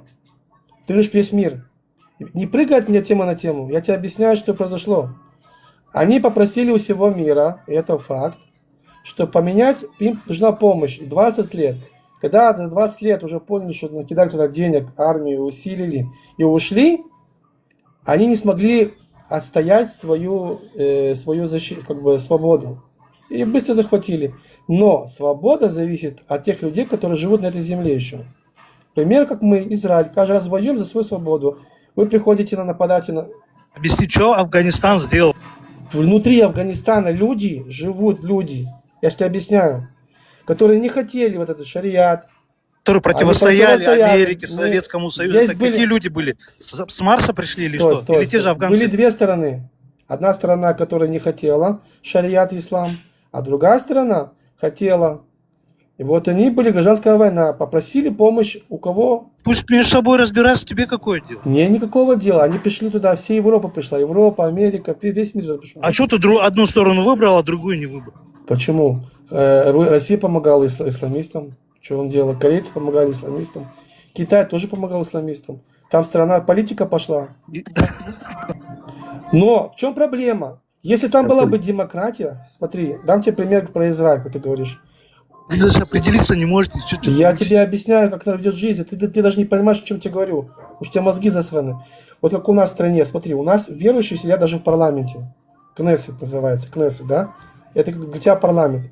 И они не лезут в светскую жизнь. У них есть четкие свои... Они знают, что где их красные линии. Примерно. Вы со своей вот этой порнографией бежите, заставляете силой. Если кто-то зашел в ислам, или кто-то вышел из ислама, надо убить, надо продвинуть вашу идею силой. Так это не работает. Так где? В газетах пишется, в телевидении показывают. Какая у нас пропаганда есть? Это у вас все в руках? Чувак, ты что?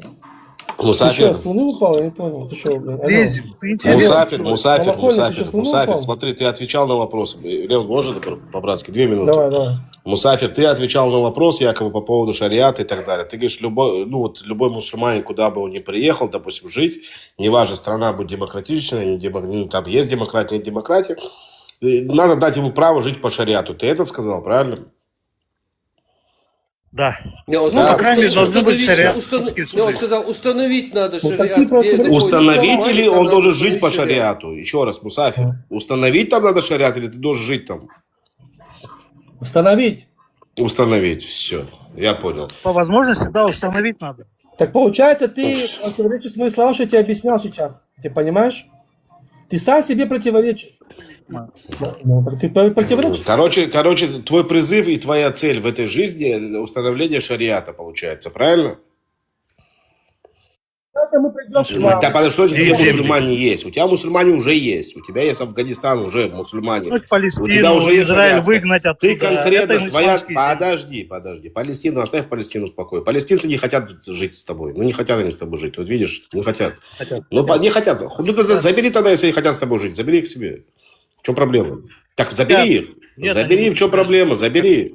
Позвони, возьми хотя бы одну семью. Возьми хоть одну семью. Поганая метла. Возьми хоть одну пластилиновую семью, как бы, и забери к себе домой. И поживи с ними, нет проблем. Разговор же о другом. Разговор идет о шариате. Правильно? Теперь ты, приезжая в чужую страну, ты хочешь установить там шариат, получается, правильно? Тебе демократия не нравится, потому что видишь, что она плохая, она нехорошая, она кафирская. Ты хочешь жить по шариату, получается, правильно?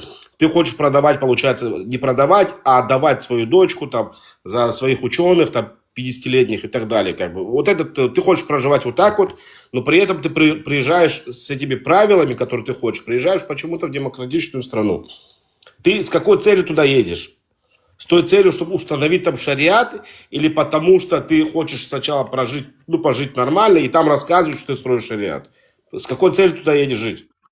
По каким причинам? Кто-то ради благосостояния туда едет, кто-то ради медицины, кто-то образования, кто-то по разным причинам. Короче, за шариатом туда никто не едет, получается, правильно? Но когда туда приезжает, получается, и когда ему удобно демократия... Если с шариатом туда едут, туда на танках приедут. Все, я понял. Значит, получается, когда ты приезжаешь, ты пользуешься демократией, кричишь о шариате. Правильно? Алло. Да, так получается, правильно? Ты не поедешь в Северную Корею, допустим, да, вот туда, вот к этому вот, сумасшедшему диктатору. Ты у себя дома, ты проживая у себя в Азии, где у тебя там Башир, как они друг друга называют, книжки пишешь, где он Всевышний, как бы, да, у себя же в Азии. Но при этом якобы это исламская страна, ты там не хочешь об этом кричать и строить там шариат. Почему? Потому что тебя трубят ноги и руки.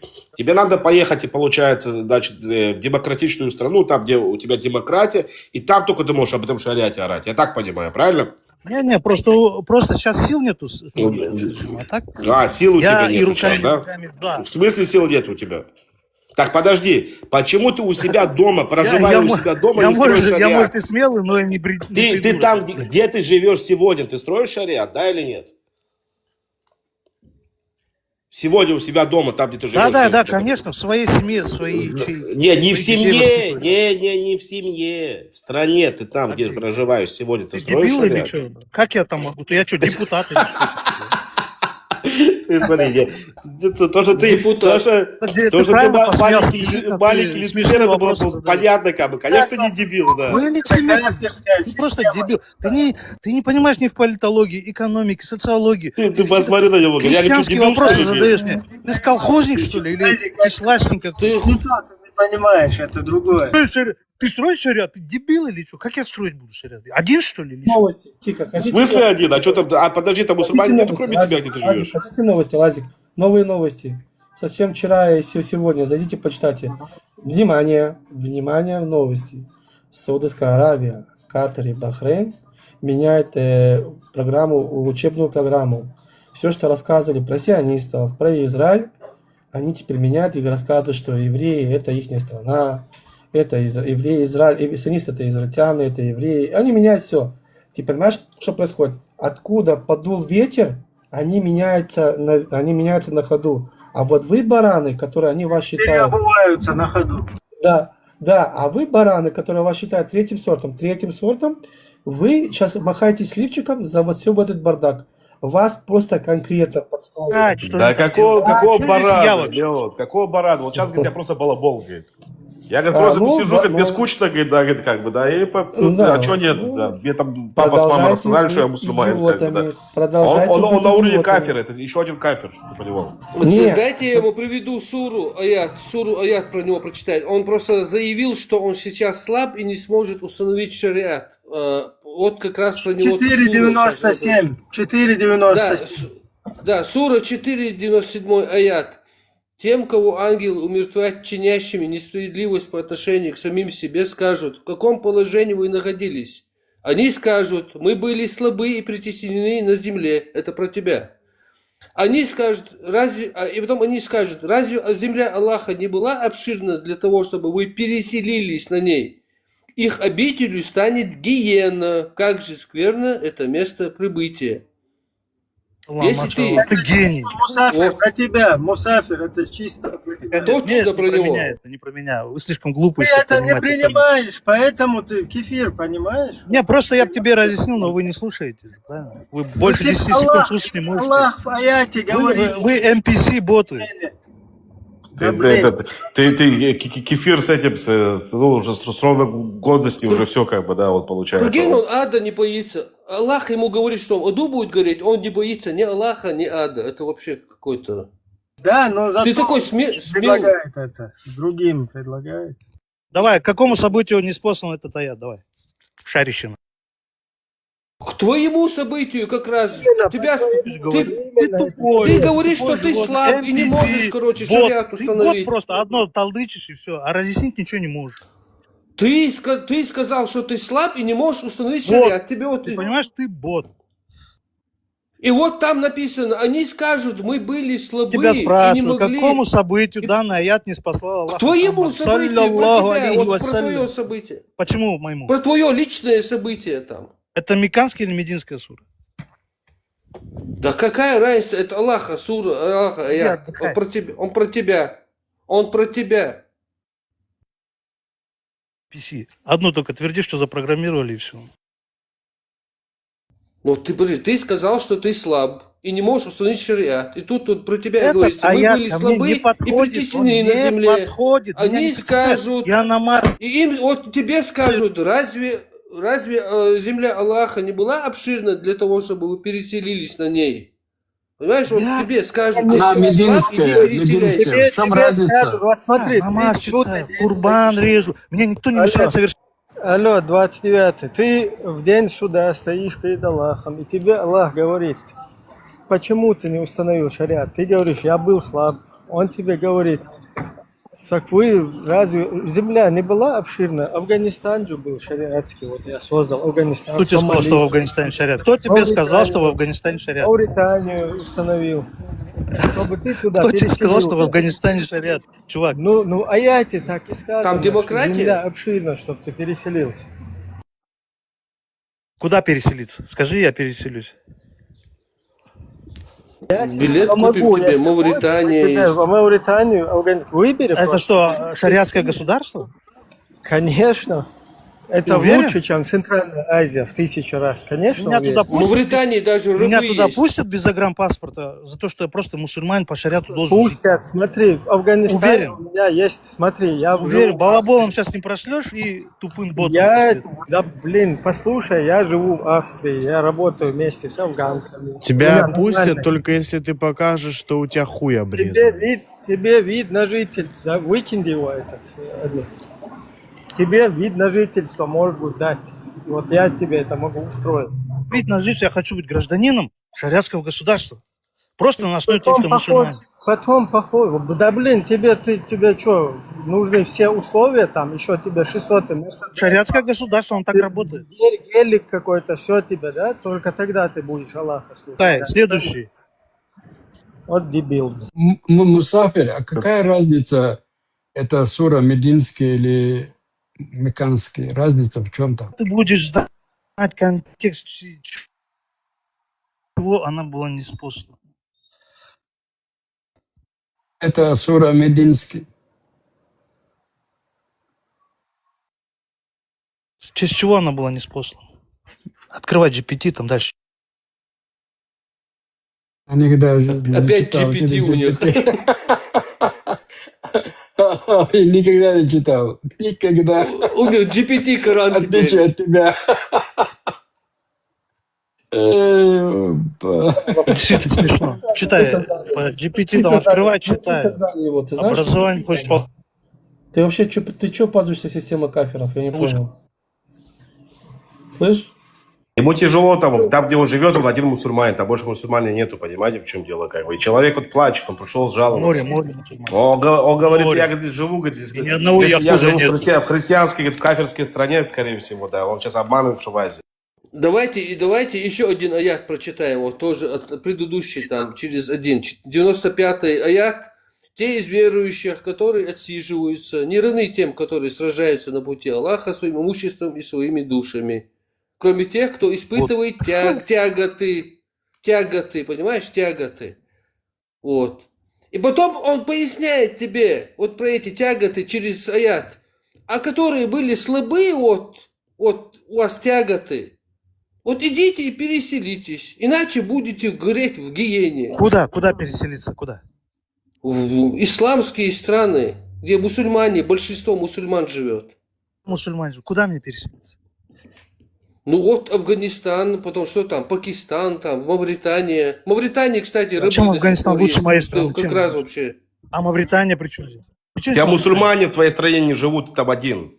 В чем лучше? Езжай хотя бы со своими поживи там. Больше, чем административных зданий. Вопросы. Вы все, вот Центральная Азия, должны переехать в Мавританию и Афганистан, потому что вы слабые и не можете установить Зачем? шариат. А мавританцы что, Все, сильны? скажите, соберите митинг и скажите, афганистанцы, да ты примите бот просто. нас тут ущемляют, мы не можем установить тут шариат. Закрой свой рот, Нас ты можешь тут- объяснить нормально по-человечески? Закрой свой рот, ты что тут болтаешь, блин? Вылетишь. Что там у тебя во рту? Вынь. Казах, я спалил тебя по акценту, ты казах. Мне Прикинь, интересно, он, мне короче, интересно, почему ты сейчас Прикинь, чтобы... Не, подожди, да ладно, смотри, чтобы не принять аят Аллаха, он не боится ни ада, ни Аллаха, он начал тут, короче, оскорблениями заниматься там, и хочет возвыситься за таким образом, типа отстоять свою какую-то дерьмовую позицию. Вот вообще не боитесь Аллаха, я не знаю, что вы за мусульмане. Ибраим хочет подняться. Короче, ему предписано установить шариат Аллахом. Слово Аллаха на земле, Коран и Сунна. Если у него не получается там, где он живет, если он слаб, то ему 4.97 предписывает: переселяйся туда, где ты можешь это делать. А в Афганистане уже исламское государство и шариат. Пускай он половинчатый, но это шариат и исламское государство. И там ты сможешь установить слово. Там уже установлено слово Аллаха. Нужны просто нормальная рабочая сила, которая может этот шариат там изобретать, какие-то технологии, которые может там строители нужны, я не знаю, какие-то грузчики, полицейские. И так, то есть там нужно устанавливать слово Аллаха. Там уже готово это есть. Туда 4.97 говорит переселяться. Туда, в Мавританию. Представь, этот сидит и смеется. Да какая Мавритания, какой Афганистан. Что ты несешь, чувак? Брайан, там палачи уже есть, как бы. Там вот эта работа занята, палачи уже есть, палачи ты не станешь. Аллахское слово там установлено, чуть-чуть только осталось добить. И такие нормальные, скажем так, пассионарные, такие активные ребята нужны, которые любят Аллаха, которые хотят слова Аллаха. Да, и доведут до 100%. Да, шариат там 100%, помогут. чтобы был. Да, им не хватает специалистов, понимаешь, вот. Да, не хватает. Дочерей ваших не хватает. Там, дочерей. Это вообще какой-то атеист кефир. Уже спускайте его. Тебе что ли определять, кто кафир, кто нет? Опускайте, это уже туда опустите его. Там пока потапай, уже бесполезно. Он уже поясничать начал. Ваша это вещь вообще не ислам. Представь то, что они несут всем людям, да, еще и иудеям, и еще другим, не только там мусульманам каким-то, да, которые, скажем так, вообще почти не мусульмане, там чисто название, да? А еще и другим, и буддистам там, и еще говорят, мы везде установим это. А сам сидит где-то под корягой в демократии. Алло, 29-й, вы так и хотите, Нет, что просто ли? что получится, Ибраим? Когда мы будем приходить к ним, мы будем делать свои законы, мы будем делать все, что мы хотим, а им нельзя будет возмущаться, потому что, а как иначе? Им можно, нам нельзя? Нет, так не работает. Если вы приходите к кому-то, да, устанавливаете свою вот эту порнографию, тогда к вам придут так же, и будут устанавливать свои законы, все. Ждите такое, так, это всегда так работает закон. Он уже живет там и нормально, в ус не дует. Вот там, где он живет, а вот там, где он живет. Уже нормально, демократическая, более-менее демократическая система, там в среднеазиатских, центральноазиатских. Там еще больше проблем, я тебе объясню. Просто некоторые сейчас этого еще не видят, да? Но это уже как день, знаешь, как день поднимается, вот солнце, это очевидно все. Скоро вот чуть-чуть, все чуть-чуть, и, к сожалению, в Европе это все будет взрыв. 7 октября это еще только цветочки. Но европейцы, я предупреждаю вас всех, именно кто сидят там вот это в Европе, Абдулашек. Европейцы, когда касается вот эта красная черта переходит, они демократию и вот эту свободу, они ставят на последний ряд. То есть они вас будут, братскую могилу есть, они вас будут там закапывать.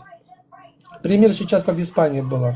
Или как в Германии, в Бельгии сейчас выходит. Леон, как мы видим, да, вот я заметил, например, русские, да, вот они любят Путина, как правило, дистанционно. То есть каждый русский кричит там Америка такая, сякая, короче, да, там. Но каждый из них хочет туда попасть. Ну, или там в европейские страны. К этому сейчас придем, что я говорю.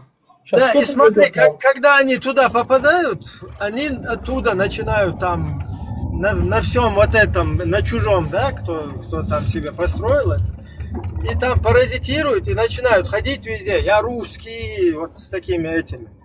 Точно так же у вот этих будулаков, да, вот точно, то есть как будто на одном станке их там печатают, да, и будулаков, и этих точно так же, вот они едут все в цивилизованные тоже страны, в демократические, и оттуда дистанционно тоже кричат: я шариатский, я люблю шариат, там туда-сюда, нужно везде шариат установить. Вот один к одному, то есть чисто один и тот же этот их печатал. Тут проблема другая. Очень. И эта проблема через пару лет выплывет. Просто вы сейчас увидите, вспомните мои слова, и она выплывет однозначно. Что потом под этот удар могут попасть и другие тоже, кстати. Потому что европейцы не будут разбираться. Они просто оттуда потом уже метлой будут. Неважно, есть даже есть гражданство. Это уже будет просто вот этот, как ты такой-то религии, да, все, вперед. Это к этому доведут. Это все к этому уже идет, кстати. Потому что я вот сейчас наблюдаю за политикой Европы. Все больше и больше, не то что правые, есть ультраправые группы, начинают подниматься против именно этого, а левой, ультралевых нету. Есть программа ВОП, такая программа, если кто не знает, вбейте в интернете, почитайте, то на чат GPT вы увидите, как все это работает.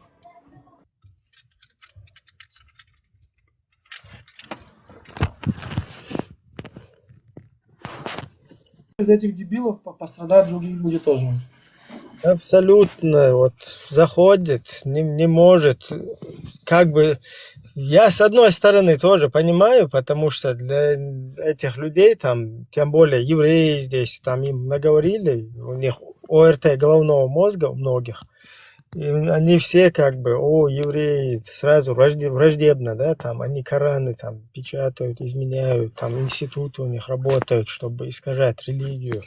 Потом везде мир весь захватили, там полностью сами себя где надо могут гасить, потом и так, и сяк, короче. То есть вот эти все шизофренические.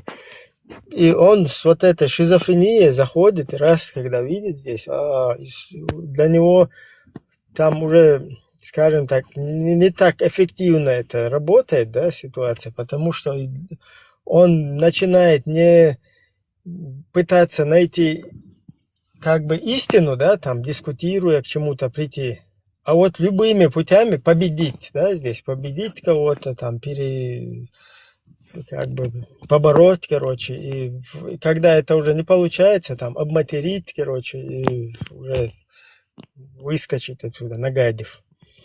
С одной стороны, это понятно, но вон там, внизу, у которого вы там сидите, да, просто давайте, может быть, мозг включим, да, и все-таки попытаемся понять, да, вот что это такое, что такое шариат, что такое демократия. Без разницы тут еврей, чеченец, казах, русский, кто бы здесь не был, вот, выключить вот это, да, и просто включить мозг, какие-то аргументы, факты, и вот с этих, как бы, позиций, вот, на этой почве, как бы, пытаться осмыслить, о чем речь идет вообще. Вот Дон Ахчи хочет слово сказать. Вот он что выбирает, интересно. Ну, это пропаганду шариата будет вести здесь. Дон Ахча уже пару азанов, он вообще уже внеочередных. Смотри, Ахтиш, начнешь что-то говорить, позову твою жену, позову. Я ей позвоню быстренько, она тебе огрехает сковородкой. Ибраим, Донахчи, шалом тебе. Ибраим, знаешь, что я думаю? Вот что они получили, когда демократию, вот, и вправду ее получили, когда увидели, для них сначала это был шок такой, знаешь, маленький шок. Они же приехали откуда? Они приехали с каких-то там, где ими правили диктаторы. Вот даже вот вся эта основная масса, как бы, они кроме диктатуры ничего не видели. Даже вот то постсоветское пространство, когда все разделилось, получается, кто там встал? Вот все вот эти вот диктаторы, которые там называют себя падишахами и так далее. Понимаешь, в чем дело? И тут, когда они приезжают в Европу, они видят демократию, они говорят, ни хрена себе. А что, так можно было, что ли, да? И вот и у них язык развязывается. Понимаешь, в чем дело? Ну и даже у него, того же раба внутри, как бы, да, тоже как бы, ну, он хочет поговорить, он хочет сказать. Он там, когда выйдет на улицу, как бы там, он будет ходить весь бледный. Он же тебе сказал, слышишь, что сказал? Он что, говорит, я дебил, что ли, говорит? Понимаешь? Я когда ему задал вопрос, говорю, что ты у себя шариат не устанавливаешь, как бы, да, у себя же дома где-то проживаешь. Что, говорит, я дебил, что ли? Говорит, нормальный вообще ответ. Нет, конечно, ты не дебил ни хрена, понимаешь, тут в чем прикол? Потому что они не дебилы. Вот этот конкретно, он не дебил. Он просто, ему надо, как бы, даже выплеснуть то, что вот его мучает постоянно такое, как бы. Ему надо зайти, но он это делает неправильно, он не рассказывает, он не жалуется, он говорит, вы какие там хреновые, какие вы плохие. Он просто сидит балаболит, понимаешь, в чем дело?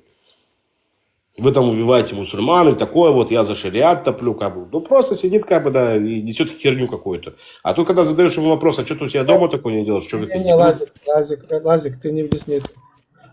Они, когда приезжают в Европу, в другие места, именно они это и делают.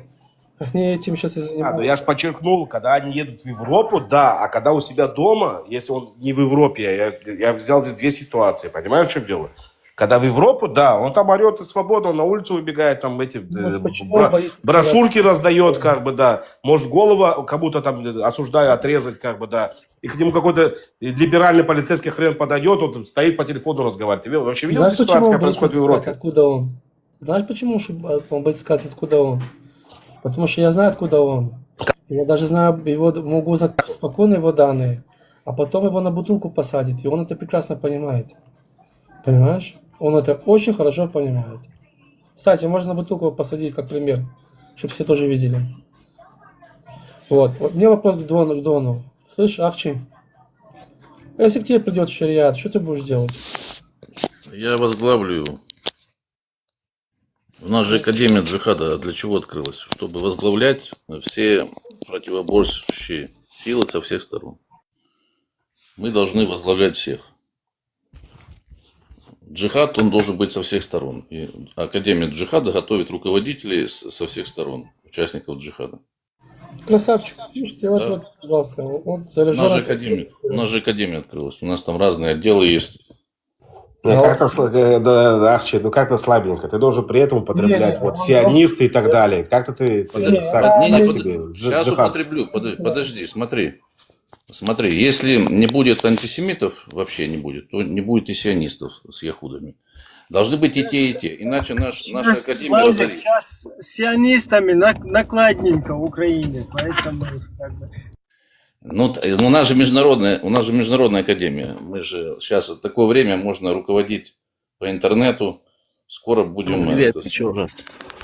Скоро Ибрагим, можно здорово. будет дроны из Киева управлять, по всему миру летать будут. Ага.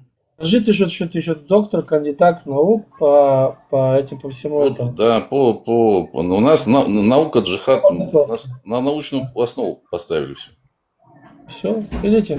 Смотри, как раньше была там аналогия советская, значит, академия военная. И сейчас они все там учились, там КГБ академия.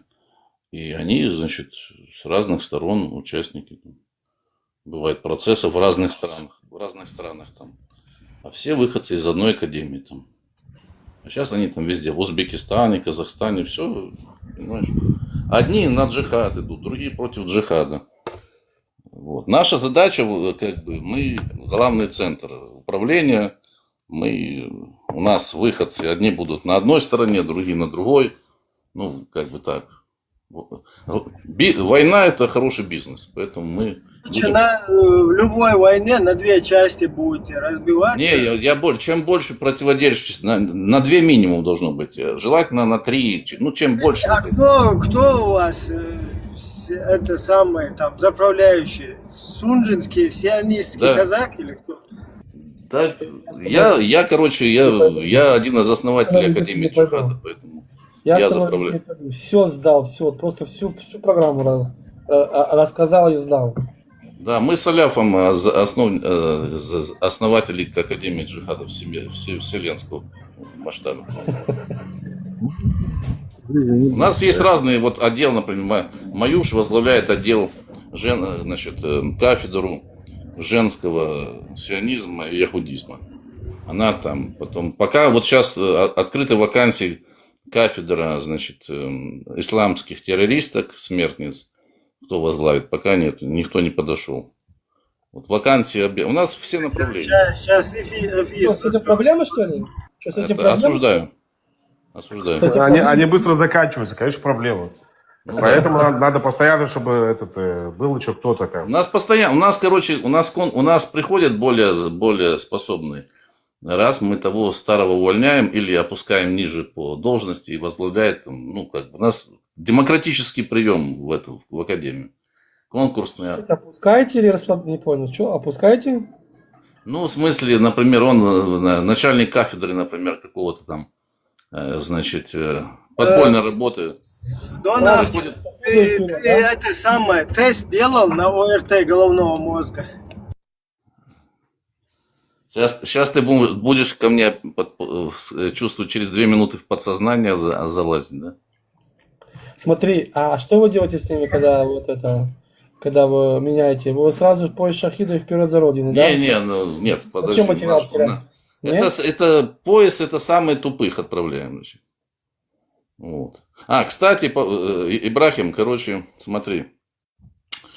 Я как глава академии, один из главарей всемирного джихада со всех сторон, все-таки принял решение, оставить протектората. Произнести шахаду прямо здесь, сейчас, в эфире. Нет, подожди, Ибрахим, смотри. Я все-таки решил, принял решение и дал указание оставить в протекторате в будущем на первых порах будет рулить Закаев и Шарипов. Я хоть их знаю, ты чуть-чуть на Украину подгонял, ты не канаешь. Там записи, не проходишь пока. Ты пока на 2-м месте. Если они обосрутся, значит, ты заменишь их. Потому что немножко пока, они пока лидеры. В смысле? Я в академию не вписываюсь? Нет, будешь возглавишь протекторат по Чечне и ближайшим улусам. Подожди.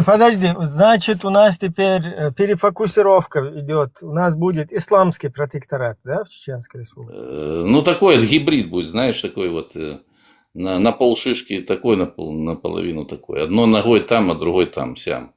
Ну, Золотая середина, понял? да. Ну, сам понимаешь, почему. Протекторат золотой середины. Между однополыми браками. Я бы вот честно, тебя бы, ну, как бы ты ушел в радикальный какой-то, это самое. А те исполнительные, они не глупые. Потому что все остальные там, ну, взять там, Джамбулатов, ну, тупой, ну, село, ну, что там взять, там, или Масхадов, там, сына, ну, тоже, ну, не тянут они. А этих я знаю, ну, точно, там, и Налчика знаю.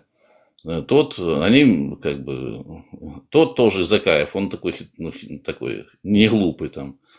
Чисто свои ахлюсы. Да, они будут, то есть они не, если что-то им напишешь, какую-то, значит, инструкцию нарратив, они будут исполнять, они, ну, как бы, они не глупые все-таки оба. А те, они начнут лагать, что-то там языками начнут ляпать, короче, нет. Ты бы тоже потянул, ну, пока ты как запасной вариант. Ты там пока... У Инала связи с Японией, кстати. Тем более с Японией, у Инальчика. Я его лично знаю. Принято. Тем более, если они будут лагать, если они будут лагать, я их могу обоих, ну, как бы, чуть-чуть там надавать. А те бычки, они более здоровые такие, более такие, они там рядом их не там заместить. Они немножко такие, как бы, ну, село и такие крепкие. А вот Кутаев, который борется с американским сионизмом и возглавляет ваше казачество, он кем там будет у вас? Кутаев не канает. Кутаев, ну, не знаю, может, разве что там начальником сауны поставить или бани будет шуршать там пиво подносить там что-нибудь такое. Можно сказать секунду или брат? У Кутаева нету четкой позиции против сионистов, скажи. Из-за этого. Он, видишь, он заикается как. Да они все такие исламисты, как я, балерины. Ну, Меня все, слышно вот, вообще? Меня слышно? Мартин, тебя не слышно, Мартин. Да ладно. Смотри, в тот раз просто, короче, Ибрагим тут кипиш был, короче, я вообще молчал, сидел, короче, с микрофоном выключенным. Ибрагим думал, это я говорю, он мне постоянно Мартин, провокатор, Мартин, еще что-то. Братан, я молчал, у меня микрофон был выключен. Да говори, тут у нас демократия. Отмазался ты, Мартин, все нормально. Не, просто я ни за что на меня, короче. Я тебе объясню, Мартин. Когда ты молчишь, ты тоже провокатор. Не, голоса похожие были, там двое было, они его перебивали постоянно. Это надо уметь. Тебя да. Не, там его перебивали, он не мог сказать, они не давали ему говорить, там двое постоянно перебивали. Он подумал, что это я перебиваю. Вообще, есть такое, Леон, ты когда слышишь такое понятие хитрый акцент? Ну да, или акцент, или хитрый, знаешь, вот это манера разговора. Вот есть же такое, да? Да. Посмотрите, как я подготовил Дона Арчи, а? Молодец, красавчик. Давай, Арчи, жги дальше. Ты не примазывайся, подготовил ты меня там. А что, ты еще сам хочешь сказать? Ты сам допил до этого? Сегодня Давид здесь был, Леон. Ты видел, Давид приходил, Шварц? Тут такое устроил это. Полчаса назад где-то, да. Про пророка, про это. Ты же сам, алло, где там? Лазик, ты же у нас тоже член академии, ты прекращай. Не знаю, пока что я кушаю. Какой академии и так далее, нет. Академия джихада. Ну смотри, я интересуюсь, как бы, я пойду туда, где мне выгодно. И вот тут как бы вот сейчас как раз обсуждается вопрос, демократия или шариат. Пока что я живу в демократии. Но если сейчас какой-то шариатчик скажет, что там лучше, я обязательно туда перейду. Нет, у нас, смотри, у нас политика такая, должны быть и демократические, значит, джаматы, и шариатские, ну, чтобы, как бы, ну, а как тогда, чтобы... Не, ну, а смысл тогда мне менять, как бы, да, если демократически... Нет, ты там находись, где выбирай, где тебе лучше, будешь там... Не, я хочу прям радикально, чтобы оно, как бы, менялось от того, где я живу, допустим, ну, чтобы вот мне подходило. Если оно радикально меняется, и там как бы условия получше, то я Выбирай, как бы где обязательно. хочешь, будешь. Нам Зачем же мне напоминала какая-то демократия о своей демократии, как бы, да, если там какая-то такая, еще и демократия. Я-то живу в демократии, вот мне надоело. Понимаешь? Так, Сейчас братцы, я пускай пошел. шариатчик какой-то поднимется и расскажет, как полезно быть шариатчиком, как бы, да. Я вот как извиняюсь, хорошо. обед зовут. Я пока джихад, перерыв.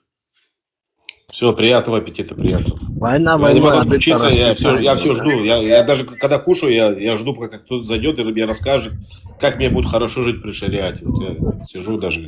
Ну, приятного джихада до ночи. Мартин, может, ты расскажешь, как там у вас? Шариатчики пропаганду не ведут у тебя там в России? Да, братан, какой пропаганду здесь может вести кто? Тут есть свой ислам суфийский, такой, какой нужен в стране. Какой именно нужен. Но я, кстати, был в мечети, слушал как-то имама там, да, как не имам или как там. А да, что, подожди, а что ты делал в мечети? А у меня вот чеченец есть друг один, он мне говорит, я с ним начал спорить за религию там, ну это давно было уже, года 5 назад, за христианство, за ислам. И он мне говорит, брат, вот чисто приди, говорит, послушай просто. Ну и по-христиански ты можешь в любую церковь прийти, слушать, вообще в любую религию, в плане, ну это нормально. И я спросил там верующих людей, они мне сказали, можешь пойти посмотреть, ничего там такого нет. Ты точно нам такие не делаешь? Да, Что? Что не делал? Точно Я такие не делаешь? Такфиры? Такие. Такие. Что такое такие? Я откуда знаю? Я даже не знаю, что это значит, чтобы делать, брат. Тоже такие. Дурочку Смотри, короче, я пришел туда, слушал, вот этот вот имам, или кто, он белорус сам, русский, ну белорус, который ислам принял, имя у него, он поменял, там Абдул-Азиз или как-то так. Ну и, короче, он то, что говорил, я вот от православия разницу никакую не почувствовал. Он говорит, мы должны призывать по-доброму к нашей религии, помогать людям, чтобы вот они видели, что ислам это хорошая религия, вот там туда-сюда, чтобы люди вот хотели принять, там еще что-то. Ну, такие добрые только вещи я услышал там. От православия его, как он как православный человек, чисто я не увидел что-то, ну, в нем такого. А почему ты обратно туда не вернулся? Ну, не было желания, даже не знаю. Ты увидел, что ты увидел, что лучше остаться православным? Брат, ну из меня православный тоже, знаешь, как не знаю. Я уважаю религии, я против оскорбления всех народов, всех религий. И ислам уважаю, и христиан, и иудеев. Ну, я считаю, что и там люди есть, и там есть доля истины, и там есть, и там. В этих трех религиях есть и хорошее, и свои моменты, минусы, плюсы. Что-то истина, что-то нет. В каждой религии есть истина, и что-то люди от себя подобавляли. Священники там, раввины какие-то, или исламские какие-то эти. Они, каждый что-то добавил туда, но и есть истина при этом изначально присутствует в этих трех религиях. Я так считаю. Ну и поэтому не хочу поэтому оскорблять. При мне, если кто-то иудаизм тронет, клянусь, я его сколько смогу оскорблю или остановлю. Давай. То же самое передо мной не говори такие вещи, хорошо? То же самое ислам, если кто-то тронет. Не говори передо мной эти вещи, Мартин. Ну перестань ты что-то. Это я здесь. Это я здесь сижу, Мартин, это я здесь сижу. Все, не заикайся, мы знакомы, Мартин. Не заикайся, подожди секунду. Мартин, мы знакомы, успокойся. А что, я оскорблял когда-то какую-то религию? Смотри, вот я когда в Австрию приезжал, в самом начале там интервью туда-сюда, вот это дело, да. И там со мной вместе, ну, еще одна семья была, жена, там муж и 3 детей маленьких. Ну, неважно. Короче, и нас там как бы интервьюируют поначалу, откуда, кто, национальность, возраст, как бы. И религия спрашивает. Ну, я тогда более-менее разбираюсь, и я говорю ислам. Потом, а переводчица, она русскоязычная, да? Потом привели эту женщину, ну, и я там рядом тоже, уже как бы меня обработали, я уже сижу. И у нее тоже спрашивают, откуда, как, и говорят, ваша религия. И эта женщина говорит, чеченка. И ей опять объясняют, нет, религия ваша какая? Она опять не понимает, чеченка, и на меня смотрит потом. Я ей говорю, ислам, скажи ислам. И эти такие недовольные на меня, типа она сама пускай там отвечает. Вот. И я ей говорю, ислам, она не понимает, когда я ей говорю ислам. Скажи ислам. И потом те начали, короче, такая суета пошла, и я потом ей говорю, мусульманка, скажи мусульманка. И тогда она только поняла, говорит, да, мусульманка. Это был 2005 год. Я вот что хочу сказать, вот сейчас 100%, 90% я уверен, да, что вот эта семья, она тоже радикализировалась. Там они сейчас, она, наверное, и хиджаб носит, эта женщина, да, там, и мне такфиры будет делать. Но там на старте вот, буквально сколько это, 20 лет, да, уже прошло. Ну, немало, естественно.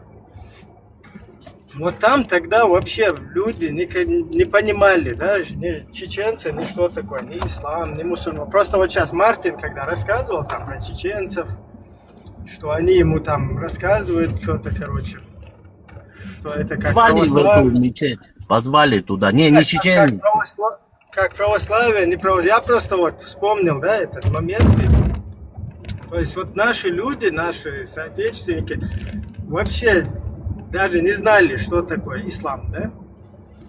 И вот такая ситуация, еле там объяснили ей, да, там мусульманка, когда вот так сказали, мусульманка. Кто была эта девушка рода? Ну, откуда приехала? Она чеченка, мы вместе как бы там из другого государства, из Польши вот так перебирались в Австрию. Две семьи нас. Она язык не понимала, да, там что-то? Нет, там была переводчица, она все понимала. Просто я имею в виду, вот буквально в 2005 году среднестатистически чеченец, чеченка, я просто более религиозный тогда, ну, уже проехал это, скажем так, да, во время там военных действий. Там, чуть-чуть у меня этот был, как говорится, вот этот запас, да, знание этого. А вот она среднестатистическая, там, чеченка, она даже не знает, у нее спрашивают, какая религия. Я ей объясняю, я ей говорю, скажи ислам. Она не знает, что это, понимаешь? Что это вообще такое? Ну вот этот мой друг, про кого я говорю, у него мама русская, батя чеченец, но он чеченцем себя считает. Да, и когда я сказал, скажи мусульманка, да, вот, тогда она уже поняла. Почему это, конечно, люди разные. Почему это у нас вообще-то не знали, что это такое ислам. У нас знали мусульманин, вот это знали. Такая вот ситуация. Вот возьми любого, кто себя называет мусульманином, кроме бороды и того, что он мусульманин, он ничего не знает, он Коран там в руки не брал и даже не знает вообще ничего. Только знает бороду, что должен носить, и что он мусульманин. Вот эти две вещи знает. 90% почти такие. Ибраим, благодарю, что маршал души, приветствую всех. Приветствую всех. Знаете, что хотел сказать? Ислам, Ибрагим, вот этот ислам был, как его, Хамой, вот этот мостик, который ваххабизм проталкивал. И интервью, которое недавно давал этому ССУ, Милуцин. Ислам Халимов. Да, Ислам Халимов.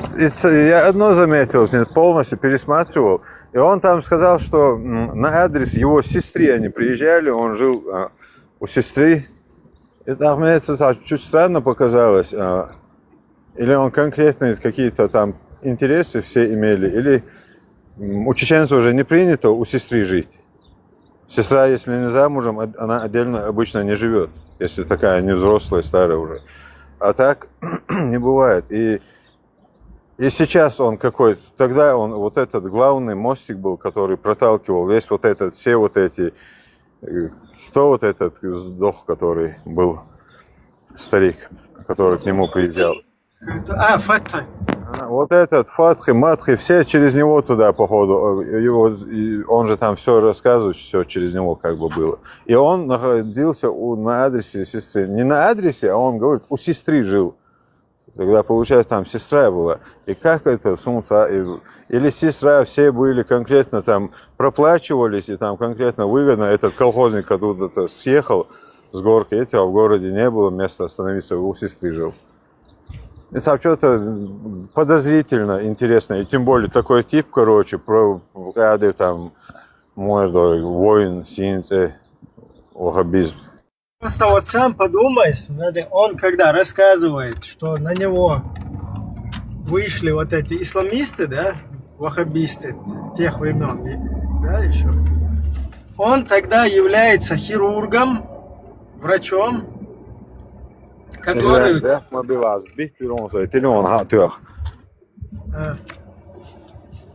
Я тебе что хочу сказать, вот смотри, интересно, да, вот он рассказывает, как изначально они, вот эти ваххабиты, там объединялись.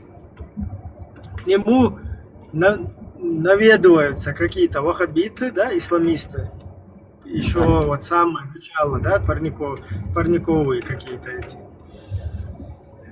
процессы там. А он является хирургом в районе, где 30 тысяч человек проживает, да, и он там один на весь район врач-хирург. И к нему приезжают исламисты. Какого хрена, извиняюсь, я не пойму. Исламисты... Да. Спокойно объясните. Во-первых, потому что он более грамотный, да, и им нужен грамотный человек. И такого человека зарядить – это только счастье, потому что такой грамотный человек потом может красиво разложить ту сказку, которую они хотят представить перед народом. Все. А потом приходят вот эти бабуины, которые мы видим их, которые ничего не понимают, но они заряжены. Поэтому я вам говорю такую вещь, всегда вам говорил. Тот человек, который сюда поднимается и говорит, что он не знает, он видел, не слышал, не понимает. А ему зачем это надо, Леон? Бабки, хирургу? Бабки. Вот я и хочу понять, что там происходит. Деньги, слава. Слава. Образованному человеку, да, который не хочет еще свой тейп называть даже. Некогда сейчас мне в эфире говорит. Сейчас мы будем слишком затянется время, поэтому это, ну, люди же знают, что он там шили. Тем не менее, короче, он вот такой, этот там 30 тысяч людей, хирург. Окей, к нему пришли какие-то исламисты. Он грамотный, светский, цивилизованный человек, врач. Понятно, да, врач, клятва Гиппократа у него. Давай представим такую картину. Смотри, представим картину. Ты живешь где-то, где находится 20 тысяч, 15 тысяч людей. Наполовину неграмотный. Я знаю, что ты грамотный. Я к тебе прихожу, смотрю, говорю, Ибраим, я тебе даю 20 тысяч, 30 тысяч в месяц. Вот, у тебя есть машина, дом, я тебе даже дом дам, построю дам в другом Дубае, что хочешь. Вот, покатайся по странам, покажу, как красиво живут. Чтобы перескушать тебя, да, покажу это всю красивую жизнь. И смотри, ты нам нужен. Он говорит, что я должен сделать? Ты должен 1, 2, 3, 4, 5. Это твои деньги, это твое, это все. Ты заряжен, ты уже увидел, как роскошная жизнь, как красиво живут люди. Я тебе покажу красивые гостиницы, 5 звездочек, номера, там все, движение, дома. Ты уже там, ты уже хочешь там быть. Ты хочешь быть в элите. Но твоя работа самая простая. Люди здесь не образованные, да, то есть подходится тоже красиво, корректно. Надо красиво объяснить, как это все, вот эту программу. А как ты грамотный человек, ты читал книги, ты умеешь, понимаешь, ты должен поставить вот эту программу, объяснить им мягко, красиво, на мягких лапочках. Все, он говорит, я вас понял. И он делает эту красивую работу. Факт, посмотри, как он живет, ну, как его жизни, все, как он, и кто он, и что он, и как дальше живет. Лазик, а есть вариант, что он истину прям вот поверил, там, ну, такой весь, ну, Лазик, это Леон. вот прям идейный? Это Леон, не Лазик. Ну, то есть Леон, да, вот истинно идейный такой, вот истинно поверил. Посмотри, как он живет, да, посмотри, где его дома, обрати внимание, узнать или знать легко. И ты сам все поймешь, какие идеи, это все деньги, ребят, ну, что, серьезно. Когда я вам сколько раз вам говорил, Путин сдохнет, система, если даже, может, не тот придет, не чекист, деньги надо будет в другие русла посылать, да, все вот это, что вы там рассказываете, мечети, все вот это все рухнет. Потому что это все держится на деньгах. Если смотри, почему я вам постоянно рассказываю про тех стран, которые создали эту систему. Те страны, которые создали эту систему, теперь понимают, надо переобуться, надо по-другому жить в этом мире. И они очень успешно, потихоньку, хотя кричат совсем другое, но факт в том, что они перебываются. Но у них есть заряженные страны, казахи, узбеки, чеченцы из Баку, и, азербайджанцы и все остальное. Вот, это их не торпеды. Все. И такие люди, как он, они очень нужны. Потому что они хотят тоже ведь поддерживать свое. Но не у себя дома уже, а там, где-то за забором. Потому что они третий сорт. Они свою миссию исполнили прекрасно. Они живут себе в спокойствии, отличие. А вот эти бараны будут делать их работу. Вот и все. А такие люди, как он, они будут делать их работу у себя дома.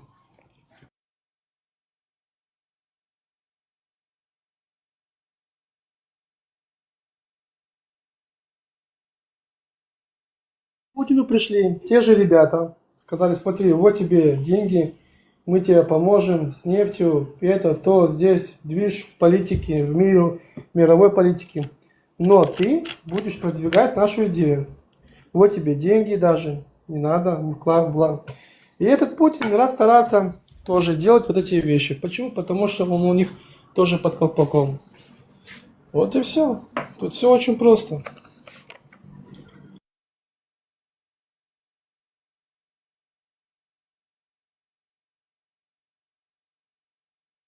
Время мы будем держать тебя, твой регион у себя дома, в тишине и в покое.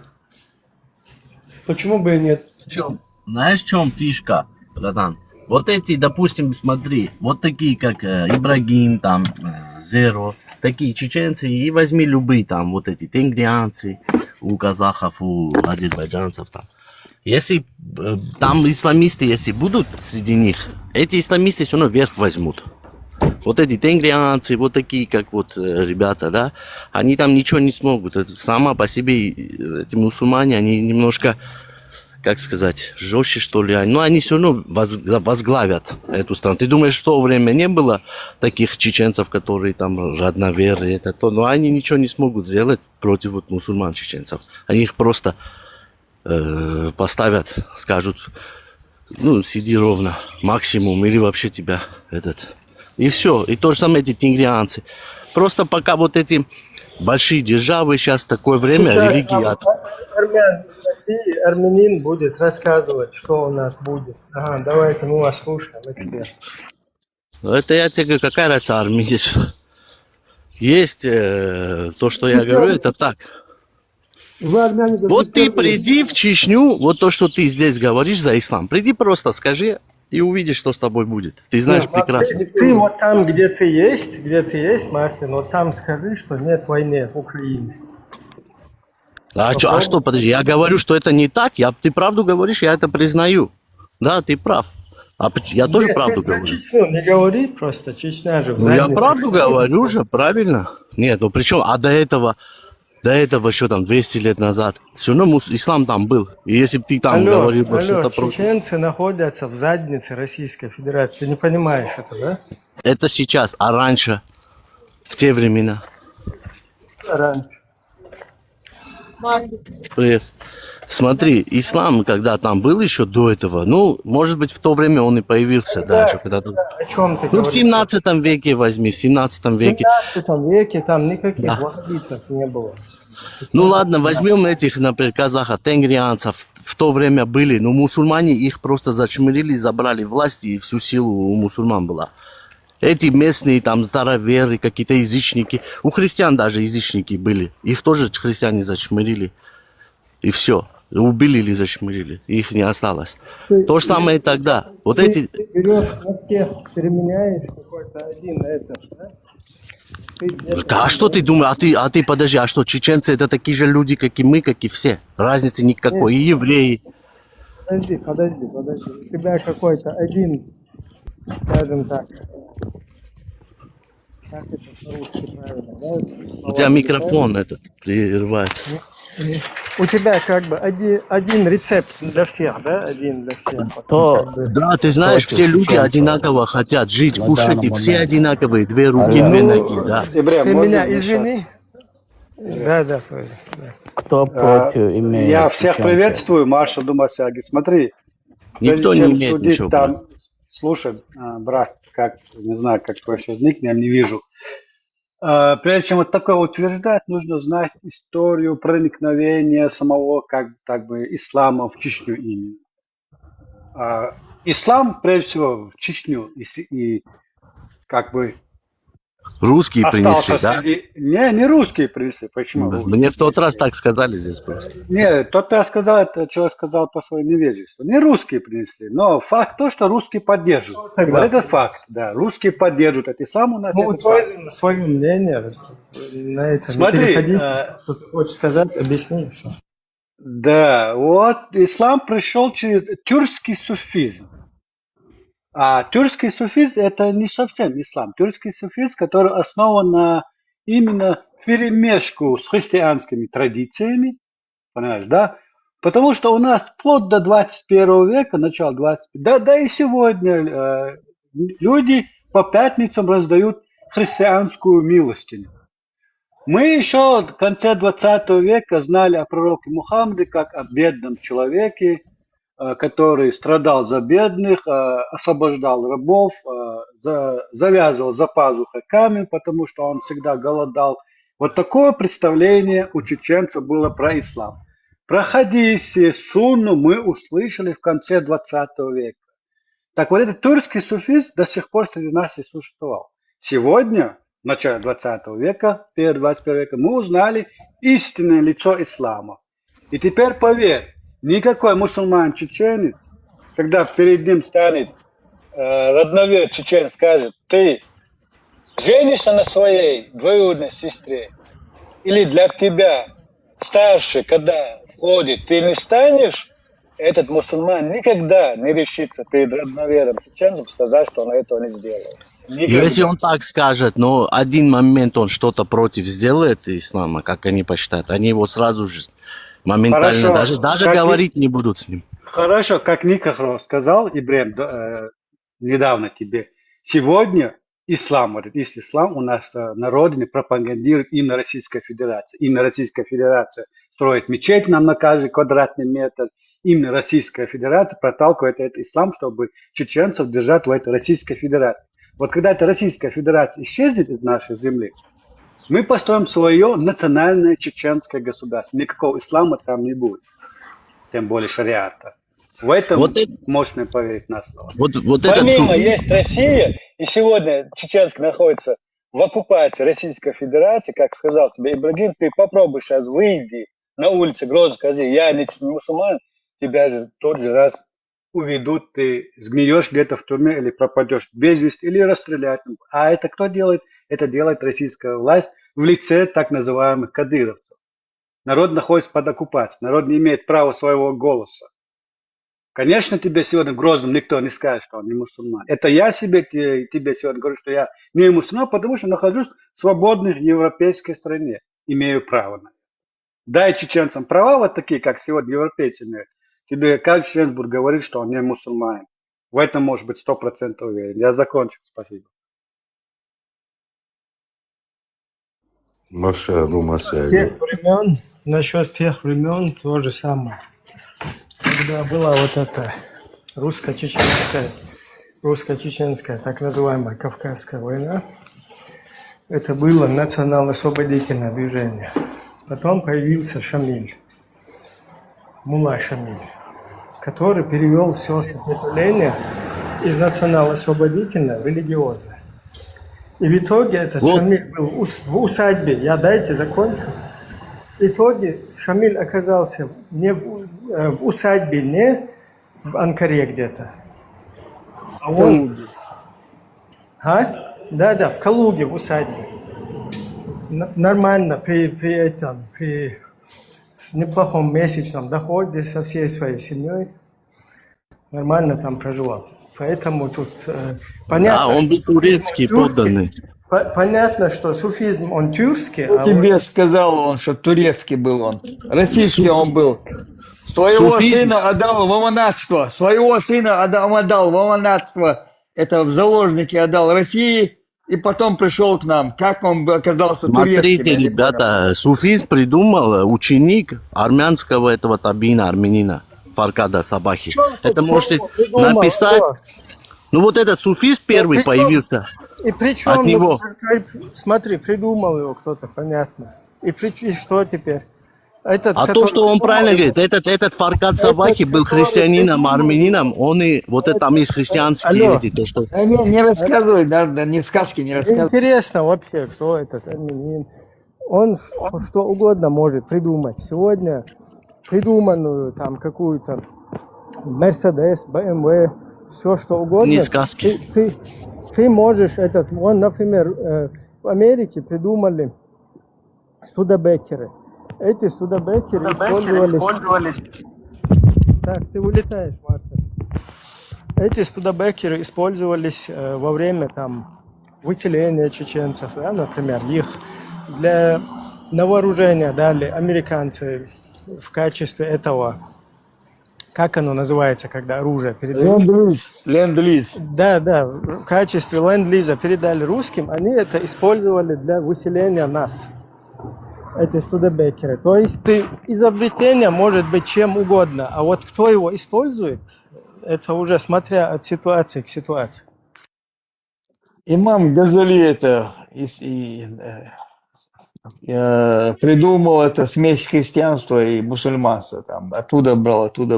Это не значит, там, что заносил его тут, получается, Шамиль зовет. Он не оттуда, с Турции пришел. Каких-то тюрков приписывать. Мы в жизни в упор ни одного турка не видели. Вообще в упор чеченец в жизни не видел ни одного турка. Не их какую-то, эту тюркскую. Темы изначально там другое что-то обсуждали, да? Дошли до истории. Да, но все равно раз историю, историю надо им, потому что они не знают историю, как проник этот ислам к нам, чеченцам. Поэтому сегодня такое утверждение, что мусульмане, чеченцы там все равно верх возьмут. Мусульмане, чеченцы никогда верх не брали и не берут. Пока есть Россия, да, они сегодня на коне, потому что их Россия поддерживает. Вот когда Россия исчезнет, мусульман не будет никакой поддержки, потому что, опять говорю, кто бы что бы ни говорил, у чеченцев очень сильная национальная эта жилка, национальный интерес. И очень сильны обычаи, традиции, культура чеченцев, она сильная. И поэтому сегодня, когда мусульманин, чеченец, родновед спрашивает, ты женишься на двоюродной сестре, это сунна пророка, он не только не женится, говорит, но и не признает такой хадис, потому что считает это аморально. Еще утверждает и обвиняет тебя в том, что это евреи написали или иранцы шииты, чтобы очернить ислам или Мухаммеда. Вот такой ислам знают чеченцы. И мы сегодня доносим до них этот истинный ислам, и когда ты до них этот истинный ислам доносишь, они возмущаются. Зачем вы нам это говорите? Мы не хотим знать этот ислам. Вот у нас был свой тюркский понимание ислама, он ими достаточно хорош, чтобы оставаться в исламе. Но это же не ислам, мы это сегодня понимаем. Тюркский суфизм, по сути своей, культ мертвых. У вас там в Казахстане своя какая-то условия, да, у нас совсем другие условия. Так что не надо путать Казахстан и чеченцев. Поднимите Мартина, поднимите. Мартин, ты микрофоном неправильно пользуешь, поэтому я тебя скину, потому что на ходу слышать и тебя перекрикивать, это сложно, поэтому... У меня звуки были какие-то. Я не знаю, у меня вроде нормально. Туза сказал то же самое, что я говорил, но пропустил очень важный момент, очень главный, опасный момент. Это не Россия. Россия – это пешка в игре. Опять же, я вам объясняю, ребят, вы должны это четко понимать. Путин – это пешка в большой игре. С Китаем, с Арабскими Эмиратами. Я же вам объяснял, как все это работает. Но, когда Путина не будет, и то, что произойдет, чеченцы захотят свободы, придут туда ваххабисты, настоящие ваххабисты. Это с Ирака, это с той же Африки, те же казахи могут появиться там. Вот эти все заряженные. И будет бойня. Будет такая большая бойня. Можно, брат? Подождите, давайте за Чеченскую республику. Чеченцы тоже с чеченцами говорить, а не армянин с евреем. Леон, вот это понятно, да? Полностью вот этого факта, я тут как раз просто тема тут сменилась, и мысль была лично моя потеряна. То если оттуда русский мир сегодня уйдет, да, вообще, как унесенными ветром как бы сметут, все равно, да, опасность есть там от турков есть, от кого угодно, да? Конечно, конечно. Если общество, оно не будет, как бы, не прозреет, да, не пробудится от вот этого. Это понятно, это угроза есть. И, естественно, чеченцы будут нуждаться. То есть после вот этих перемен каких-то мировых, конечно, мы будем нуждаться в помощи, чтобы вот эти вот исламисты, да, они не добрались до оружия. С Ирака это будет, там, с Турции, откуда угодно. Конечно, такая проблема есть. Можно скажу, Леон, брат, извини, секунду. Смотри, вот этого человек сказал, вот родновер, если скажет, что с сестрой, как ты можешь жениться, типа. Но этот мусульманин-чеченец скажет, ну хорошо, с сестрой не женись, ислам тебя не обязывает. И все, скажет, ну мы не будем жениться. Вот как и в принципе чеченцы и делают. Ты не понял, что произойдет. Что ж не обязывает? Во-первых, я прихожу к твоей дочке, и я вам показываю, вот смотри, ты же, брат, ты же муслик. Он говорит, да, я же тоже муслик. Можно, Лео, я отвечу? По Погоди. исламу отец может Давайте не дать. я отвечу. Реплика была в мою сторону, я отвечу. Да, он может не жениться, конечно, никто не заставляет. Но он как мусульман это должен признать как нормальная вещь. Вот в чем проблема-то. Если он говорит, что да, это нормально, он уже... Он скажет, я это не принимаю, это ненормально. Не, он не может это не принять как мусульман. Так это сунна пророка Мухаммеда. Он не может сказать, Вы же что не Мухаммед... принимаете это. Погоди, ну ты опять, да слушай, он же не может сказать, что... не перебивай. Да, согласно чеченской культурно-традиционной морали, Мухаммед поступил аморально, он не может это сказать, понимаешь? Вот в чем проблема. Проблема в том, что традиционная культура чеченцев, мораль чеченцев, культура говорит о одном, учит тебя, а Мухаммед пророк учит совсем обратном. То есть вот тут стоит дилемма, или он признает чеченскую мораль, или он признает мораль Мухаммеда арабской культуры. Вот где нужно признание. А я тоже не прошу, чтобы он женился. Я у него спрашиваю, ты это признаешь за мораль нормально, или это для тебя аморально? И он, если в нем есть вот эта сильная его чеченская национальная культура, он скажет, это аморально, это скажет любой чеченец. Иначе он будет восприниматься как изгой, или как не чеченец, или как сюль, я не знаю. Но, поверь на слово, в этом позиции всегда мусульманин-чеченец проигрывает чеченцу родноверу. Всегда. И будет проигрывать. Ну вот смотри, он проигрывает, например. И что будет? Проигрывать. Там и есть угроза, что... Потому что уже у нас есть случаи, когда на двоюродных женились. Просто сейчас все под корягу заползли. Уже в открытую, в интернете там где-то это крутили. Отдельный случай, да, есть такие. Смотри, вот ты говоришь, он проигрывает нам. Ну, допустим, он проигрывает. Хорошо, Родновер говорит, это неправильно. И что будет? Этот, который мусульманин, чеченец, он скажет, ладно, Родноверы, вы правы, я перейду обратно, не буду мусульманином. Так будет? Ну вот вы же встречаетесь между собой, Так не чеченцы, будет. мусульмане. Не, так не будет. А что будет? Никто не говорит, чтобы отказывался от своего ислама. Никто не говорит. Но что будет? В чеченском обществе будет преобладать чеченская мораль. Мораль, что такое плохо и хорошо. Вот что будет. Вот и все. А если он приведет из шариатского... Подожди. Тойзен сейчас говорит сценарий, да, если все вот эти извне какие-то финансовые потоки, какие-то идеологические, это все обрубить. Да, это обрубить в самом чеченском обществе будет воцариться, короче, там порядок и так далее. Но пока есть вот эти вот внешние какие-то, вот это хренотень, да, финансирование, да, какие-то идеологические, да, какие-то игроки, да, которые будут. Конечно, это нам нужно время, чтобы мы как бы проинформировали свое общество, просветили его в том, что это за идеология, то есть как-то упорядочить, даже если, вот как я здесь озвучиваю часто, да, в интернете, давайте, если хотите, соберемся и свой чеченский ислам какой-то, да, или как угодно его, какой-то там назовем его Манси какой-то, да, что-то такое. Кодекс свой сделаем.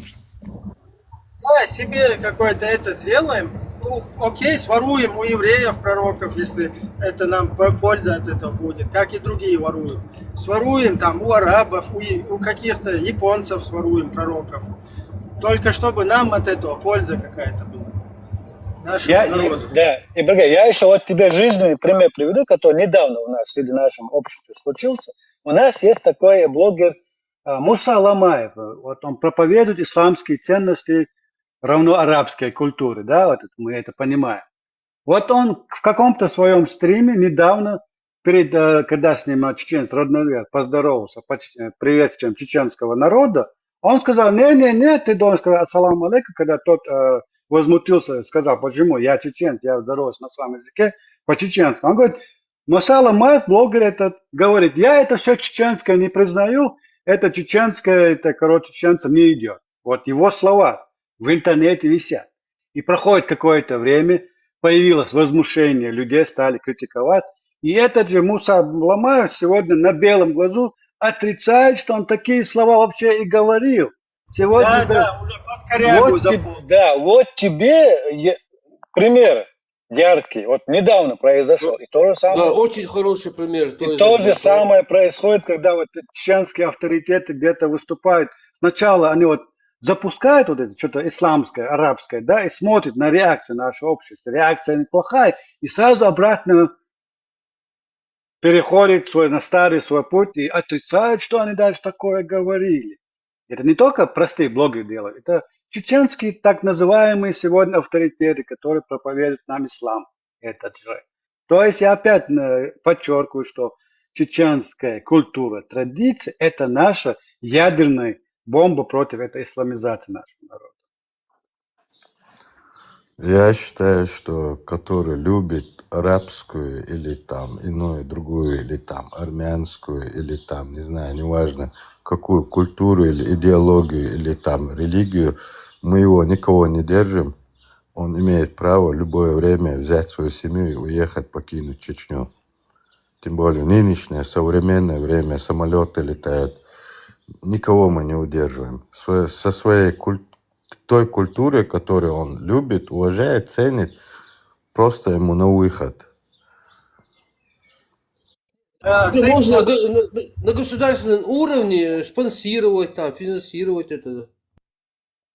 Если это у человека есть это свое личное вот это мотивы и свои же эти как бы привилегии в чем-то, он сам должен. Это его инициатива, он сам и Мы считает. ему, Хочет он быть, мы ему хочет он поможем, здороваться Аллах. по-арабски, хочет он по-арабски жить, он должен уехать в этот Саудовскую Аравию или в Сирию, или туда, где арабы. Чемодан, вокзал, Да, да, Афганистан. да, полный рост. Чемодан, вокзал, Судан более подходит. Я помню случай в 90-е годы, вот, перед концом 90-х, 97-8 год. У нас в селе появился один, я еще тогда, в школе учился, в средней школе. Появился один халат, одел там по-арабски все, короче, там отцу своему начал указывать, как молиться, как не то, неправильно делаешь, это неправильно. Его старший брат узнал его, сразу завалил. Понимаешь? Если он вот так сильно любит, как ты сказал, чемодан, вокзал, никого не удерживаем. Мы никого у себя не удерживаем. С катертью дорога. Большая вот эта огромная страна. Много места. Тот же Иран, может он туда уехать. Если хочет, в эту Палестину. Мы никого не удерживаем. Но у нас, вот я живу в Германии есть свои законы. Я соблюдаю их. Приехал ты к нам, ты даже там родился, соблюдай закон наших предков, наших отцов, которые были мудрые, порядочные. До сих пор эти законы наши, чеченские, никому не навредили. А вот те, которые вот эти, откуда непонятно, приезжали там, вот эти пару волосинок отпускали и указывали, мне ехать можно сюда или нельзя. Мне еще указывали на моем родном земле, куда мне ехать или нельзя. Поэтому сколько мы смогли, удобрили землю, сколько смогли. А те, которые смогли, убежали. Тому отвечу, Мартин тебя зовут, да? Да, конечно, в нынешнее время чуть-чуть трудновато. У нас столько финансовых этих ресурсов не существует, и таких огромных войск, там, как у Америки, или там технологий, как у Израиля, или там, как у России, количество этих дебилов у нас нету, чтобы противостоять. Ну, это настоящее время. Но в будущем мы уверены, что мы это победим. И выкинем оттуда вот это, там, суфизм выкинем, расизм выкинем, все выкинем. И мы верим в это. Главное верить и стремиться к этому. Мы это сделаем. Потому что, я не сомневаюсь, моего дедушку убивали, выселяли этих в Сибирь, все. Все равно мы в 90-е годы смогли же сделать, объединить народ, избрать президента, парламент, все сделать. Но, увы, со всех сторон там финансировали терроризм, та же Раша, та же Саудовская Аравия, те же другие спецслужбы, турецкие все, чтобы у нас там намутить, чтобы мы не стали единым целым народом, чтобы мы не смогли вырастить. Они-то знают наш характер. Вот, например, пример возьмем с евреев. Сколько лет, сколько они выживали, страдали, ну смогли же в оконцовке создать свое государство, и если на них посмотреть, они очень сильно бодаются, хорошенько держатся. В этом мы же не живем среди розовых кроликов. Тут каждый готов тебе там кусок урвать с тебя, если ты не будешь сильным. Леон, здравствуй, шалом. Я чуть-чуть тоже прокомментирую по теме вот этого исламского фактора. Нужно четко всем запомнить, усвоить, и понять, так, у кого это микрофон, что международный исламский терроризм, он не исключительно чеченская проблема. Да, чеченцев используют на этом деле, да, и если из чеченской среды этот ИГИЛ выхолостит, он уже в этом мире почти там осталось почти ничего. Это тоже понятно. Но вот эта вот тема, она международного масштаба.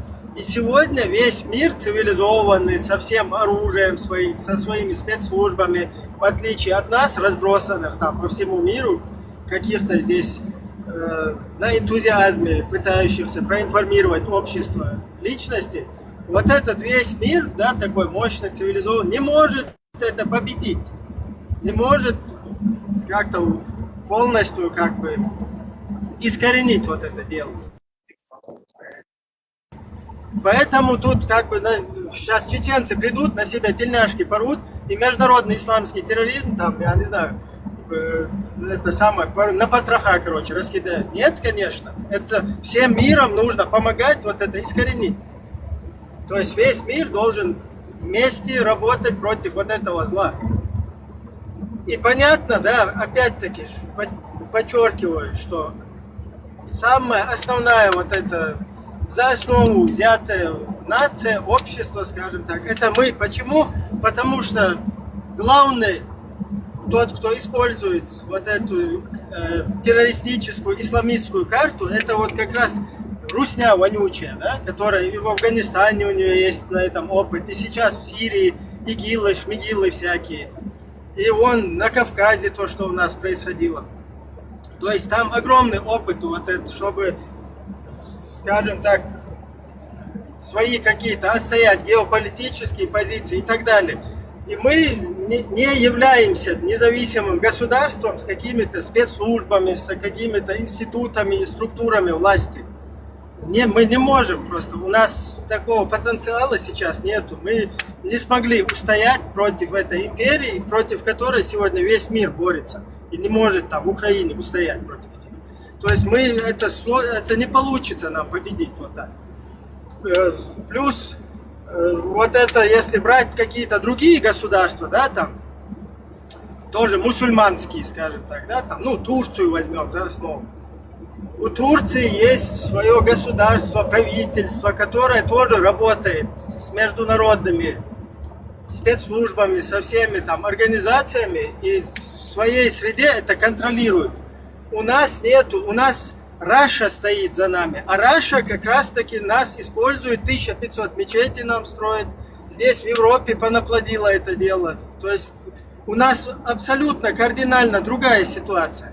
Те, кто стоят за нами, они как раз в авангарде использования вот этой исламистской карты. То есть это их козырь в мире, на котором они реабилитировались и так далее. Вот такая у нас примерно ситуация. Поэтому, да, чеченцы, конечно, не смогут как победить Рашу, что ли, нам опять, я не пойму. Рашу ты не победишь, потому что весь мир сегодня не хочет вот даже о ней говорить плохо. И я это понимаю, да, понятно. Никто не хочет, чтобы за нами последовать, лишиться своего государства и так далее. Поэтому, как бы, сейчас чеченцы там возьмут, мы это сделаем, то сделаем, куда-то выкинем, этих вышвырнем, тут на себе 2-3 тельняшки порвем. Ничего мы не порвем. Вот с этим дерьмом нужно совместно бороться. Что получается? Адык, ты сказал немножко такую вещь. Вас как раз и надо Чечня, потому что у вас есть нефть, а там, где нефть, там есть и газ. Теперь есть куча ресурсов, да, что даже вы об этом не знаете. Вендетта был прав, как бы много вещей он сказал. Теперь, как объяснить более проще.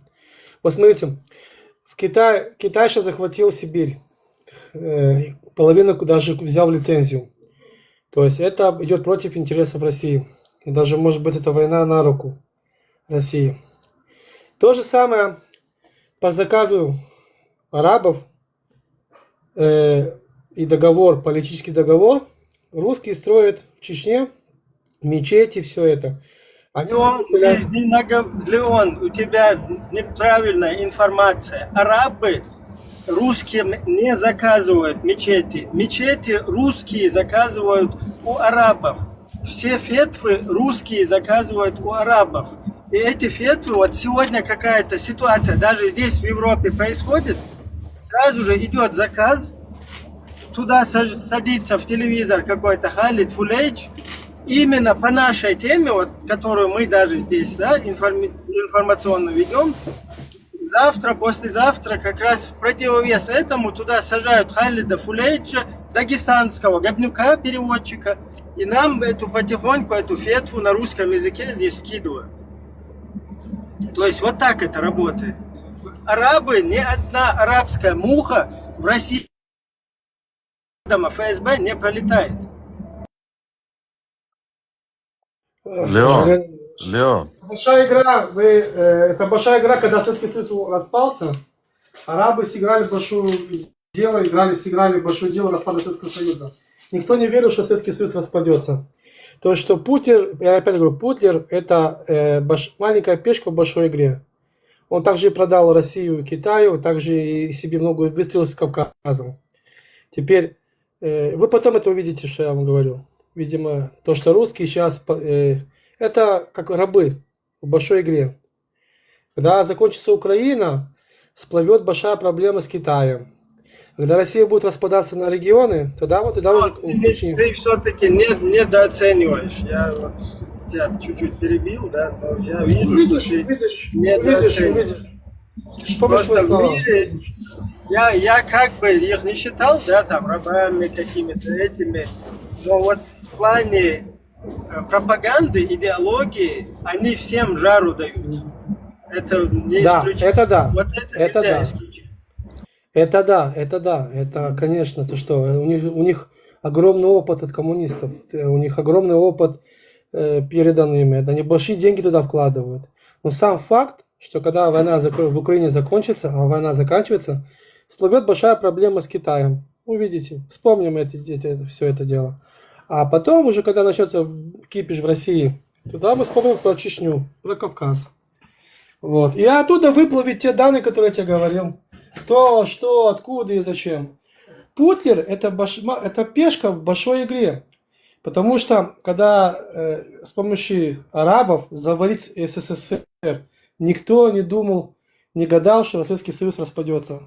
Но Реген, Реген, он сделал это с помощью арабов, с помощью нефти. А русские работают та же самая система. Ничего не поменялось. Ничего. Все просто продали. А сами русские жители, которые живут в России, это крепостные, которые рады стараться. Они же сделали того же Путина таким же. Вот. Тут другой вопрос. Вопрос в другом. Когда все это начнется, что чеченский народ будет делать? Вот здесь что он будет делать?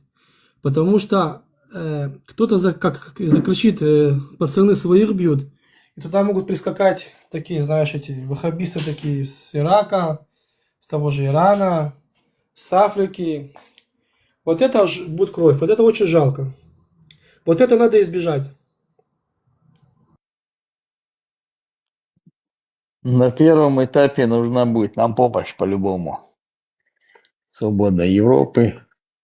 Конечно. И цивилизованных стран нужна будет помощь. Без этого мы не сможем. Нам хотя бы год раскрывать надо, по телевизору раскрывать. А где же пропагандируют по телевизору, не знают, не рассказывают про настоящий ислам. Построили мечети, имамы там эти сидят, муллы, которые на зарплате сидят у России. Они там пропаганду несут, там не рассказывают истинный ислам, который вот есть настоящий ислам. Это нам будет где-то хотя бы минимум полгода, год нужно будет показывать настоящий ислам. Да, они открыто уже сегодня ваххабизм пропагандируют там. Вот вчера это, или позавчера, Мирзаев, вот этот, Мирзаев, который там, у которого 7-й или какой-то там 13-й отец, Мухаммад, он говорит, да, то есть Сюли. У чеченцев нету столько поколений, чтобы там Мухаммад был какой-то. Вот этот вот Мирзаев, он стоит и явно говорит, что там поднимать руки на намазе это чистая сунна. Если просто кто не в курсе, когда этот ваххабизм в Чечне у нас начался, первый признак это поднимание рук на намазе, потому что чеченцы никогда ее до этого не поднимали на намазе во время поклонов. Потом вот это там ногу вертикально правую ставить, да, когда ты сидя на ташахуде это читаешь. Это вот такие признаки. Потом не делать дневную молитву, да, полуденную молитву во время джумуа. То есть это первый признак ваххабита. Сейчас это там официально просто вот так вот пропагандируется. Вот 2 дня назад этот Мирзаев рассказывает, что сунна это поднимать руки на намазе. Из-за этого люди даже доходило до каких-то этих, да, там, до перестрелок, скажем так, в мечетях Стычек. там, и так далее. Да, стычек. Да, стычек. Когда вот эти ваххабиты руки там какие-то это поднимали, потом их нахрен оттуда выкидывали из этих мечетей. Это был первый признак. Или наоборот, там Урус-Мартане, где уже они закрепились, ваххабиты, про русском Урус-Мартане, кстати, заметьте. Когда эти вот оттуда они как раз таки и закрепились. И там они наоборот других выкидывали оттуда из этих мечетей. То есть сегодня мерзавец стоит 2 дня назад, вот вчера или позавчера, когда мы смотрели свежую вот это его проповедь, он говорит, что там кто болтают, это неправда, люди говорят, что не знают руки поднимать на намазе, это чистая сунна. Ну ты представь, это путь Ахмада Хаджи, да, вообще, он сам зыждется на ликвидации вот этих шайтанов, ваххабитов. А тут мерзавец первый, мулла из вот этой Ахмад-Хаджинской компании, да, шайки, он стоит, короче, и делает нам проповедь, что руки нужно на намазе поднимать официально теперь. То есть как это работает все, понимаете? Просто там со стороны это не видит никто. Уж уела там вообще по барабану, просто как это работает, да, вот как они технично. Сначала государство у нас ликвидировали, перед всем миром сказали, что там с исламизмом, с этим борются, а в итоге нас открыто в эту исламистскую яму сажают.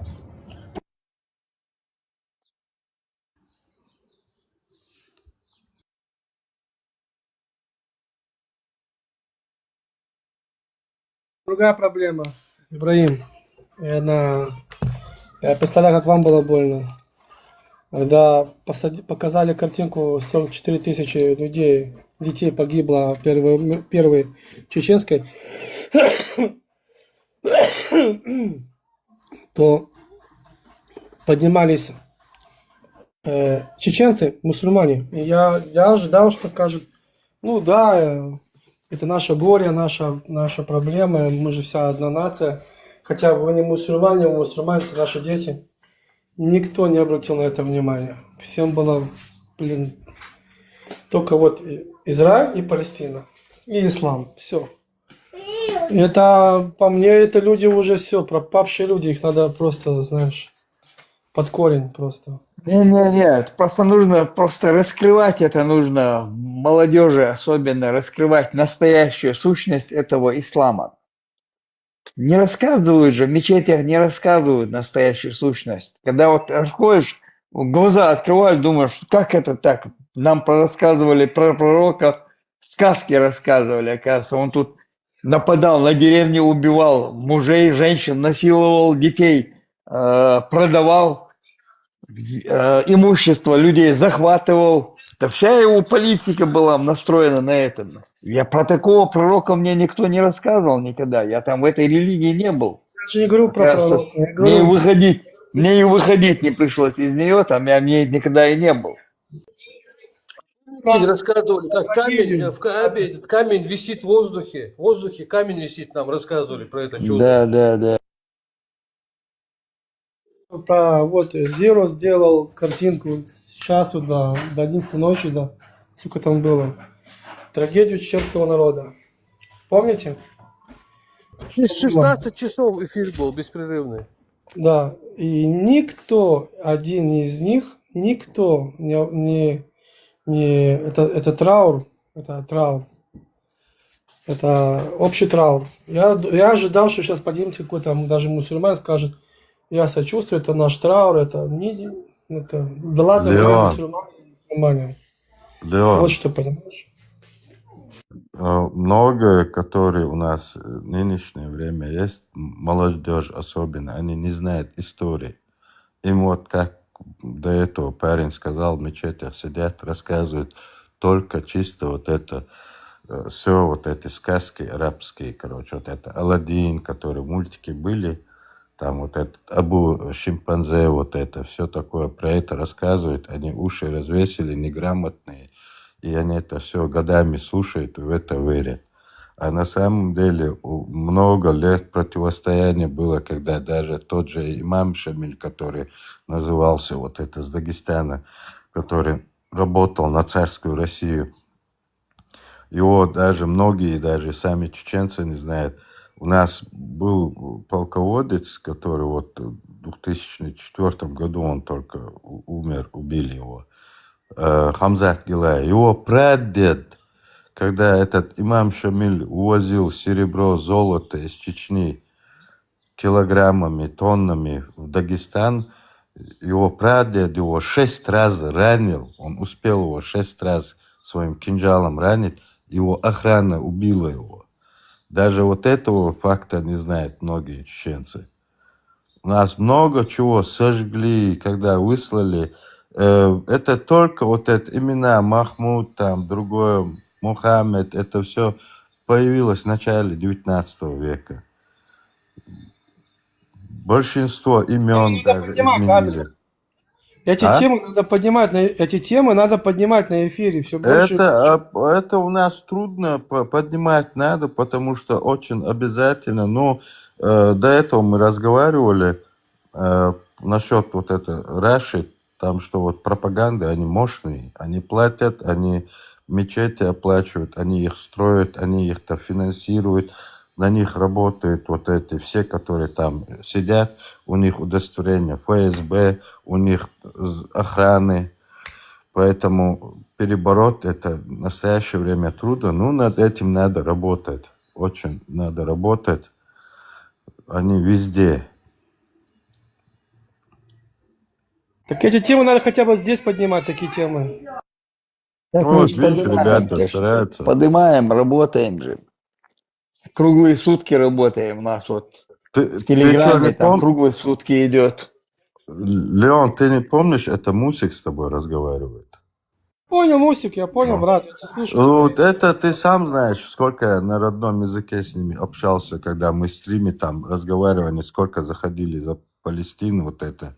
Сколько я им объяснял. Там некоторые попадутся, нормально поймут, а некоторые там только мат за матом. Понимаешь? Я тебя сразу узнал, Мусик. Ты Рад куда-то тебя, пропал, ты куда-то пропал, братан. А мне сейчас время не бывает. У меня ученики сейчас на работе. С ними тоже бывает время на них приходится тратить. На телефон время не бывает. Приветствую всех, маршал Думасага. Хотел от себя еще добавить Или вот маршал, сказанному сейчас. Или Насчет имама Шамиля. Каждый аул должен был выделить какое-то количество людей на джихад. И каждый двор обкладывался данью. И представьте, чеченцев насильно заставляют платить дань. Не данью, налогом точнее будет. Да, налогом, скажем. И представьте, люди и так, война идет там не 1, не 2 года, люди еле выживают. Вот сегодня твой аул разорили, ты там спасся в другом ауле, потом возвращаешься в свой аул, он там весь сожжен русскими. И потом еще приходит имам Шамиль, тебе обкладывает данью, все равно повторюсь я. И представьте, народ и так еле выживает. Ну, год, 2, 3, 4, 5, 10 лет идет война. И этот человек обкладывает эту, и так еле выживающего человека ты должен выделить там с какого-то, с 10 дворов там человека должен, ну, люди это же не могут уже. Там, если ты здорового человека выделишь, там семья-то как-то кормить надо. И вот этот человек, когда убегал, у него ни один ни одна телега, ни две телеги. Обоз был награбленного Чечни, награбленное, скажем, потому что это с каждого двора, с каждой семьи. Он собирал эти деньги, представьте, обоз у него был награблен золотом, серебром, чем только не было.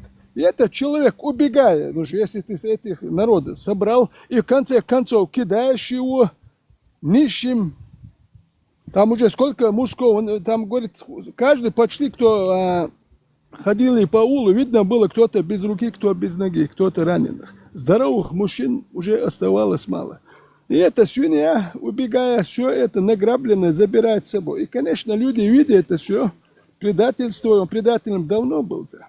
Ну, чтобы Кавказ заселить русскими, надо же это население, это как-то истребить надо. Ну, если ты хочешь его чисто, как они говорили, в горы загнать, даже вот слушаешь этих декабристов даже, там они передовые люди, там свое общество, Лунина, Пестеля, когда-то я раньше там их читал, тоже говорили, что эти дикари недостойны жить на этой земле. А мы, говорит, там живем на севере, в болотах, а там такие хорошие земли, ну, конечно, их надо истребить. Что они так и пишут, что недостойны они жить на таких хороших землях, дикари. Представьте, вот.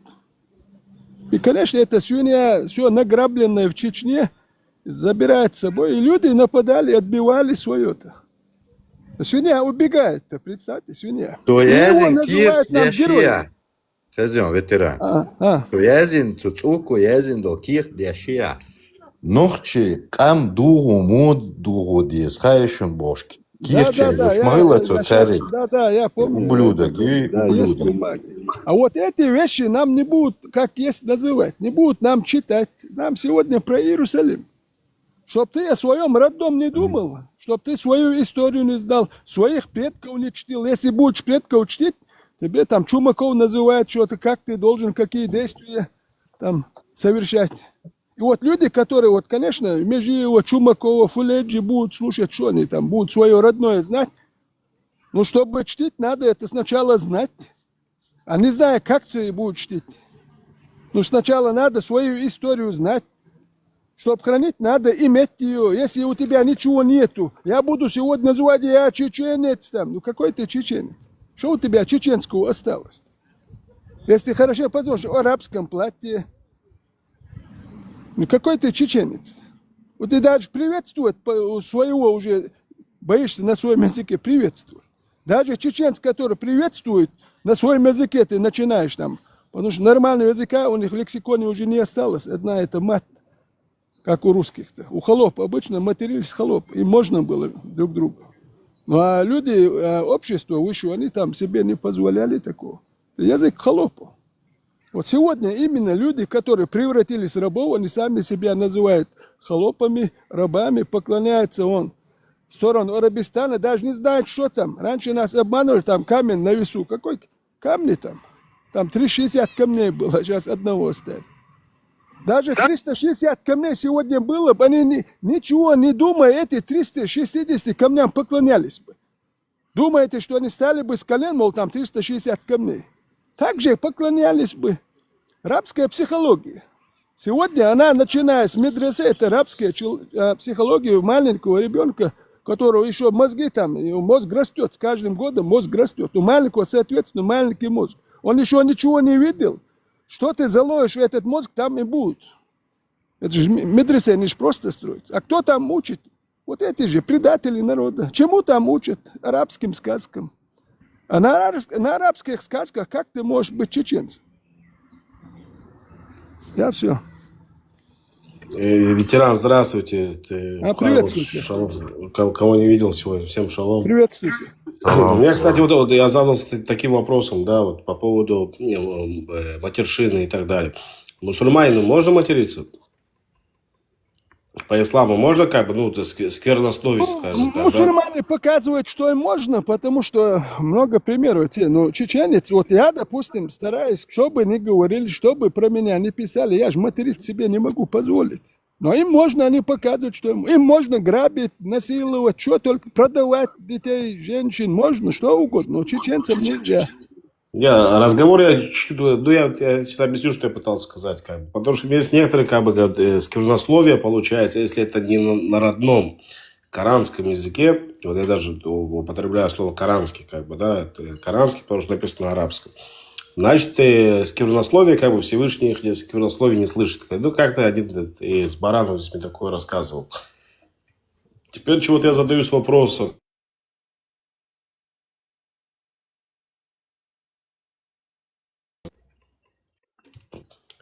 Я извиняюсь, телефон звонит. Когда идет проповедь на русском языке того же ислама, или там, неважно, на другом, не на родном, как бы, исламу языке, получается, то этот вообще нормально.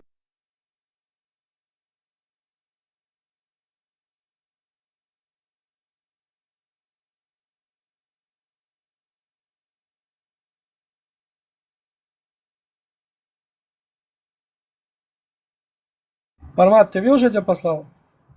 Почитал? Еще нет, я дебатов пока готовлю. Там бомба. Там даже источники, откуда, зачем, почему. Есть дополнение, кстати. Есть там много. Есть один документ дополнения, второе, где есть. Ну, ты почитай, короче, увидишь, там разные два. У меня телефон зазвонил, кто-то ответил на мой вопрос, это было что-то, комментарий. Как бы, если вообще можно проповедь проводить, как бы, да, на других языках, не на арабском, проводить, ну, нести свое миссионерство, как они его несут. Как бы получается, что материться можно, потому что, получается, Всевышний их не понимает на этом языке, как бы он не воспринимает этот язык, да, на том языке, которым они матерятся, вот как сквернословие здесь. А проповедь можно нести на этом языке, да, или нет?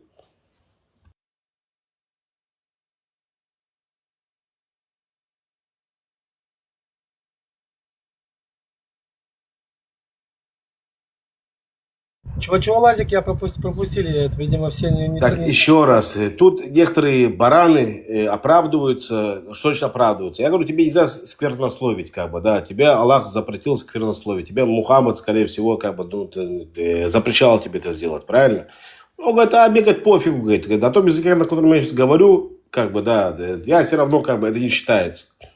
А когда ты идешь и несешь, как бы, слово там Всевышнего, слово пророка Мухаммада на других языках, и приносишь что вот это вот джихад, как бы, и так далее, как он называется, вы лучше разбираетесь. Когда они это делают на других языках, как бы, не на арабском, это нормально. Получается, здесь его не понимают, как бы Аллах это не воспринимает, потому что язык он не признанный, получается, для него, да. В Коране нет такого языка. А когда они несут свое миссионерство, да, вот по всем странам и так далее, как бы несут свой джихад на других языках, будь то там на русском, будь то там на тех языках, на которых они матерятся, это нормально, как бы, я имею в виду. Я думаю, что это, я тебе отвечу, у них это все нормально, поверь. Они сами себе пишут, что хотят. Могут завтра написать и этим воспользоваться. Считать его идеологическим путем. Так что я не удивлюсь, поверь мне. У них все нормально. У них нормально в цивилизованной европейской стране, когда спросят за проезд билет, вытащить нож и убить кондуктора. Это нормально. Это у них так прописано. Что это, типа, ты приехал в другую страну, где другие вообще традиции, обычаи, там, своя культура, свои законы. Ты приехал оттуда, оставил свою святую землю, как ребята говорят, этот камень, все. Приезжаешь сюда и не покупаешь билет за проезд, а этот кондуктор спрашивает на проезд билет, они вытаскивают нож и режут его. И все нормально, в интернете сидят правильно, тот был неверный кафир. Относительно к чему он неверный кафир? Если относительно к вам, берите свой чемодан и назад к себе. Почему так далеко от священного камня уезжать? Тут же нету его, он же там находится. В Германии нету священных камней. Тут Mercedes, BMW или Audi. Так он, получается, зарабатывает деньги, чтобы поехать в Мекку получить. Он живет, проживая в европейской стране. Как он объясняет тебе это? Он говорит, я живу... тебе, знаешь, о чем объясняю? То, что у них там происходит между собой, у них же там и какие-то салафиты, и сунниты, там шииты, там какие-то свои там движухи у них, так как этот у нас один рассказывает, в Индии движение видели, какие-то движухи у них там происходят, и они там просят политическое или там гуманитарное убежище, да, их там европейские страны принимают, ну, они не хотят жить по законам европейских цивилизованных стран. Они хотят здесь свой закон внести. Знаешь, если у тебя спросили билет, ты билет не покупает, он садится за проезд там, в автобус или поезд. Ну, я не знаю, зачем ему тут нужно, хотя тут тебя никто не оскорбляет, за тобой там толпа этих не бегают, короче, как у тебя на родине там, за твои там, не знаю, их там разные, у них там конфессии всякие, многие там идеологии. Они тут начинают кондуктора резать, это все, типа потом между собой в этом интернете сидят, и другие пишут, да, правильно сделал, это был кафир, ну и что его убили, ничего такого. Я говорю, со своими идеологиями пускай сидят у себя там. А если ты приехал в Европу или в другую какую-нибудь страну, неважно, ту же в Чечню, соблюдай закон тех людей, куда ты приехал. Со своей идеологией жить у себя. А это афганцы, да, делают мусик? Большинство пакистанцев. Они у нас в последнее время, Леон, я подписан здесь на это происшествие, когда происходит в Фейсбуке, подписан, такой есть полицейский канал, там их информационная служба выкладывает, что, где, в каком городе произошло, например, какое-то преступление. Недавно изнасиловали девчонку, тут недалеко праздник есть, немецкий праздник дерева называется он. Ну, как, весенний такой праздник. Там у них городок исторический такой маленький, там 3000 населения, короче, маленький городок. И они праздновали, а там как-то вот это есть социальная служба, выделила какую-то квартиру, там жили 4, один пакистанец и 2 или 3 афганистанца, короче, вот оттуда, ближневосточных стран. Молодые ребята. Они изнасиловали 20-летнюю эту девушку, их по горячим следам там поймали 3, а 4-го еще не поймали. Понимаешь, изнасиловали. Средь белого дня на этом празднике. Блин, если ты такой человек, оставайся у себя, насилуй себя. У вас, если это нормально у них там принято, живи там и там насилуй. Ты не можешь приезжать, нарушать закон. Ты когда приезжаешь, например, в ту или иную страну, тебе дают документ насчет интеграции. Ты там сперва учишь какие-то определенные законы и подпись свой ставишь, ты не имеешь права его нарушать. Тем более в той стране тебя приняли, обеспечили жильем, питанием, на одежду, на бытовые все эти. Я первое время, я помню, нашим вот с Чечни ребятам там ходил, когда у меня время было, больше времени, я им переводить с немецкого, с русского, с нашего языка какие-то их там, перевод делать, то, что они приехали, им язык не знают. Я знаю, какие им там, что выдавали, какое обеспечение было, как за ними смотрели, все это. То было это еще 15-14 год, это было там лет 12 назад, так, в то время еще у меня побольше времени было, я тогда только учился еще. Так, работал, подрабатывал, учился. А сейчас у меня на это время нету, я редко вижу с Чечни людей. Но я знаю, тут большой город, что тут вокруг происходит. Обычно элементарный, уже кондуктор ходит с охраной. 2 охранника, security. Бывает то, что они нападают на этих кондукторов, женщины или там, не знаю, ребята, кто или девчонка бывает, проверяет там, билет есть или нет за проезд в общественном транспорте, городском. Я что хотел, афганцы, скажем, вот здесь, везде они ж толпой ходят. Да, Ведут, обязательно. ведут нагло себя, один на один, ни один афганец с тобой не выйдет, это редко, я думаю, найдется, которых я встречал, ни один найдет. Вот у меня 2 раза у меня была с ними драка с афганцами, несколько человек. напали. Вот 2 раза у меня. 1 на 1, я знаю, не один. Ему по морде дашь, он тебе сдачи не даст. Не Но они даст. нагло ведут себя. Я говорю, 2 раза у меня с афганцами. А там с другими, это с курдами, там тоже 1 раз у меня тоже несколько человек, которые со мной 2 чеченца, это я им сказал, вообще ничтожество, трусы вы знали, что будет, убежали вы. Они мне говорят, извини, там туда-сюда, там, знаешь. Это они уже, видя меня 1 раз после этого видел, видит, как он уже приходится со мной, уже видя меня там общаться, он знает, что, кто он такой. Вот эти курды, афганцы особенно наглые, курды тоже наглые, тоже бывает. Но 1 на 1 там не бывает, они толпа, они же их много везде. Вот афганцы особенно наглые. 1 на 1 из них с тобой никто не выйдет. Но ножами говорят, да, у них ножи бывают. Вот мы стараемся на них похожи, они же наши братья-то. Наши братья, на них похожи. Я не хочу.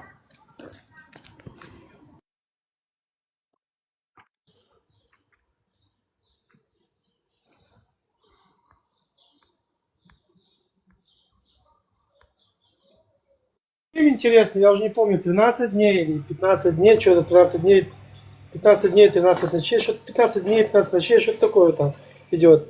Теперь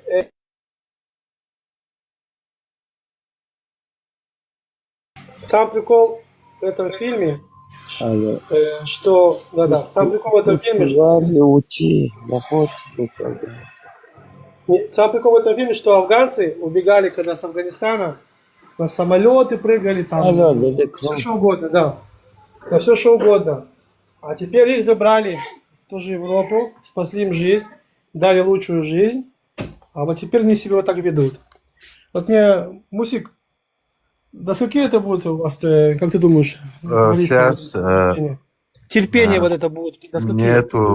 нету немцы, люди думают, что немцы слабые, на самом деле немцы очень мощная нация, просто они там много то, что там их предки совершили, они переосмыслили все, они себя ведут достойно нынешней ситуации, которая... Ну, в последнее время они пересмотрели политику, вот эту миграционную пересмотрели.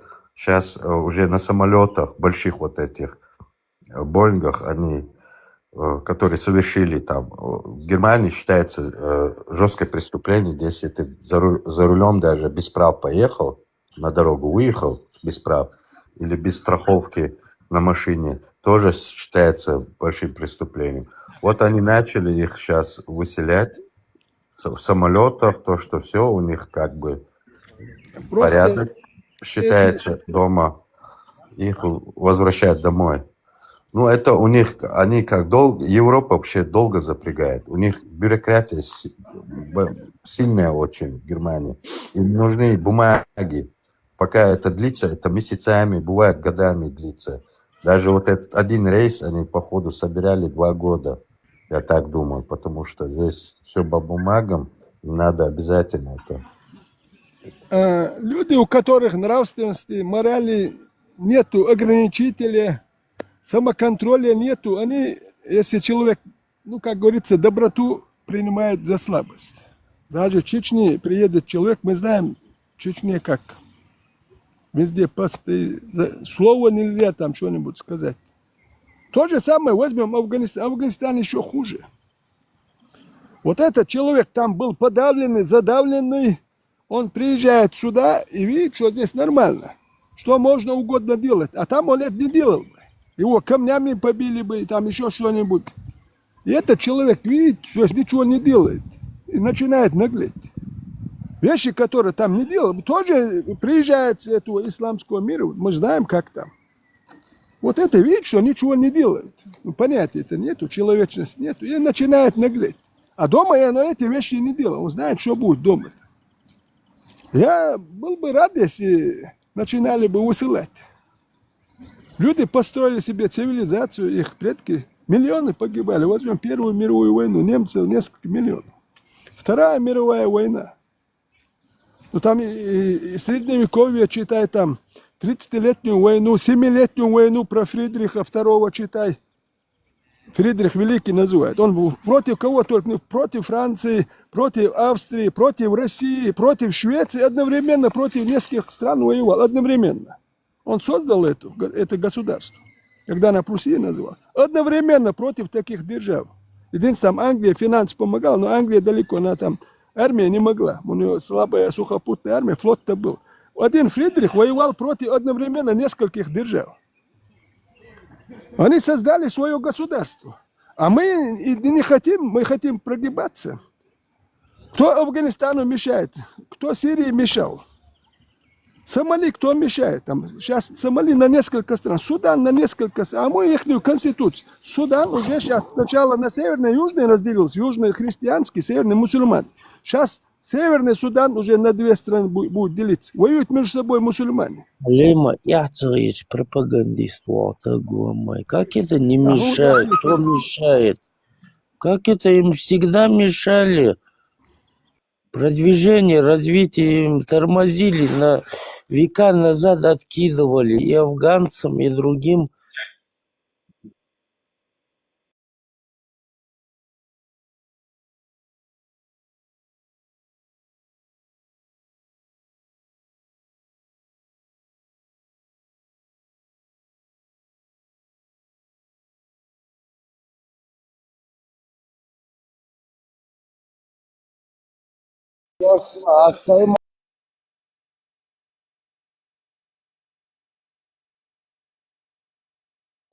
Вот, кто-то развивался, несмотря...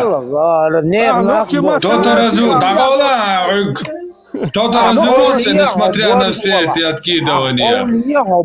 Кто-то развивался на все эти, несмотря на все эти откидывания. А кто-то сел на бутылку.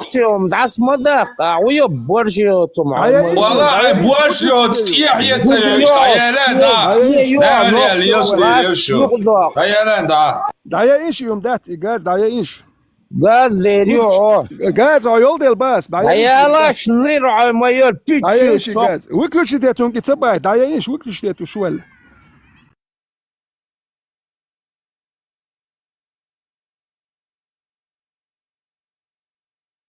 Назвал наглым, бесстыжим вруном, а к себе сразу требует хорошего отношения. Ты смотри, какой умник попался.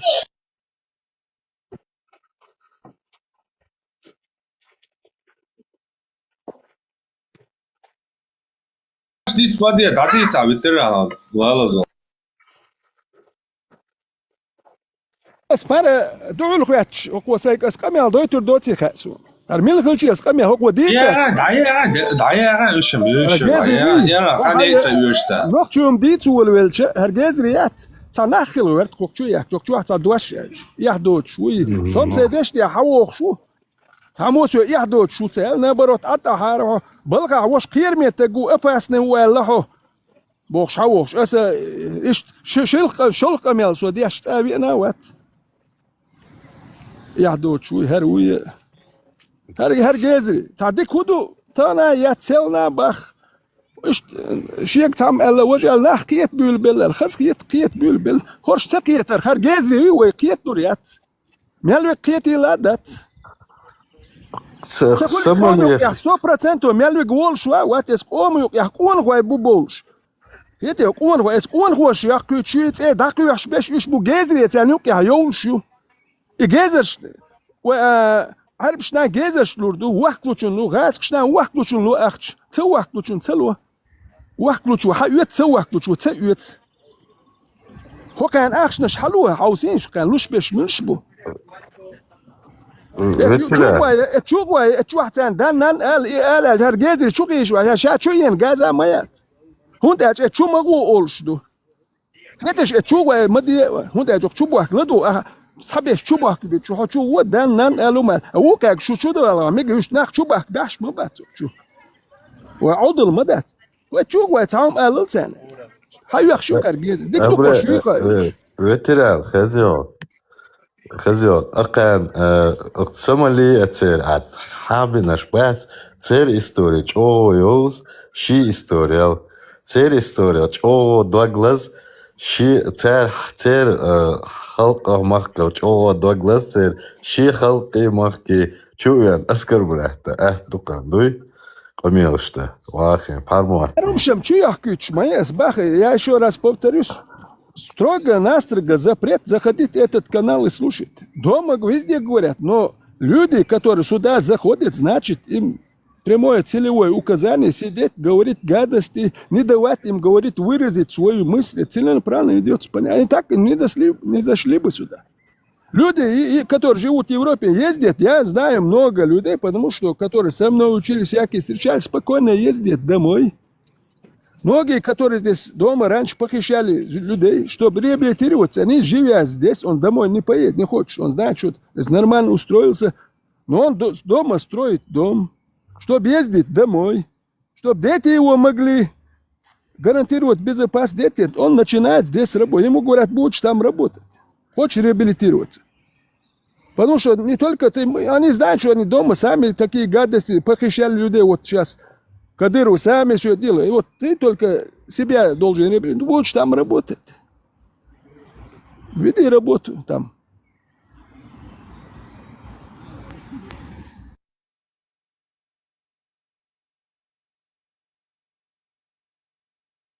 А мы что сделаем? Я вчера говорил, вот таким людям, что мы дадим паспорта. И вот скажем, будет написано, вот такой, такой, такой. Этот человек хотел шариат построить, хотел мировой халифат, все пишется вот так. И люди будут в Чечне знать, что это за человек. Но и чтобы в Европу он не мог поехать, в Европе даем информацию, будем сотрудничать с европейскими службами, что этот человек неблагодарный. Он будет смотреть, вот, Европа таких людей принимать не будет, этих лицемеров. Ему остается куда? В свой Арабистан поехать. Вот если так будем работать, закрыть им дорогу в Европу, мы помогаем европейцам жить на своей земле со своими законами, чтобы эти не могли туда поехать, все указывать, что это за человек. Он может и прирезать вас, потому что он в каналах сидит, говорит, что можно, да, неверных резать можно. Он все время будет, если будет их принимать, конечно, они в конце концов у вас и джихад будут, они кондуктора будут резать. Потому что нормально это. Они 9-летнего будут там насиловать. Нормально. Вы хотите таких принимать? Ты даешь всю информацию про этого человека, ты ему закрываешь дорогу ехать сюда, в Европу. Вот. И пускай тогда свой Арабистан. Но туда никто не поедет. Но и туда их никто и не примет там. Вот в чем дело. В Сомали никто не поедет. В Палестину никто не поедет. Один Чимаев хотел, ну, не знаю, денег не хватило у него, не знаю. У него, думаю, шансов туда, вот даже на соревнованиях, за его с радостью примут. Шансов, но не едет никто. Исмаилов Мага этот не едет, Балту не едет. Никто не едет туда. Хотя у них больше всего шансов туда. И деньги есть, все есть. Им и помогут поехать туда. Вот один раз кто-нибудь оттуда, я здесь в Израиле. Он в трусах, ветеран, он в трусах развлекает кафиров. Как ему вообще может приехать там, где существует шариат? Нельзя ему туда ехать. Ну, за деньги все делается, за деньги же. Ему лишний миллиончик арабы дадут, поэтому он там про Палестину на ринге что сказал, что лишний миллиончик дайте там. Дадут ему тоже надо, чтобы там известная личность там про Палестину что-то сказала. Это чтобы вы понимали, ветеран, вот как гладиаторы были в Риме, да, допустим, Римская империя, такое, да, вот они там стояли, дрались, как мечами туда-сюда, там боролись и все такое. И все, вот он сегодняшний такой мусульманин. Не, он не гладиатор, гладиатора уважали даже, я читал, даже... Не, но я имею в виду чуть по-другому, как бы я пытаюсь донести. Ага. По шариату нельзя такое делать. Гладиаторы, они рисковали жизнью, хорошего гладиатора, что подготовить, там много лет уходило.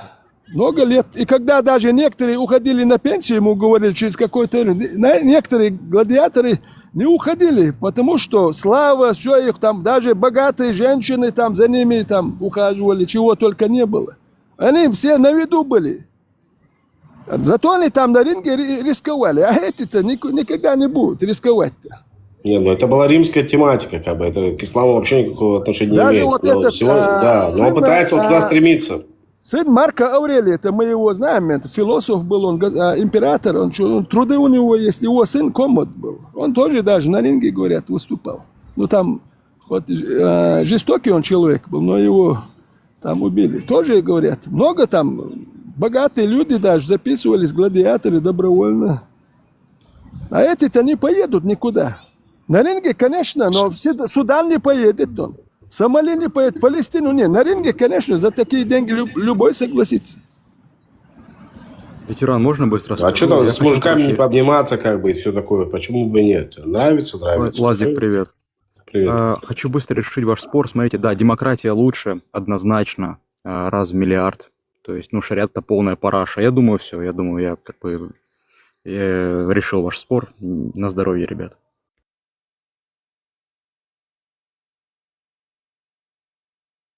А что там решал, не важно. Вопрос не к тебе был. Не помню, кто сказал, Уинстон Черчилль или кто, или Бисмарк, кто, не помню. Скорее всего, Уинстон Черчилль сказал, потому что Бисмарк был канцлером, там уже демократии не было, по-моему, Уинстон Черчилль сказал. Демократия худшая форма правления, ну, власти. Худшая форма, а остальные еще хуже. Никто демократию не хвалит. У демократии есть плюсов много и минусов. Есть люди, которые при демократии жить не умеют. Ну, как он сказал, худшая форма правления, а остальные еще хуже. А вот что они лучше, они должны доказать. Сегодняшняя демократия – это не та демократия, которую придумали греки, начнем с этого, да. Там была апартеидская, ну, там демократия такая была, да, скажем, там, если ты не грек, то ты не мог там быть депутатом и так далее, как бы. Они во власти никогда не засовывали. Это не та демократия. Сегодня больше даже не демократия, сегодня больше анархия, понимаете, та же самая демократия. И поэтому они там размножаются, как грибы после дождя, понимаете, в чем дело? Это ни хрена не демократия. Я против такой демократии категорически.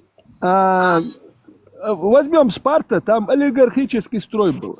Там демократии в Спарте не было. Там, допустим, возьмем Афины. У Аристотеля есть афинская полития. Не политика, а полития, ну, получается. И он там раскрывает. Там столько городов, полисов. Каждый полис, можно сказать, государство было. Допустим, там Биотия, там несколько городов было.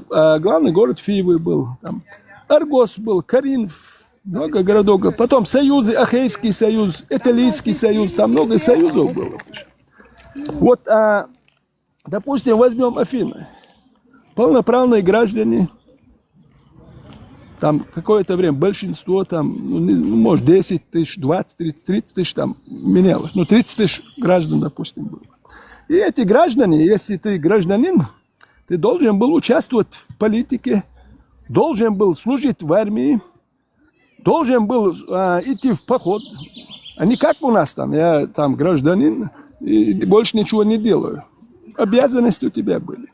Какой-то, допустим, римская армия, какой-то еще до наемной пока войска не было, какой-то, каждый должен был какое-то количество походов участвовать. Иначе у тебя продвижения по службе не было. В течение какого-то времени какое-то количество походов. Чтобы по лестнице подняться, тебе 5, 6, 7 лестниц надо было, чтобы до какого-то, допустим, до там квестера подняться, до кого-то там цензора подняться. Ты все это должен был проходить.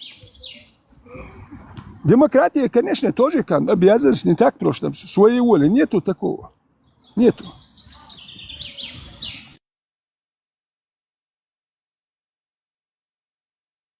Так вопрос, почему им допускают как бы вот эту демократию воспринимать как не демократия, а как вот, что тебе по кайфу, то и делай. По какой причине им допускают вот это демократические европейские страны? Они своим не допускают так себя вести, как бы, да, у себя же дома. Вот европейцам, там, неважно, французы, немцы там, и так далее. Почему им позволяют себя вести так дома? У себя дома. По какой причине? Вот они хотят, они там ходят шариатчики, бегают туда направо и налево, кричат там шариат. Сколько вот этих роликов, да, вот в Англии. Стоит вот этот, вообще, ну просто такая морда, как бы, страшная морда, да. Но они сами виноваты, что мы сейчас смотрим как на страшные морды. Потому что мы привыкли, что такие страшные морды где-то взрываются в автобусах. Мы привыкли, что такие страшные морды как бы убивают людей, отрубают головы, осуждают. Почему вот эта демократия позволяет им такое делать у себя дома?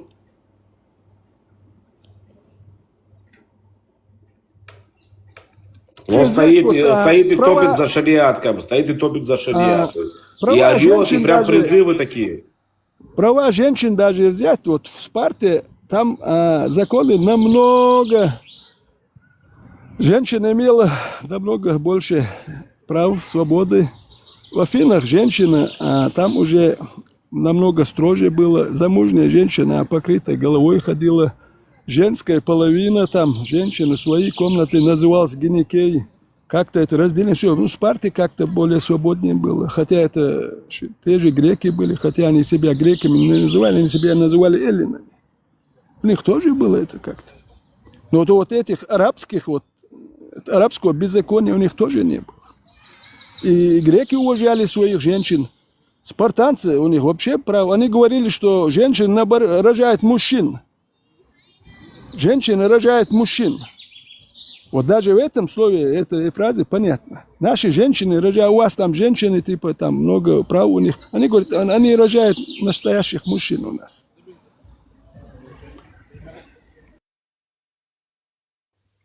Ветеран, ты со всем уважением, у меня вопрос другой, вот немножко другой. Почему Европа позволяет им вести себя и вообще им кричать о каком-то шариате, где притесняют тех же самых женщин, где в демократии это не дозволено? По какой причине Европа позволяет им так выражаться? По какой причине это демократия? Вот я хочу понять, что это такое. Это должна быть такая демократия? До точки кипения еще, мне кажется, не дошло. А вот эти, которые не умеют, понаехали, вот эту температуру они потихоньку поднимают. Но когда дойдет до точки кипения, я думаю, здесь народ уже тогда... Ну, пока еще... А где точка кипения? Должно происходить, как в Израиле, чтобы почувствовали на своей шкуре? Где их нет точки кипения? Теперь же что? Я должен им желать, чтобы у них произошло то же самое, что происходит у нас?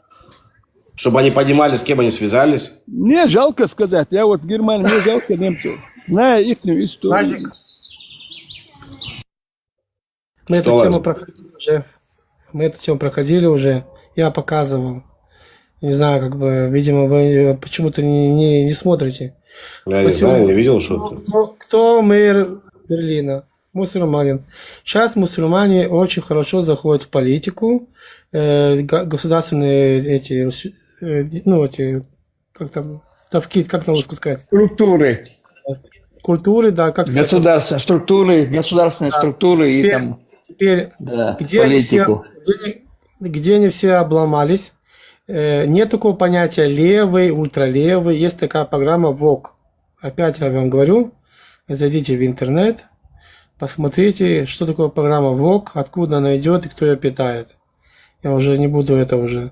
Теперь, когда идут выборы, очень много партий есть, именно мусульманские партии.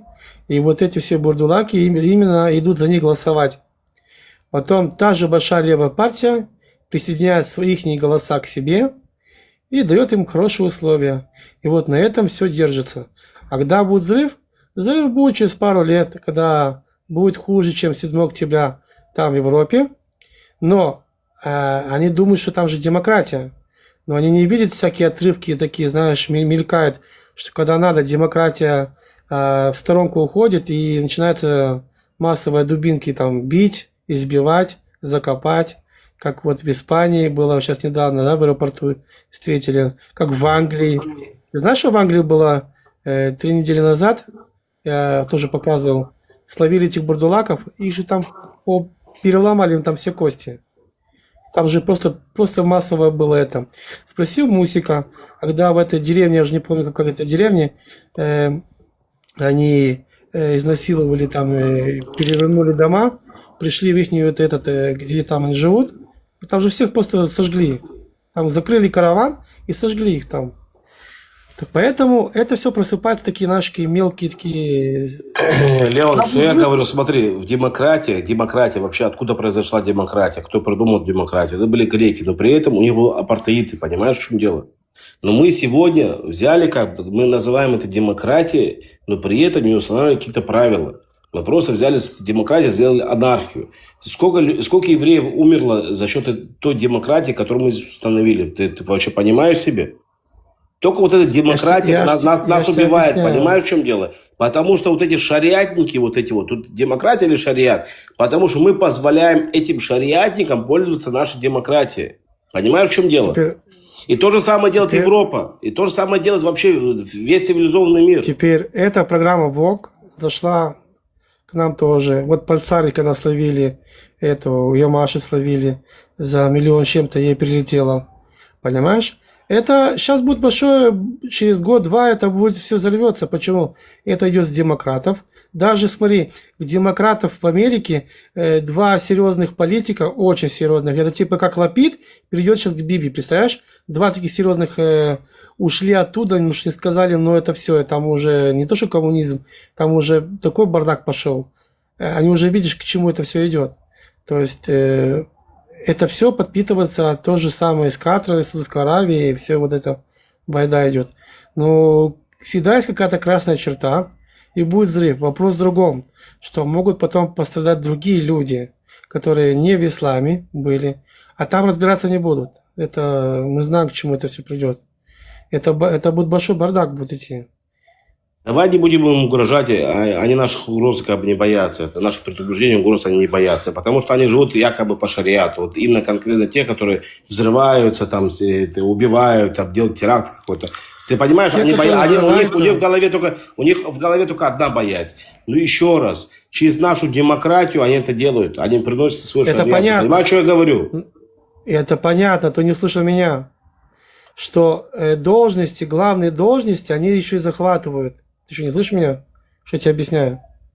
Они уже играются этой демократией. Бюрократией.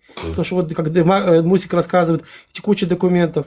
Допустим, там есть бюрократия, но они еще больше ее растягивают, потому что, вот спросил там у того же Мусика, там на главных должностях и уже сидят бурдулаки. У тебя в Гаге судит самый главный вот этот из Ливана. В Гаге. Его словили, что он спит со своей этой секретаршей, сейчас, да, наши словили, и что это ему давали деньги. Что-то с ним сделали? Ничего. Да, это же работает со всех стран. Спецслужбы, интересы, большие деньги. Например, у вас же тоже много есть со всех стран люди, которые понаехали с гражданством, которые в политике работают.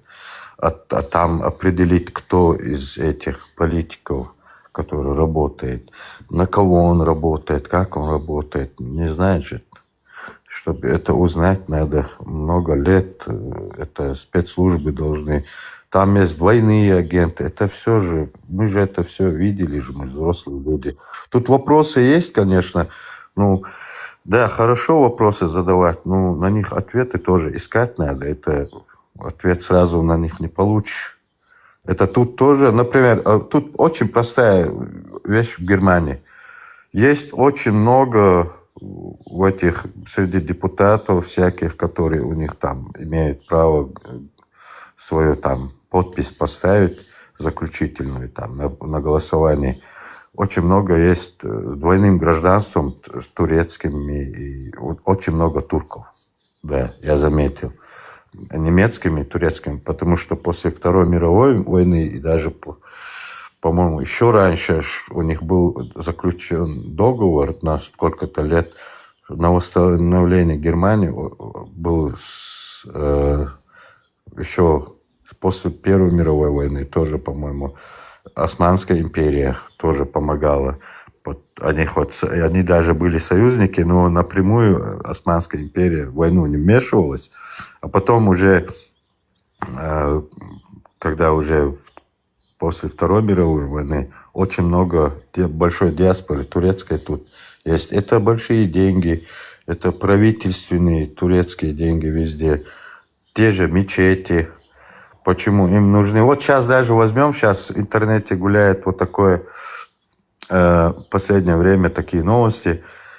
Например, Армения хочет там Евросоюз там экономически войти, а до этого она евроазиатский, ну там в этом союзе была, короче, чтобы она, ну как бы их пример не выиграл, этих сейчас 7 июня будет у них выборы, чтобы они не победили.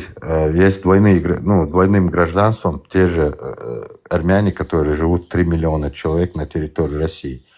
Вот. Из них там, допустим, 30%, например, имеют право голосовать. У них есть там армянское гражданство, например. Они могут полететь там, голосовать какой-то процент. Я слышал, на это есть даже выделенные, финансированные. Вот так же влияние везде. Экономика, деньги везде. Рынок, дороги очень. Сейчас же дорого, много чего стало за этих войн. Например, этот пролив, который вот где Иран, Армурский пролив, как бы, если так определить, по-экономически очень большие деньги, чем этот караван с вот тем же самым продовольствием будет вокруг земли круг, чем делать, там месяц-два плыть, а он за неделю проплывает. Деньги везде. Где деньги, там всегда найдется человек, который продаст. Такая же ситуация у вас тоже. Это везде. Даже возьмем, у вас вот теракт был вот это 7 числа. Это 3 года назад было, в 23-м году, если я не ошибаюсь. Вот. Там, конечно, без предательства это все не случилось. Это всем понятно. Также в Германии... Там случилось то, что, знаешь, не предательство, ну, сказать, как бы бескалатность. Халатность, ну так скажем, да. Халатность. Халатность не поверили. То же самое, только в другом руке. Понимаешь, нет, также халатный в Германии тоже. Один письмо пришло, если он на это внимание не обратил, все связано на документах. Письмо не пришло, ну, например, пришло, он, например, там, замминистр. Он поехал куда-то гулять, не подписал его вовремя. Время прошло, другие там успели это сделать. Также это длится, откладывается на год. Смотри, Мусик, дам тебе пример. Сейчас идет расследование, и то это не расследование, считается не расследование, но уже столько выплыло. Поднимает генерала, дает ему документы, и он говорит, а он отвечает, пишет, да ладно, ничего не сделать, мы же их с говном сравняем. Они же прекрасно понимают, да. Это просто так, пускай бегают, там уже, ставь уже, знаешь, надоели. Они просто хотят большой войны, чтобы опять Европа и Америка нас орала. Вот, типа такого, знаешь. И в конце концов не поверили. А теперь это бесхалатность, поэтому их уволили, там, сделали там по закону. Халатность, братки, это халатность, да. Но там было очень много ситуаций, которые просто там явная халатность, да, именно как бы есть, ну, берут интервью людей, и видно, что вот звонят, жалуются, и это просто сидит какой-то диспетчер, как бы, да, чтобы вы понимали. Сидит диспетчер, как бы, и он вот так вот реагирует и никуда-то не переводит. Это называется халатность. Ну, это есть, как старые поговорки, но должно были донести это сообщение. Вовремя не подковали лошадь. Да. Лошадь там поранила ногу. Не донесли донесения, проиграли войну. Все, вот там по соседству получилось. Такая же ситуация. Когда донесли, то стоит, знаешь, левак причем тоже. И говорит, да ладно, ничего не будет, мы же с говном сравняем, они же прекрасно понимают, к чему это придет. Мы же тут газу просто пройдемся по ней. Вы понимаете, вот такая, а те прекрасно знали, но у них была другая стратегия. Они знали, что мы так отреагируем, но это исламская вот эта стратегия.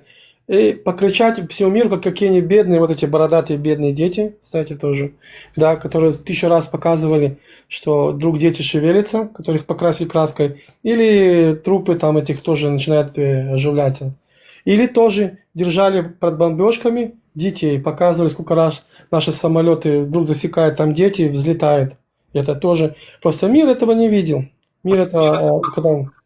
Сколько раз наши вертолеты подлетают, видят там сдалека, да, или беспилотник показывает отмена, ну что там дети. И когда я был боевых тоже, сколько раз я видел, они просто привязывали к себе этих детей, чтобы мы не могли туда стрелять. У нас было 1000 раз отмена. А человек был очень нужный.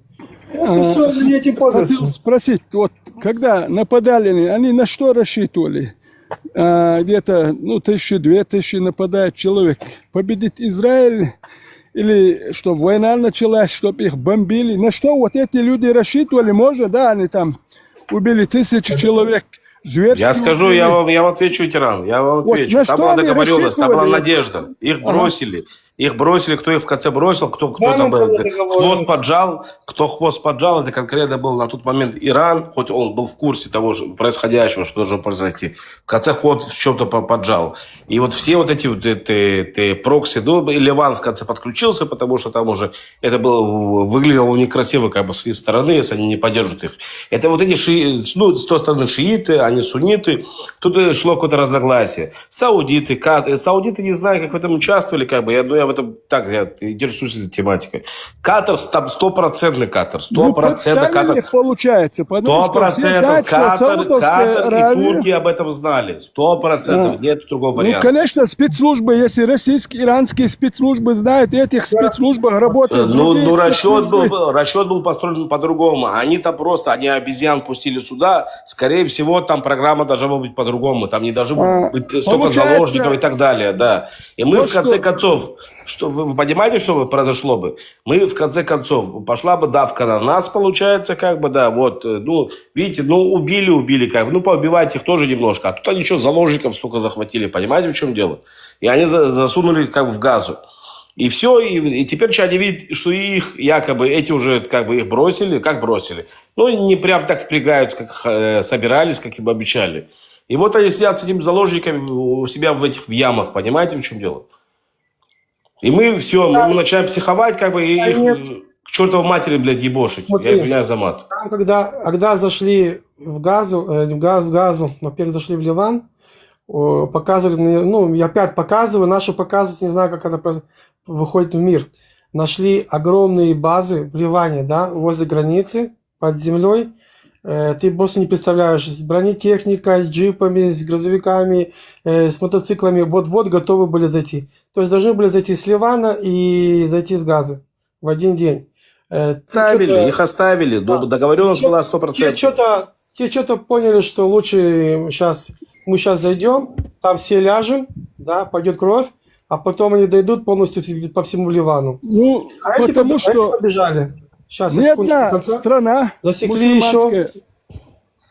Мы же знаем, что никто не заступится, ни Саудовская Аравия, и Иордания, там Сирия сама воюет. Там видно, что никто не заступится. Турция не вступит в войну, это же видно-то. Подставили. Нет, тут надо было поорать. Как работает стратегия? Они поорут, были митинги во всей Европе и в мире. Бедные дети с Палестины сразу. Голод, когда там голода не было. Да? И все, чтобы нам санкции нам влепили, чтобы нам войну это остановили. Но Биби сказал, я буду готов под санкции, я готов под всеми условиями, но я сделаю, он первый же день сказал, я поменяю весь Ближний Восток. Это же первый же день, когда он сказал, что у нас будут боевые действия.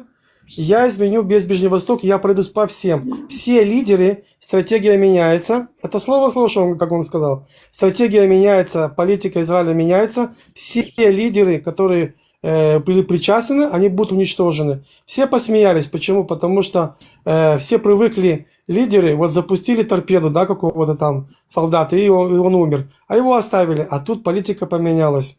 Тут начали уничтожать всех. Я что хотел привести? Пример... Аналогию привести, что с нами, как поступили. Нападение на Дагестан, то же самое, может какие-то отличия есть, но то же самое. Нами же тоже руководили, чеченцы же не сами Дагестан. Чеченцам в Дагестане делать нечего. Мы туда не полезли, Ауховский, Новолакский район отбивать, нет. Не сами чеченцы, нами же кто-то тоже руководил-то. Хорошо, да, ветеран, но здесь людоед обманул людоеда, понимаете? На помощь никто не обещал, там ни одна страна не говорила, что нас заступится оружием, как Хамас, нас никто не снабжал. Как Хамас за несколько дней до нападения на Израиль Путину поехали встречаться. Иран как гарант тоже там, Хизбалла, у нас же никого, союзников не было, но нас тоже подставили. И представьте, нас подставляют, мы готовы согласиться, что нас будут уже потом бомбить, и мы жалуемся, что нас бомбят. Представьте, вот сами лезем, что потом говорит, что видите, нас убивают бомбят. Кто свой народ так подставит? Но если чеченцы готовы некоторые подставить, что вот специально идут на поводу, им финансировали, там кураторы за рубежа, вот такие чеченцы были у нас, которые брали деньги, у арабов брали, у русских брали, как пример Березовского, у Дугов просит у него, что типа не доплатили. Если доплатили полностью, было бы нормально. Если 2,5 полностью выплатили, все было бы нормально. А то, что там чеченцев будут потом уничтожать, его мало, он-то в Турцию сбежит и свою семью заберет. А они, чеченцы же не могут все убегать. Вот я вот хотел вот прийти к тому, что вот пример привести Чечни, вот то же самое я как-то хотел. Может, неудачно. Пример, почему не схож, я вам объясню. Потому что вас получали, обманывали с двух сторон. Как бы. Вас сначала сделали мусульманами, и через ислам этот, как бы, получается, вам обещали, что вам помогут. У нас здесь, они все между собой мусульмане, как бы, им говорят, что им помогут нас убивать. Понимаете, в чем дело? Там ситуация чуть-чуть она разная, как бы, да, это не то же самое совсем. Не чуть-чуть, а прям она такая, совсем разная эта ситуация. Ну, я к тому, что палестинцам эта война не нужна народу. А вот Хамас, они же изотели. То же самое чеченскому народу эта война не нужна была. Чеченскому народу война не нужна у них была. в голове 48 года, потому что те арабские страны, которые получили свою независимость на территории Палестины, на территории, завоеванной сначала там и турками, потом и англичанами и так далее, на той территории, они хотели еще одно государство построить. Но это государство, оно было совсем маленькое. Оно как бы, вот те арабы, которые уже получили свою независимость, они были с этим не согласны. Они в 48 году их позвали к себе, и все. Я к тому, что Хамас готов подставить свой народ, потому что они финансируются, работают интересы не палестинского народа. Ну и у нас нашлись такие же люди, которые были готовы подставить чеченский народ. Вот в чем дело. Вот, и как Хамас, у нас тоже свой Хамас был. Они готовы были подставить свой чеченский народ, брали деньги, работали в интересах со спецслужбами всякими. Вот чтобы из среды чеченского народа выделить эту часть, которая радикалистов, я что хочу сказать, как Хамас у нас тоже есть такие. Вот чтобы их отделить от народа, в чьих интересах они работают, но не в интересах чеченского народа. Потому что все действия потом приходится расплачиваться народу. За все их ошибки, за все. Ибраим, тут другая проблема. Тут проблема в том, что когда 7 октября, например, пример даю, да, случилось, скажем, там полгаза было. И все мирные жители Газы раздавали конфетки. Почему? Потому что все, которые живут в Газе, они есть Хамас. То есть каждый житель какого-то дома, он находится в Хамасе. Теперь им платишь за это деньги. Это раз. Два, они в школах, опять же, ну это не показывали, в школах там оружие, в детских садиках. У них с детства их учат убивать евреев, христианин. Там, кстати, там целое это показывали рисунки. Вот приходишь в садик, у тебя рисунок, ребенок убивает еврея. Спектакль, ребенок убивает еврея. Также ракеты. Они с детства уже это обучают. Там уже заряжено все вот это общество. Нету там, кто-то кого-то подставил. Стратегия шла на то, что разжечь огонь. Опять исламская вот это их гнусная вот эта стратегия. Это, поднять скандал в всем мире, какие мы бедные и несчастные. И чтобы весь мир поддержал. Когда началась в 1948 году, когда голосовали, сказали Израиль и Палестина, арабы сказали, постойте в сторонку, да, мы сейчас захватим Израиль и дадим вам страну. Но у них не получилось. В конце концов, сектор Газа, это же была египетская страна. А когда они Иерусалим, пол Иерусалима держал Иордания, не было никаких палестинцев. Не было темы это палестинцев, потому что они там же зарубали бы их там всех. Там так и было, кстати, в Иордании, когда на короля палестинцы сделали переворот, или когда в Египте сделали переворот, в Ливане гражданская война, это тоже те же самые палестинцы. Понимаете, им было просто выгодно держать эту бомбу на нашей территории. А сейчас все, вот уже дошла красная черта этого пика, и все меняется, и все будет меняться. Сейчас только все начинается, это только начало всего. И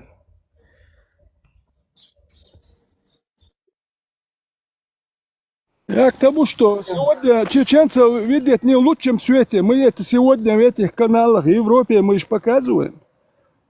Нас не в лучшем свете, не в ярком свете видят чеченцев. Что про нас хорошее мнение, что ли? Нет. Надо, я сравнил, я понимаю, надо сравнивать. Потому что люди, которые полезли в Дагестан, что они об интересах народа думали? Нет, конечно. На кого они работали? На спецслужбы. Хамас это на кого работал? Тоже на спецслужбы. Думали об интересах народа. Там ямы, туннели накопали они. Думаем, мы там спрячемся, там Израиль чуть побомбит, уйдет, у нас еще заложники, они задние дадут. Как Путин тоже думал, за 3 дня не получилось, уже 5-й год идет. вам надо поднимать все больше эти темы, вот это мое мнение, да? Вот как в тот раз вы подняли про трагедию, когда вот первую чеченскую. Вам надо поднимать вот эти эфиры все больше и больше, потому что люди это не знают. Они не знают. Защищать себя там, типа мы чеченцы, нам как-то не надо сравнивать. Надо сравнивать. Потому что мы это на себе то же самое ощутили. Как мы что, в сторону хотим отойти, что ли? Потому что в следующий раз тоже повторится у нас.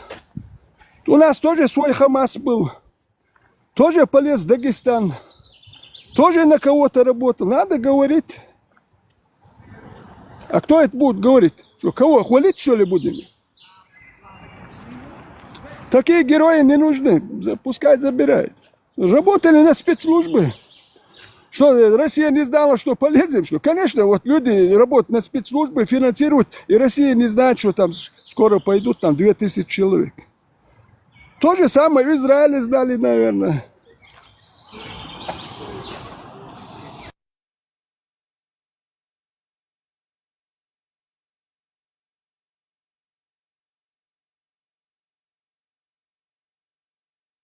Мое мнение, вам надо больше поднимать эфиров, как вот Zero поднял пару дней назад.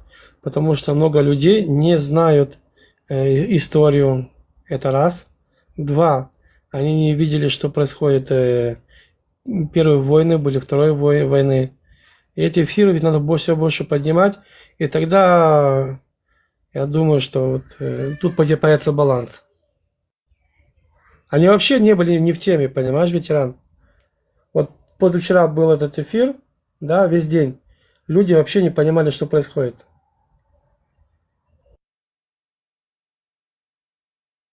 К тому, что боятся говорить правду и страховаться, сказать правду за свои слова, там, боится что-то сказать. Страховаться. А где ты должен сказать правду, люди ждут, что ты правду скажешь, а ты боишься. Подбираешь слова, вот это можно, мне это нельзя, не.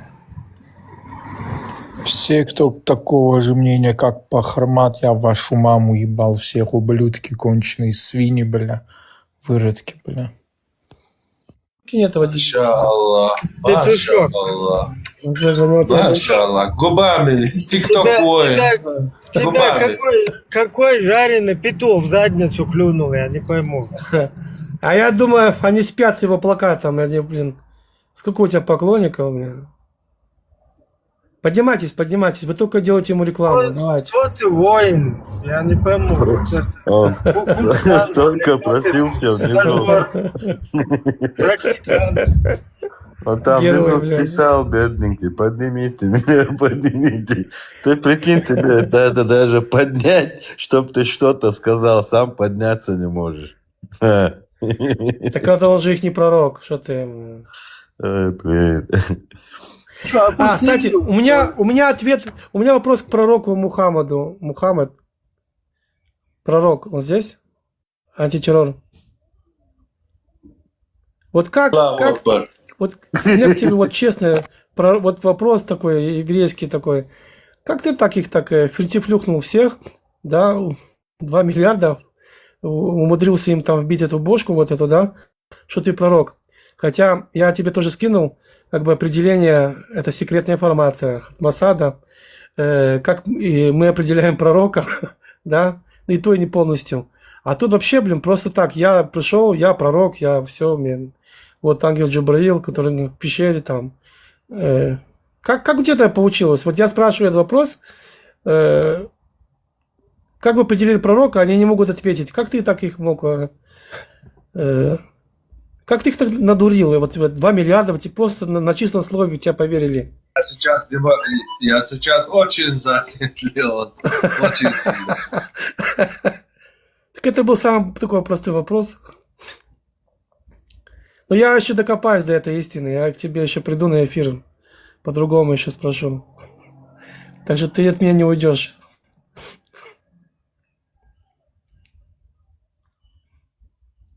Представляете, вот я спрашиваю мусульман, как вы поняли, как вы определили, что он пророк? Один мне рассказывает, но он же не врал, это раз, он классный пацан был, вот, и он что-то там чистый был. Я говорю, это получается, если я не врал, я классный пацан, да, у меня есть поддержка, так я буду вашим пророком? Говорит, нет.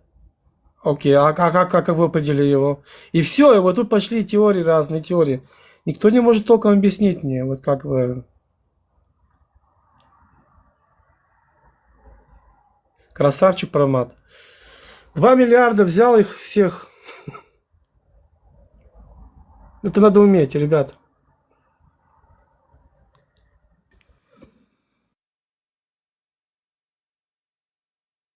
Они даже самую простую вещь не могут объяснить. Вот самую простую вещь, как они определили, что он пророк. У меня, кстати, очень много вопросов. У меня вот вопрос есть к этому. Я не знаю, никто, по сути, ни мужчина, ни чеченец, самозванец какой-то вот есть. Пахармат. Девочка, такой реальный петух тебя. Короче, кто себя чеченцем, ни тот, ни чеченец. Это, короче, два осетина. Вот есть небольшая часть среди осетин мусульман. Вот появление мое меня очень сильно поддержали не мусульмане, осетины. И они начали своим знакомым мусульманам, своим осетинам, меня рекомендовать. И у них полностью пердак взорвался. Это я тебе скажу, что ни у одного, даже у чеченцев и у дагестанцев так пердак не подгорел, как у осетин мусульманской части. Вот эти двое сегодня весь день бегают в каждую группу, куда я захожу, вот горит у них так. Острое поели, наверное. Это я вчера зашел на эфир, там, кстати, был довольно такой, на удивление, более грамотный Абдуллашка. Да, он даже рассказал мне про Палестину, что там римский император. И я ему такой, наконец-то грамотный. И я вопрос задал, мой любимый вопрос, первый вопрос всегда, да, как он определил, что Мухаммад пророк.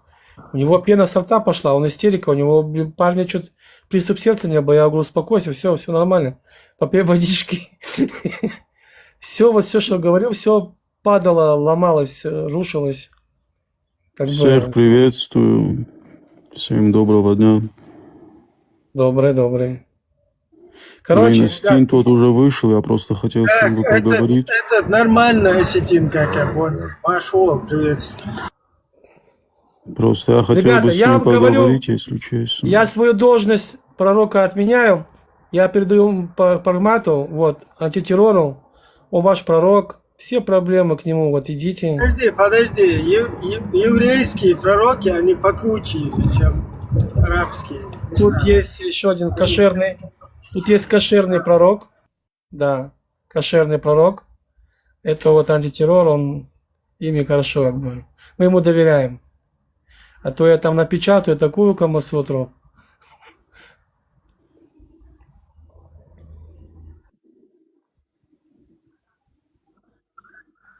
Ибраим, халвахкал, бухал.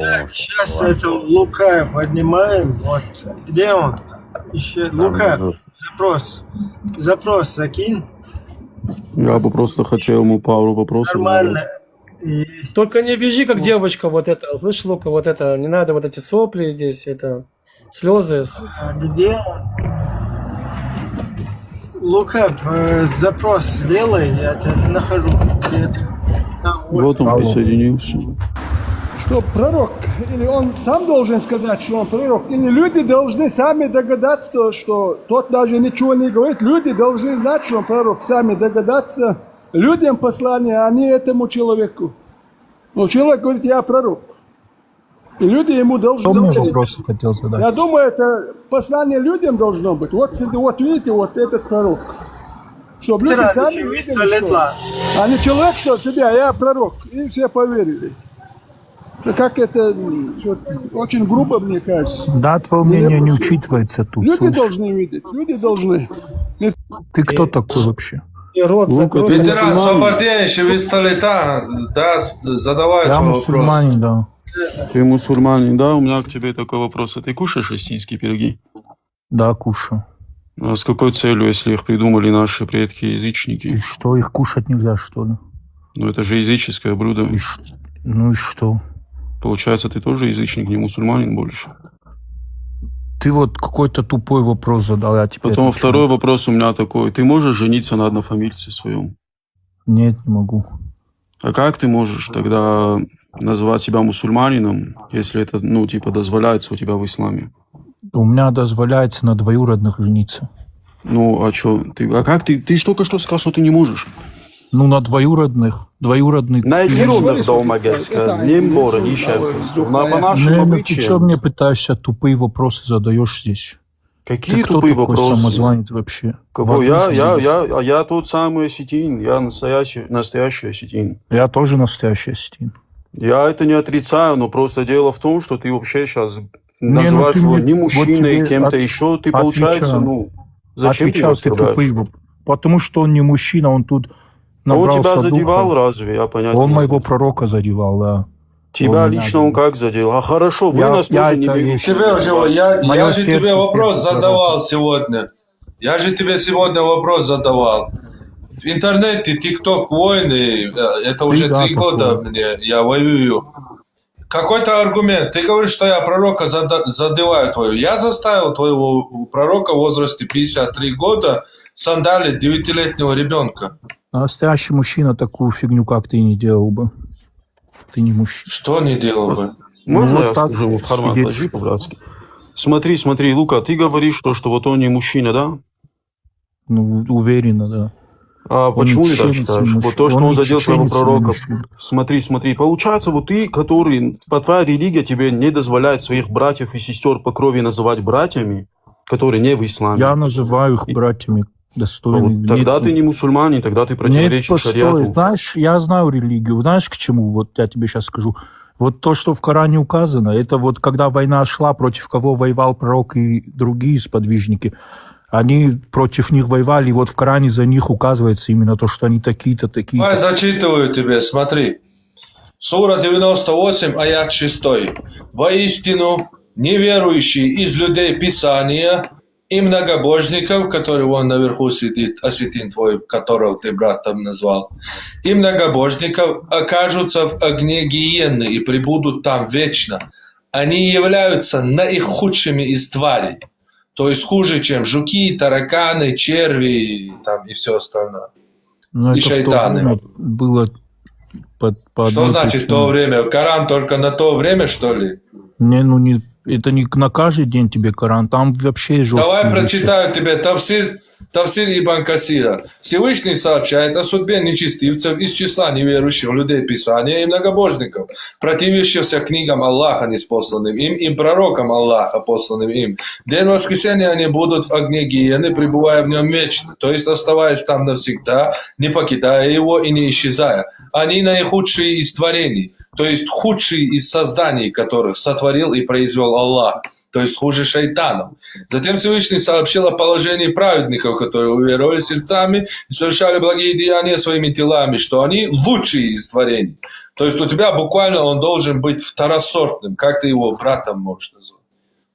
Ну, не все, короче, то, что По-новому Ну сейчас, так, 21 можно век, и на седьмого один века. аят Корана и насрать, да. Ну, На это И сура 9, аят 29 тоже Это в говорит, каком не веке? В сражайтесь с 7 теми веке из было людей Писания, по-другому. которые... Сколько Так я веков прошло? тебе открою новость, Лука. Весь Коран и весь ислам в 7 веке Потому что война сформировался. шла, и вот жесткие аяты посылались вот из-за этого. Понимаешь?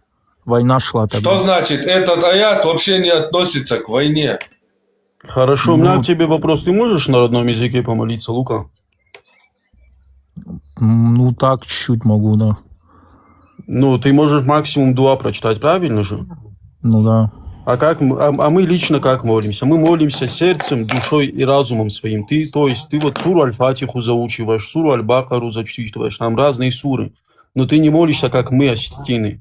Что нам даровал Бог? То есть ты отказался от осетинского, У каждого понимаешь? своя вера. А почему отказался? Христианство Алланы первые приняли вообще-то, если ты не Не знал. первые приняли, не все приняли. Ну, на Завтра, Руси, если завтра Лука, если на завтра Руси Лука первые наши в предки. Саудовской Аравии появится Курайшит, объявит халифат и начнет джихад, и они, мусульмане, придут в Осетию, будут не мусульман, осетин, как пророк приказал, как сподвижники исполняли, как в Сунне описано, как в Суре 4, аят 24 описано, возьмут вот этого наверху осетина, не мусульманина, в плен, завяжут его и будут с его женой заниматься сексом, сделают его жену, А возьмут ты уже себе, унесут в преувеличиваешь. пустыню. Не будет, во-первых, Чувак, уже если такого. ты свою религию не изучал, это не Я мои свою проблемы. религию На знаю каждое... наизусть полностью, все Ни знаю. хрена ты своей религии Ты не ничего знаешь. не Каждое знаешь. мое... Хорошо, тогда Ты такой даже не вопрос. знал, что Начнется у такое нас дом война. Аллаха, ты Подожди, неправильно толковал просто. Фиапи. Назови книгу про ислам, одну любую книгу про ислам, которую ты прочитал. Я вам все главные книги прочитал, около 7. Одну книгу назови, которую ты прочитал.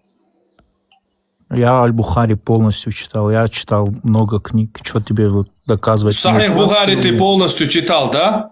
Полностью читал. Ты не читал там 56-ю книгу военных походов и джихада?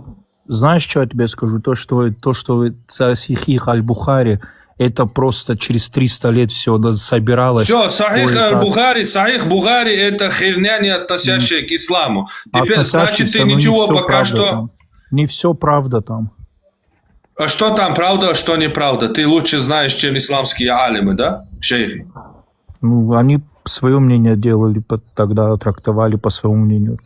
Хорошо, почитай Что китаб значит трактовали? Аль-Футур. Они тебе собрали эту книгу, систематизировали ее, выбрали оттуда по каждым биографиям передатчиков, выявили там надежных и ненадежных, и передали именно те надежные и достоверные хадисы в укороченном вот этом сборнике, которые являются все достоверными хадисами. Что ты несешь вообще? Если ты мусульманин, если ты мусульманин, будь мусульманином. Не надо мне тут полупокером тут быть. За веру жизнь отдам, а ты не чеченец, не мужчина, ублюдок обычно. Короче, пошел ты на... Ну ты не понял, надо, короче. короче. Сын шлюхи, блин. Свин, бля. Я твою маму ебал, хуй, бля. Тебе в аду гореть, бля, свин, бля. Могильное учение, знаешь, ублюдок. Тебе вот... Да не надо так говорить. Зачем ты так говоришь? Я понять не могу. Улетел, да? Не знает, что они будут гореть в аду. Ибраим в курсе, Ибраим, а? Во-первых, на 70 лет. Ибраим с Пармотом в курсе, что они в аду будут гореть. Ребят, Они снова уже здравствуйте. говорят, их внешность, голос Всевышний Аллах уничтожил у них. Я насу на ваш ад и потушу его. Ни капельки человечности. Вы адалбилбас, люди, похожие на людей. Но не люди, а Матершинник, который сейчас лично матерился, ты, Ибраим, каждая короче, Пармот, вы два... матершин пошел нахрен отсюда. Каждая Ребят, матершин здравствуйте еще раз. Обратите внимание, вас они на снова 70 лет от рая и приближает на 70 лет к аду приближает. Каждое матершинство, вот этот, который зашел, я когда вообще вот этот истинный ислам его изучал там, ну, как бы, не в смысле изучал, а ознакомливался с ним, да, вот через вот этих балаболов.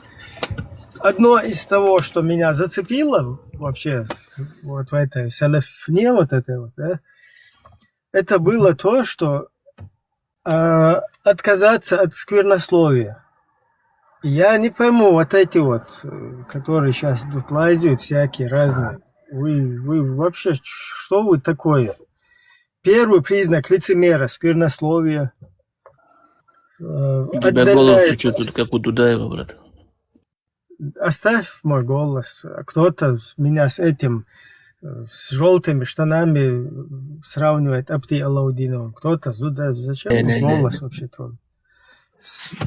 Вот этот ислам, да, когда я изучал, 70 лет от рая отдаляет, приближает к аду. И первый признак лицемера. То есть одно из того, что меня подцепило, да, из таких этих, это вот одно это было. Отказываться от сквернословия. Пока то, что всех будулаков, которых я вижу здесь в интернете, ни один будулак этому не следует. Я не понимаю, вы вообще кто вы такие? Какой у вас нрав? Как вообще, на что вы основываетесь в своем будулачестве? Это? Вообще я не могу понять вашу логику. Здравствуйте снова, ребята. Бхармат на другом, наверное, или на этом стриме видел. Я, кстати, хотел обратить внимание, еще никто в таком количестве, как те, которые себя называют якобы верующими, набожными мусульманами, в таком количестве не оскорбляет даже на просторах ТикТока чужих родителей.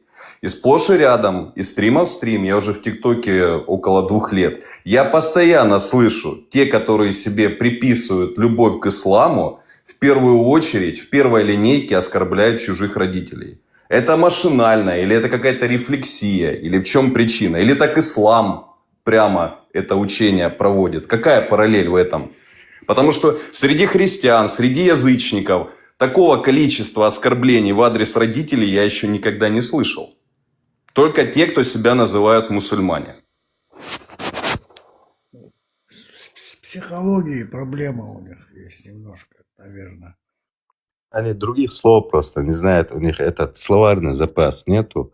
К другому не обучались. И знаете, что еще? И мужеложество. То есть они анальные любят утехи. И они часто это применяют в своем обиходе. Я на это, кстати, тоже обратил внимание. Когда у них подгорает пердак ихний, они очень сильно на это любят делать акцент. Ну, понятно, что арабы мальчиков всегда любили. Это так, традиция у них сложилась. Девочек закапывали, да? Девочек маленьких только любили. Закапывали они. Видели, наверное, видео, у меня в Инстаграме залетело на 3 миллиона просмотров, когда у нас газеты «Ассалам» раздавали. И я к ним подошел, кстати, я поссорился очень сильно, у меня даже суд из-за них был. Извини, что перебиваю. У них всегда, пока в народе их меньшинство, у них всегда такой импотентский ислам. Типа, это тогда было, когда... А когда же становится большинство, вот тогда начинается война против своих же. То же самое и чеченцы делали. За Шамилем бегали, своих же чеченцев убивали, язычников.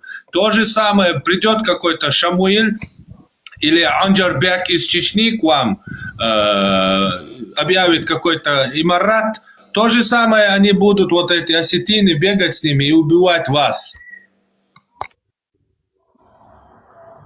У меня просто залетело видео, за что я хотел сказать. Может, вы видели, как я докопался до дагестанца, который раздавал у нас «Ассалам» газеты. В итоге я к нему подошел, я его спрашиваю, с какой целью ты их распространяешь здесь. Я, говорит, их продаю, зарабатываю на них. Я говорю, ты знал то, что здесь не все мусульмане, и не надо здесь этим заниматься? Ну, а что, говорит, типа, говорит, я, говорит, их просто раздаю, говорит, эти, говорит, деньги идут, поступают, говорит, на благотворительность. Я говорю, на какую благотворительность, расскажи более подробнее. Он ничего не мог рассказать, объяснить. Я ему говорю, пойдем со мной вместе в мечеть, и сейчас с нашим муфтием поговорим, если ты прав. И он говорит, нет, говорит, затем я выложил уже это видео и сказал, типа, вот знаете его на лицо, этого черта, кто он и что он, какие газеты у нас распространяют.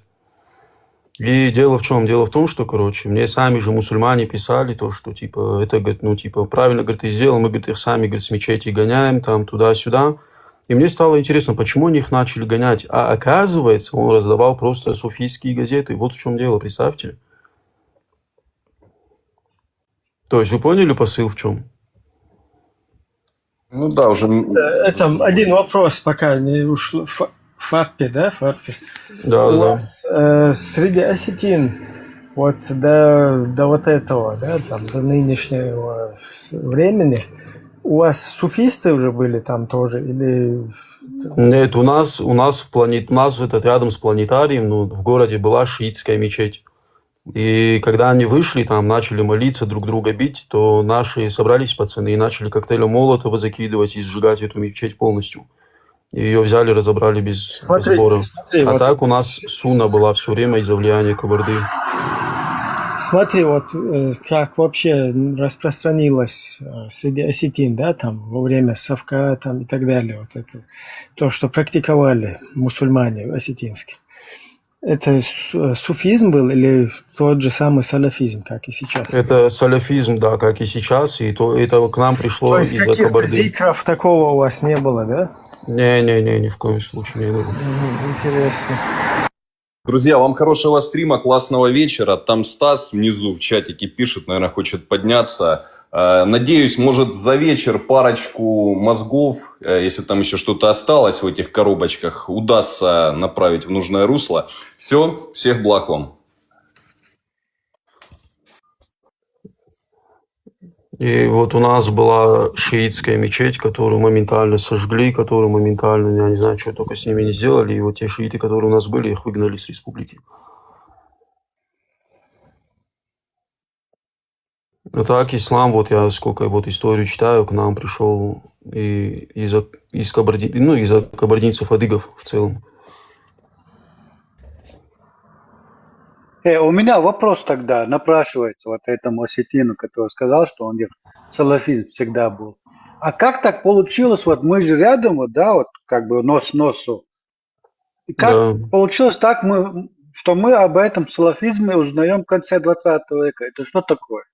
Ну, смотри, какой момент? Такой момент, то, что если ты знаешь, что род буржитов, мамлюков, адыгского султаната, которые правили в Египте, они как раз-таки были салафитами.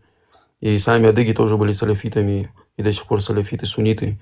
И из-за них как раз-таки у нас и распространилось это ханафитский масхаб. А я, насколько знаю, Чечня и Дагестан – это аш-Шафи, следует имаму аш-Шафи, а у нас ханафиты. Я понимаю, но как получилось... тарикаты. Нет, Памад, я понимаю, но значит наши прадеды или наши прадеды знали, что вот в Осетии есть вот такой, да, вид ислама. Получается. У них в запасе еще есть много чего припасенное. 73. То есть, зная, что там такой ислам, наши прадеды его как-то не приняли. Как это получается? Или не знали о салафизме?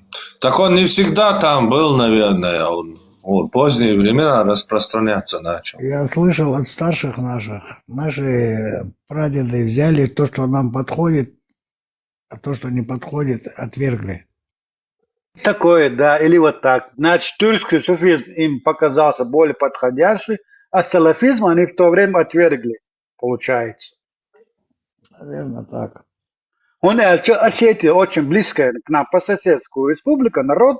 Я не думаю, что наши прадеды как бы не состыковывались, не общались, я не знаю. То есть не может быть такого. Общались, почему бы и нет, очень много общались. Также и со стороны Осетии были наибы в отряде и шейх Мансура, и в отряде и наиба Шамиля, Шамиля вообще в целом. Всем хорошего дня, ребята. Хорошего дня, Лев. Я на что намекаю, вот, я просто гипотетически говорю, что может быть наши чеченские прадеды вот зная осетин, общаясь с ним, знали, что они салафиты, но при этом придерживаясь тюркского суфизма. То есть, и если мы в то время даже не приняли, получается, что сегодня то, что у нас вот так распространяется дома, понятно, что через российскую вот эту пропаганду, это понятно, что они там мечети нам строят, присылают нам мулы эти салафитские. Я к тому, что я всегда думал, что в Чечне и вот на этом Северном Кавказе, что только знали один тюркский суфизм. Я вот первый раз слышу, что осетинов салафизм был. Вот первый раз слышу. Для меня это тоже культурный шок, если честно. Не, там и у дагестанцев вот этих вирдов не было. Не знаю, у всех или нет. То же самое у этих, у адыгов, как вот он говорит, там тоже вирдов вот этого движения там нет.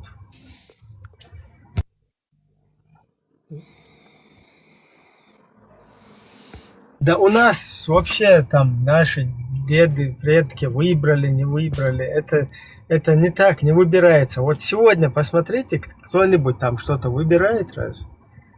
Там никто ничего не выбирает. Просто вот так потихоньку это до всех распространяется. И потом все начинают на себе тельняшки рвать. Говорить, что мы все из детской кроватки я уже был там салафитом, мусульманином. Я раньше, как вот армян говорил, и армяне были до Иисуса Христа, короче, христианами. Начинают вот так на себе рвать. Я всегда был, я это был там.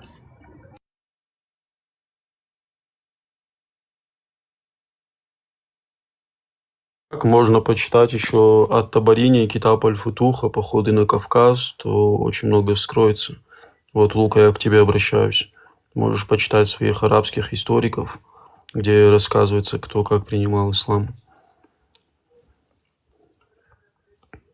Сейчас наш историк один, Руслан Бзаров, начинает загонять такую тему, то, что якобы аланы были тоже мусульманами, то, что они практиковали ислам, хотя нету ни одного подтверждающего документа о том, что якобы аланы принимали ислам. Они все время были против ислама. И ислам начал распространяться у нас максимум 250 лет назад. Аланы, говорит, были. Аланы никогда не были в исламе. Если ты, как ты можешь об этом утверждать, если возьмем даже элементарно брак царицы Тамары и Давида с Услана, когда сражались против арабов? Когда объединились дурзуки, это нынешние чеченцы, объединились там Сарир было христианское государство, и адыги. И воевали как раз-таки против арабских завоевателей. Если кто знает по истории, о чем я говорю, тот поймет, о чем я говорю. Знаю, я читал про это. Харвард, я правильно понимаю? Это возле, недалеко от Дербента, первая стычка у них произошла. Железных ворот, да, именно. Они там еще убили ихнего этого, короче, 40 туш. Эмира или кого-то, их предводителя убили они там. Так и было. То Потом есть- 12 лет мы держались на Даряльском нашем ущелье. Извиняюсь, что перебил, говорите. Не, ничего, все нормально, дискуссия.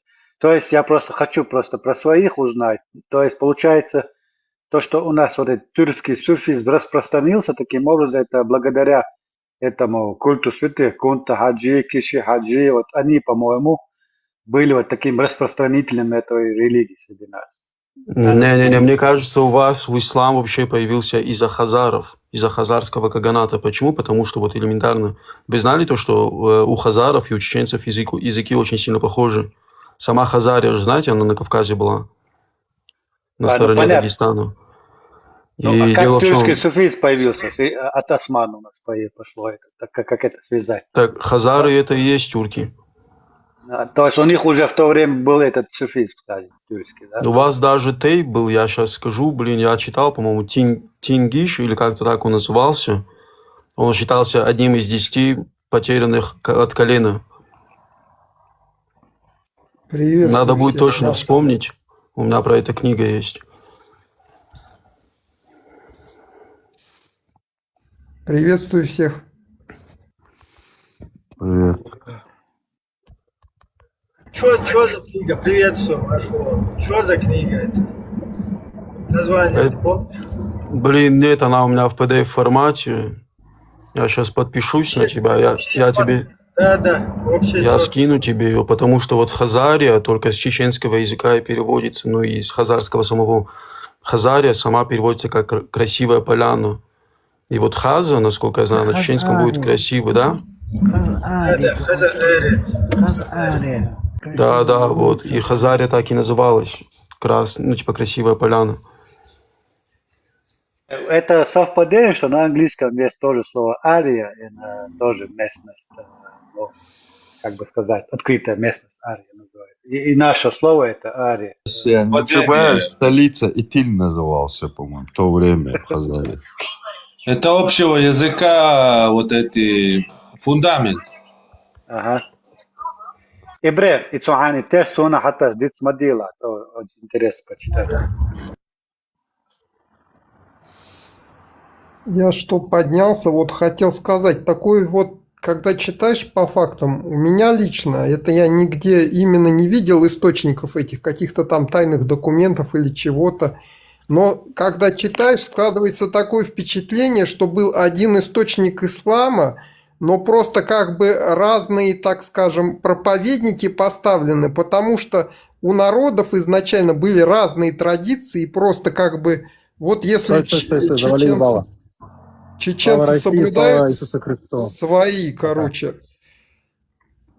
свои традиции, то им вот подстраивают ислам под их, чтобы народ как бы не отвергал. Если абхазы, например, чем-то по-другому, то туда как бы внедряют немножко другой ислам. Вот такое у меня впечатление в различии. Менталитет по культуре, да. Да. Да, чтобы иначе как бы власть где-то построит мечеть, народ скажет, что это какие-то пришлые, не наши традиции, и просто снесут, ну, будут сносить, да, начнут как бы так или иначе противодействовать этому. Вот. О том, что неприемлемо, они не будут говорить. Они это скроют. Если взять, допустим, их культуру, идеологию, когда рассказывают имамы, проповедь читают, у них есть специально свой этот. На каждая проповедь, они готовятся к этой проповеди, что говорить, что, какую проповедь проводить. Контроль и манипуляция, если нужно, над массой мусульман. В нужном случае использовать.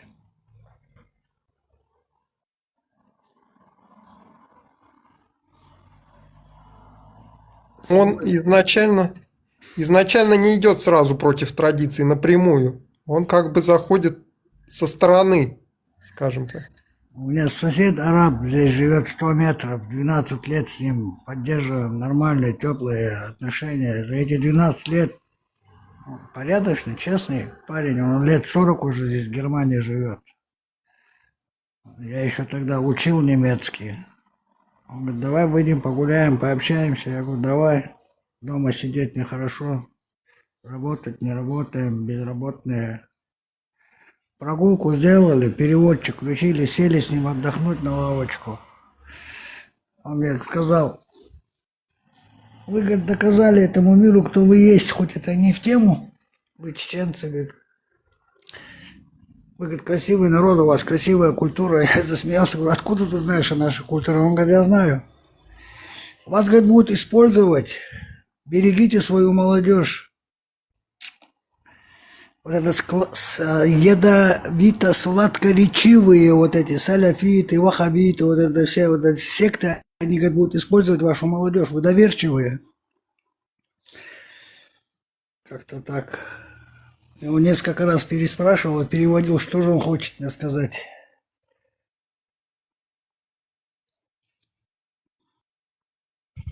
Я у них историю смотрел много, перечитывал, и всякие эти тоже. Про их там даже 20 века, 19 века, они друг друга перерезали там веками. Это опасные люди. Питан, Казахстан, Очень Казахстане, и питан дац, и питана травля шаек хадиоршу, что мет ханен даса ош Казахстан. И питан дац хадор, что метка и арбу махой махбуш. Сигар питан хадор душу не алдук. Сар хадица я штука.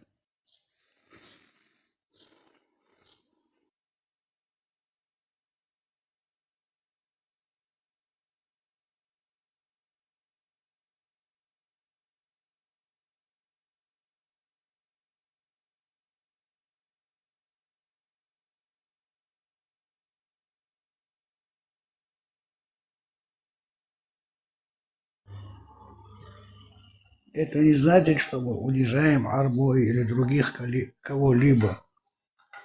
Мы уважаем их культуру. Если мы не будем уважать не свою культуру, мы не сможем уважать свою.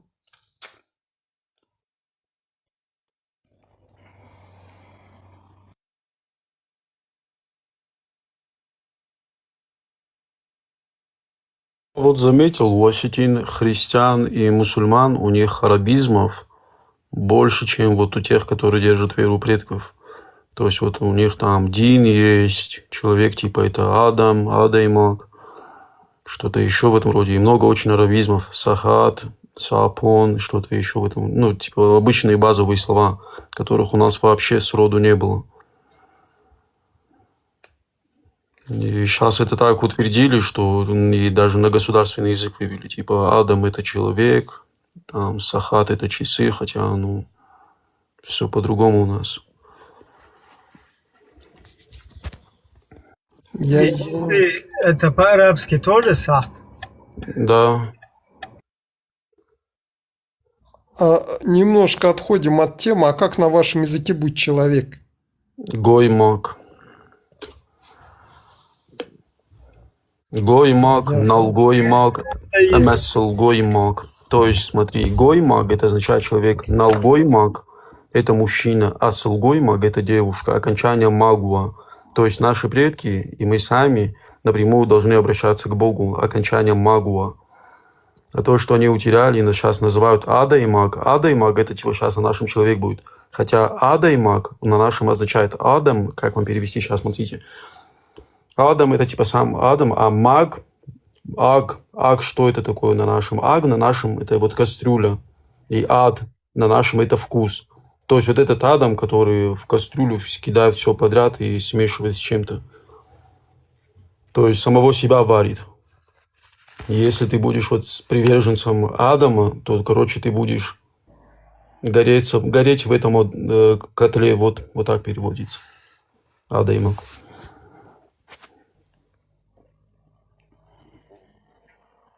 Вообще, разве осетины как-то какое-то отношение к исламу имеют историческое?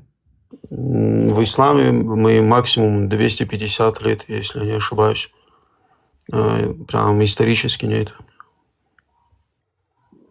Сколько процентов осетин ассоциируются мусульманами? Около 15-20%.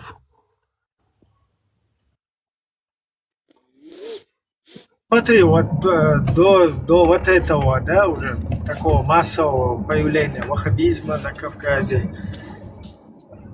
скажем так, более лучше уживались мусульмане и не мусульмане осетины. Есть какой-то... У нас был случай, вот есть мусульманин Лука, может, и знаешь, у вас даже, кстати, в Чечне в честь него село назвали, Кундухово, может, слышали. Это был Муса Кундухов, мусульманин, который как раз-таки с Владикавказа выселял осетин и заселял туда вообще непонятно кого. И он как раз-таки был против обычных осетин.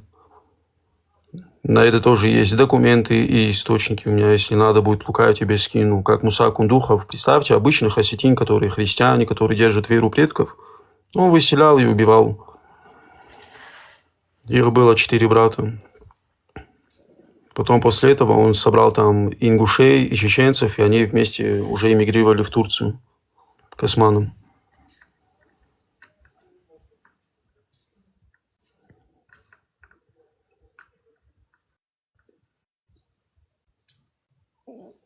Один человек, говорит, не показатель. Я тебе могу много таких источников привести, где как раз-таки полностью... Вот сейчас даже у нас, чтобы вы понимали, на нашем святом месте, Хэта-Гороще, хотят построить христианскую часовню. Зачем и для чего? И вот 7 числа мы будем ехать на эту рощу и будем... Ну, мы уже все разослали между собой, чтобы все собрались и были против этой часовни. У нас максимально хотят убить наши обычаи, нашу веру традиционную, и что только не делают для этого. Специально говорят, вот у вас ваши обычаи, там повод для выпить, для того, чтобы выпить, что-то еще в этом роде. И в таком ключе преподносится, как будто вот наши обычаи плохие, а ислам и христианство – это истина, вот так. А это у вас же там культура пирогов, правильно я понимаю, да, есть? Да, 3 пирога. Первый пирог у нас ассоциируется с Богом, второй у нас ассоциируется с Солнцем, и третий у нас ассоциируется с Землей. А когда похороны, допустим, бывают, то делают 2 пирога, потом и убирают Солнце, так как уже этому человеку Солнце не светит. И первая молитва у нас бывает за Бога, то есть мы молимся осетинским пивом и молоком, либо же водой. И вот от сердца говорим пока что Богу взываем, потом мы взываем к мужчинам, как сказать, у нас есть покровители еще свои, их 12 у нас, и мы взываем к покровителю мужчин и путников, то есть к Уастерджи. И затем уже за третья молитва у нас идет за человека, и потом каждый от сердца говорит свою молитву. Такой момент.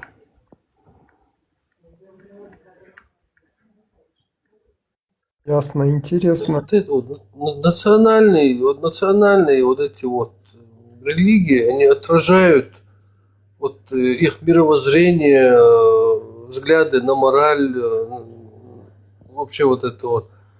И это же нормально, это правильно, потому что вот в соответствии с этим климатом, рельефом, ландшафтом, историей, своими взглядами, все это формирует свои вот эти традиции и взгляды на эту веру, да, в Творца.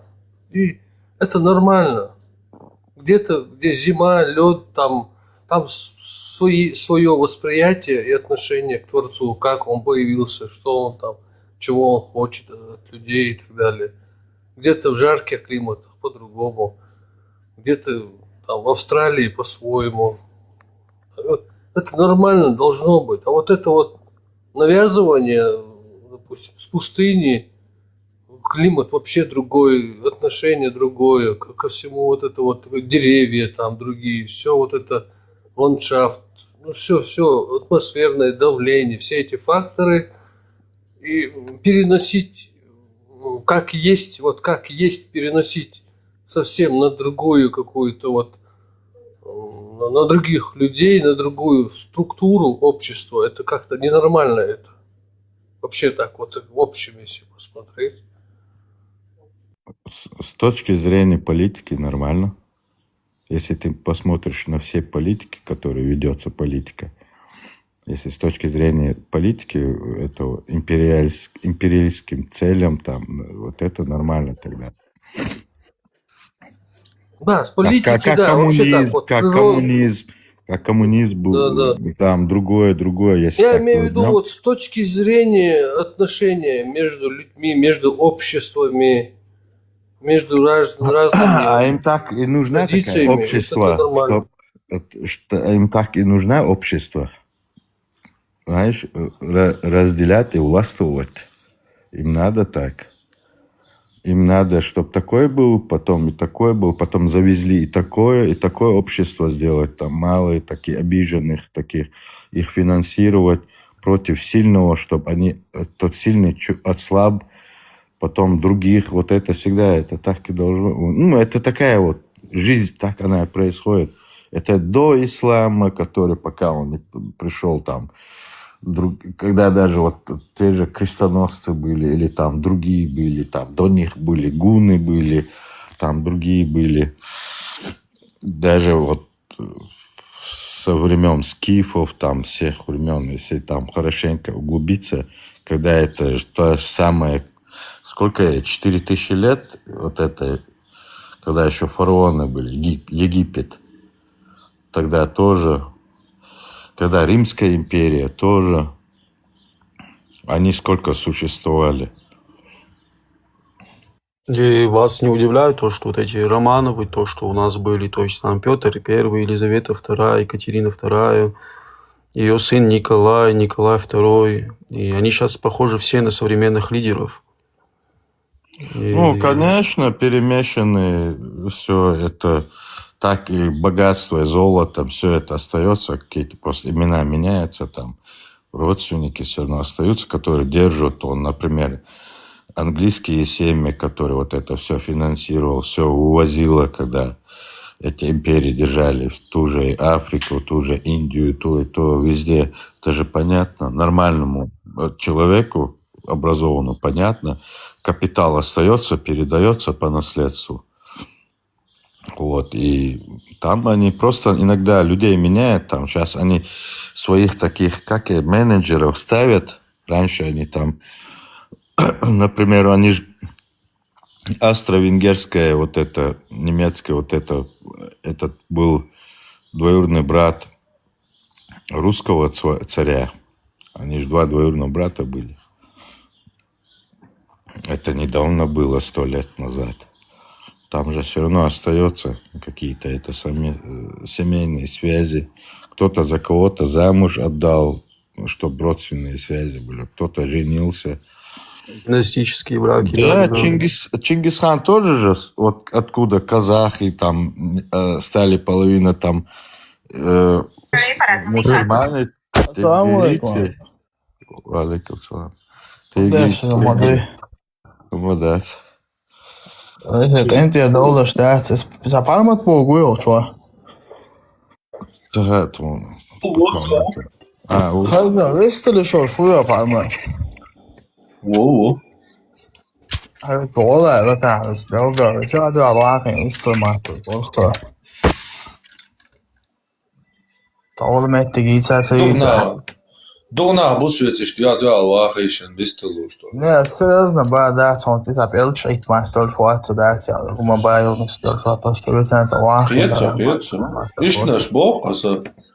Da хули ты если да дорога. Saīš mājās, audījus ezernaškā, ne, vecēnies. Очередь, блядь, есть очередь.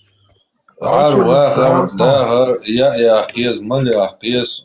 Bratā, jā, man liekas, ka jau помогатнее, с любого масолитом. Царешь, дерес. Мали, да, ничего проблем. Я своего Литва увидел. О. Вот Литва. Kan doğdu. Ik что хочешь, он товарищ, انت دوشه شويه داخل ناس العيار وضع по-любому да, فوش خيط روش فاهم. Да. Ассаламу алейкум.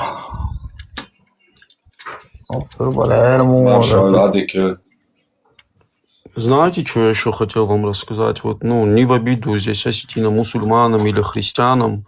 Вот сейчас они, сами могут это все подтвердить. Вот на осетинском мусульманин будет как пысылмун. На нашем будет пысылмун. Пыс на осетинском значит это, плесень вместе с хуана.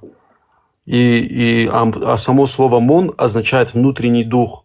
То есть плесневый дух переводится на русский. Христианин, священник, батюшка будет шауджин.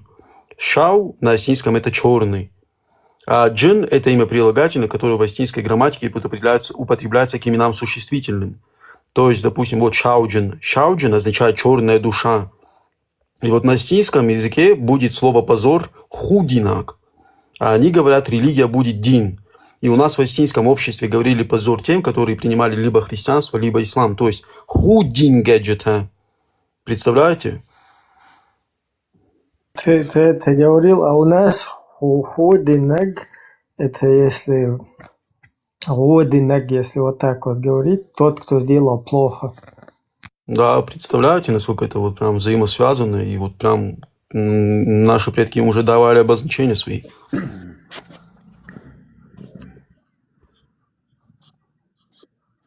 Значит, представляешь, тогда получается фундаментально такое вражеское, они понимали, осознавали, что это прям вражеская разрушающая идеология, как бы, да, в тот момент они осознавали и передавали потомкам. Так и говорили, худин гаджета. Пысылмун, плесневый дух, шауджен, черешти, типа черная душа. И это настолько вот прям удивительно, что вот мы можем прям все вот, сказать, кто они и что они. Не в обиду им, я их тоже считаю братьями, независимо от того, что они мусульмане, христиане, осетин. И уважаю их, неважно от какой религии. Если я знаю, что им по религии запрещено меня уважать и называть братом, но все же я их уважаю.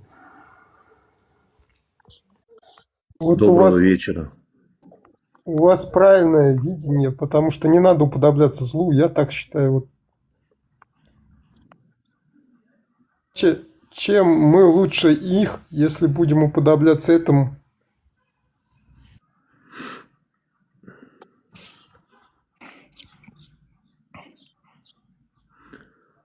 Доброго вечера всем. Здравствуйте. Добрый вечер. Здравствуйте. Да, я вот, если не мешаю, я просто посмотрел тему и зашел сюда, просто чтобы послушать. Правда, иногда, по-моему, я чеченского не знаю, иногда говорят на чеченском. Ну, как-то хорошо, что немножко тема понятна. Я иногда бываю, вот здесь есть Ибрагим, да, у него бывают стримы, я там иногда слушаю. Вот. Просто, не знаю, хотелось бы просто сказать, это не дай бог, это не совет, ничего, но просто как бы хотелось бы, чтобы, например, чеченцы оставались чеченцами, да, осетины осетинцами, там, не знаю, Не осетинцами, а осетинами. осетинами, да, извините, да, поправляйте, если что, то есть, конечно, для меня это немножечко как бы не очень близко, вот, и как бы религия не является объединяющим фактором в данной ситуации, это идет сплошная арабизация, вот недавно, минут 10 назад кто-то здесь сказал, да, нельзя терять свою идентичность, да, нельзя терять свою национальную, как бы свои национальные традиции. Я думаю, что до ислама и чеченец, и осетин, и любой нормальный народ, они знали, что такое гордость, что такое правильно, что такое неправильно за много тысяч лет до ислама и до христианства. Просто вот это навязывание, да, именно навязывание, оно очень вредит, причем религия в извращенном виде предоставляется нам, это однозначно. Однозначно. Поэтому просто это мое такое желание, чтобы, да, то есть не происходила арабизация, чтобы я в чеченце видел чеченца с его традициями, с его гордостью, с его, как бы, всеми присущими ему качествами. В осетине то же самое. Понимаете? Поэтому как-то иногда вот очень непонятно люди фанатично уходят в то, во что не знают. То есть тянуть нас в средневековье, я думаю, не стоит. Не стоит. Не знаю, извините, так, если вторгнулся.